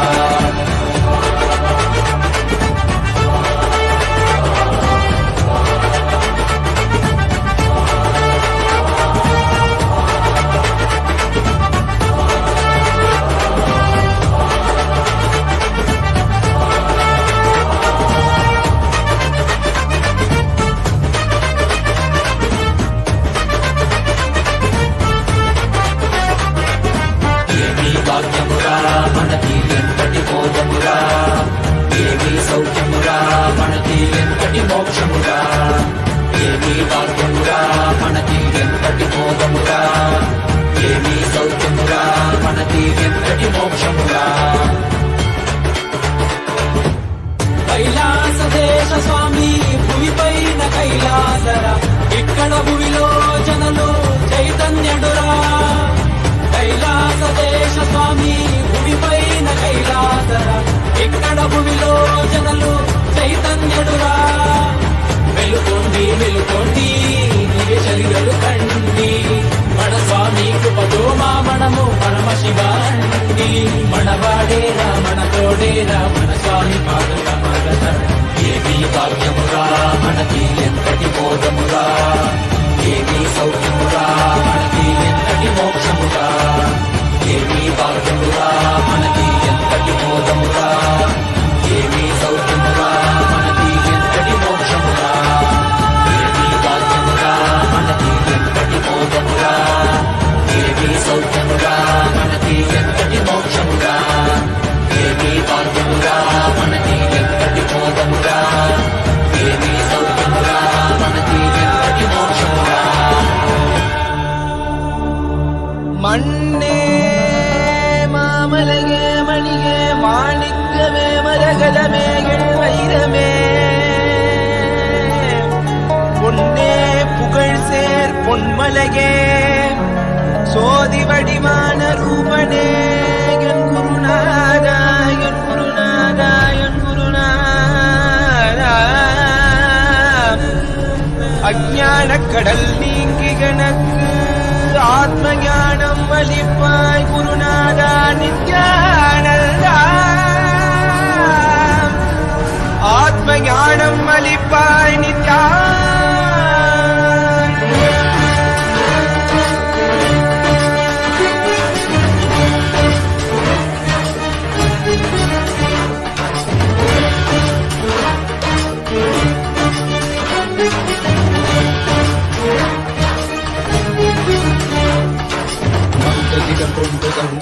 கொண்டு நர்த்தனம் புரியும் ஈசனே சுடலை பொடி பூசி உடுக்கை தனையேந்தும் பாலனே புடிதோலனே வீடு வீடியால் உள்ள முறைகின்ற மதுரை மாநகரின் ராசனே இன்னல்களை கலைந்து இன்பங்களை அளிக்கும் சுந்தர வடமணி நேசனே ஞாயிறு திங்கள் நித்தம் முறைகின்ற செவ்விழி கொண்ட செல்வனே சொக்கனே எந்த சோமனே ஐயா சோதி வடிவான ரூபனே அடிமொழி காணா அண்ணாமலையே அகிலமும் போற்றிடும் ஐயனே நாமாவரணனே நால்வர் போற்றிட நயமுடனாடிடும் நாதனே ஆழகாலம் உண்டு ஆழம் காடுதனில் ஆனந்த நடமிடும் ஆதி செய்வனே மங்கையிடம் கொண்டு கங்கை முடி கொண்டு நர்த்தனம் புரியும் ஈசனே சுடலை முடி பூசி உடுகை அணையேந்து காலனே புலிதோலனே வீணின் விழிகா உள்ள முறைகின்ற மதுரை மாநகரின் ராசனே இன்னல்களை கலைந்து இன்பங்களை அளிக்கும் சுந்தர வடமணி நேசனே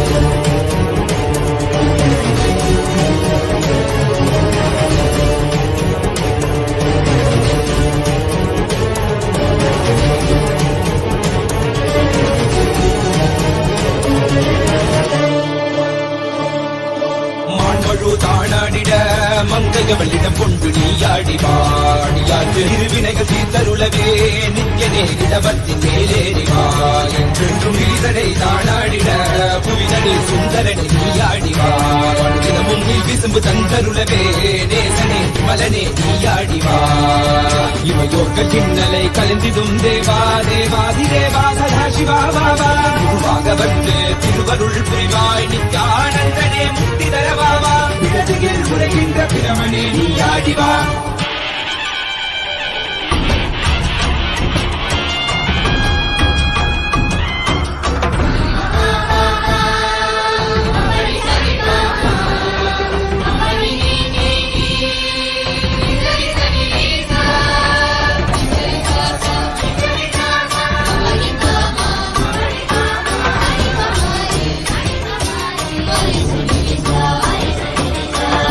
வணங்கிடவே காஞ்சியில் மண்ணாய் உரைபவனே அப்பாய் காட்சி தரும் எங்கள் ஆணை காவலசே ஆதிகந்தமிழாத ஜோதியாய் அருணகிரி உரைநாதனே உலகைய கிடும் வாயு வடிவே காலசக்தி ஈசனே திடத்தில்லை நகர்தனி வானில் ஆடும் கூத்தனே பஞ்சபூதமும் நித்தம் பணியும் பரமனே பரமேசனே நித்ய ரசித நித்ய வைபவ குப்த கைலை வாசனே ஈசனே சர்வேசனே பரமேசனே ஜெகதீசனே நித்யனே ஆனந்தனே என் ஜீவனே குரு சேவனே நித்யனே ஆனந்தனே என் ஜீவனே குரு சேவனே நித்யனே ஆனந்தனே என் ஜீவனே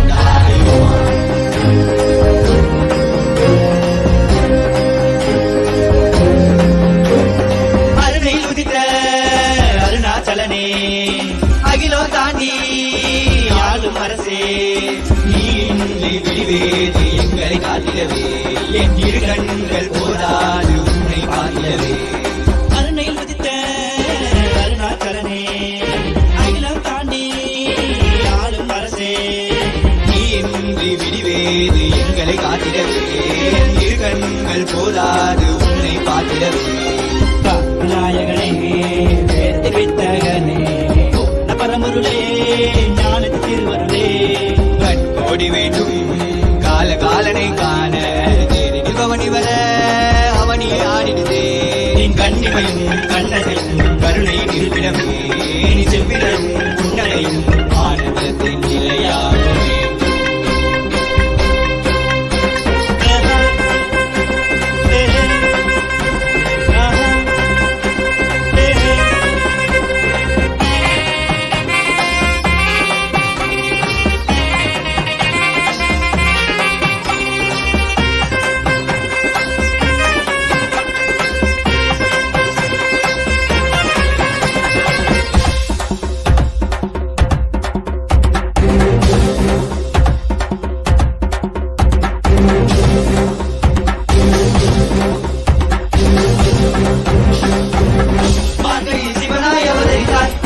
தீயாகி உதிராய் மக்கள் குறை தீர்த்திடவே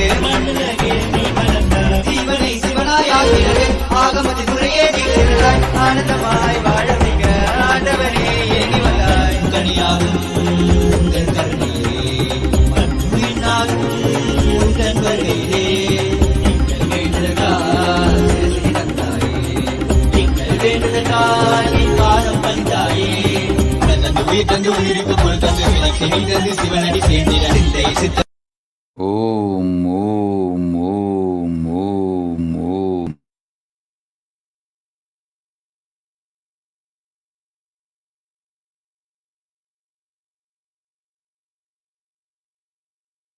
ஓம் ஓம் ஓம்.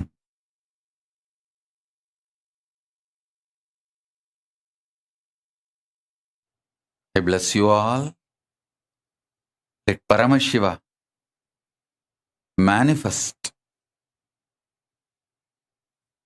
with all the bliss, complete manifestation as a living Purnavatar of Paramashiva. I bless you all. Let Paramashiva manifest as Purnavatara in all of you.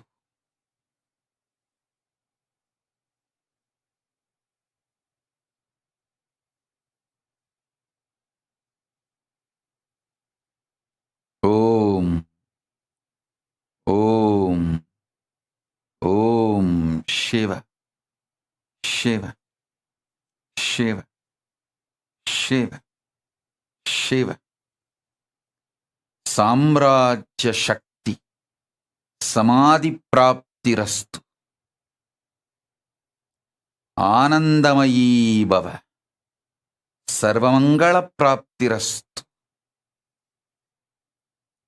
Om, Om, Om, Om, Om, Om.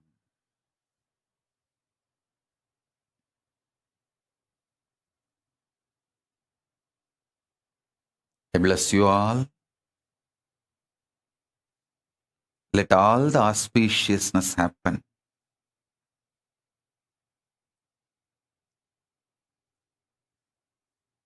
Sarva Mangala Praptirastu. Sarva Mangala Praptirastu. Sarva Mangala Praptirastu. Swarajya Siddhi, Swarajya Shakti, Samadhi Praptirastu. Sayujya Mukti Praptirastu. Paramashiva Sayujya Mukti Praptirastu.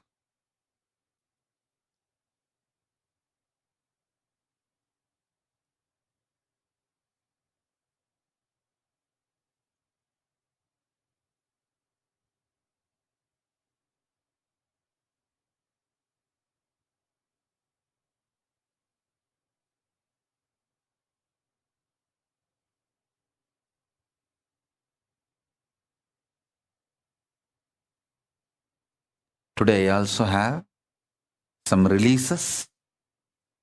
Till now we have few hundred proclamations from all over the world. Today I am releasing first 200 to all of you and to the world. The first proclamation is from Mayor of City of San Jose, the Honorable Sam Liccardo. I thank you for this proclamation. Next is from John Billingsley, President, Hollywood Food Coalition, USA. Ashok Desai ji from California, USA. Reach Maluwal, spokesperson, South Sudan Bar Association, South Sudan. Commander Amela B.T. Gibson, Immigration Support Unit, the Republic of Liberia. Mr. Rabi Fakri, Attorney at Law, Lebanon, Joshua Kitakule, Secretary General, Interreligious Council of Uganda, Kampala, Uganda. Kayanja Vincent D. Paul, Chairman of Lake Victoria Regional Location, East Africa, Uganda. Governor Henaro Polai, Melakok State, Republic of Palau. I thank all of you, and there are hundreds more. Today I am releasing the first set of few hundreds. Blessings to all of you. And Ma Paramartha Bangaru Kutru Niku Pelirosu Subhakankshalu. Ma Paramarthananda, Ma Nitya Paramarthananda Bangaru Kutru Niku Pelirosu Subhakankshalu. Blessings. And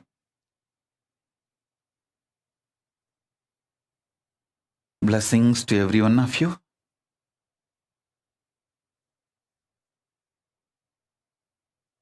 To manifest successfully this Samyama, Swarajya Shakti Samyama.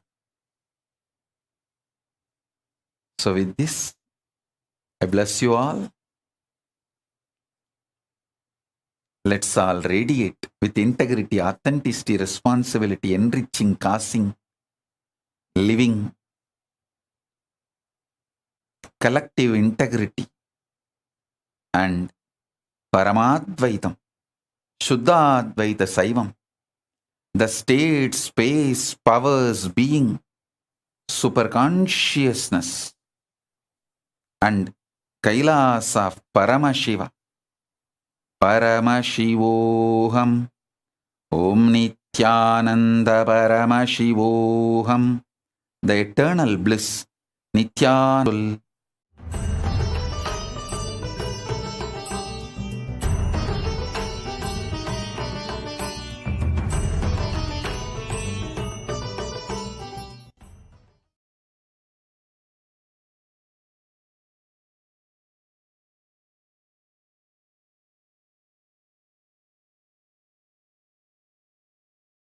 Om Nithyananda Paramashivoham. Om Nithyananda Paramashivoham. Om Nithyananda Paramashivoham. Om Nithyananda Paramashivoham. Om Nithyananda.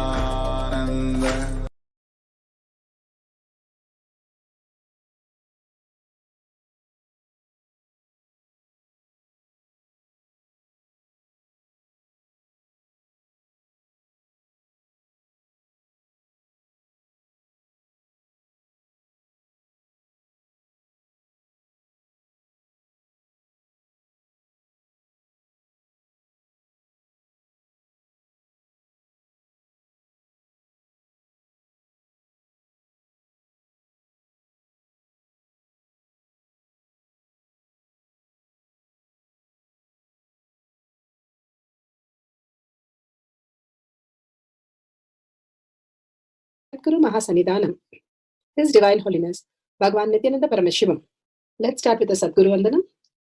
Nithyanandam Paramasukhanam Kevalam Jnanamurtim Dvandvatitam Gaganasadusham Tattamasyadi Lakshyam Ekam Nityam Vimalamachalam Sarvadi Sakshi Bhutam Bhavatitam Trigunarahitam Sadgurum Tam Namami.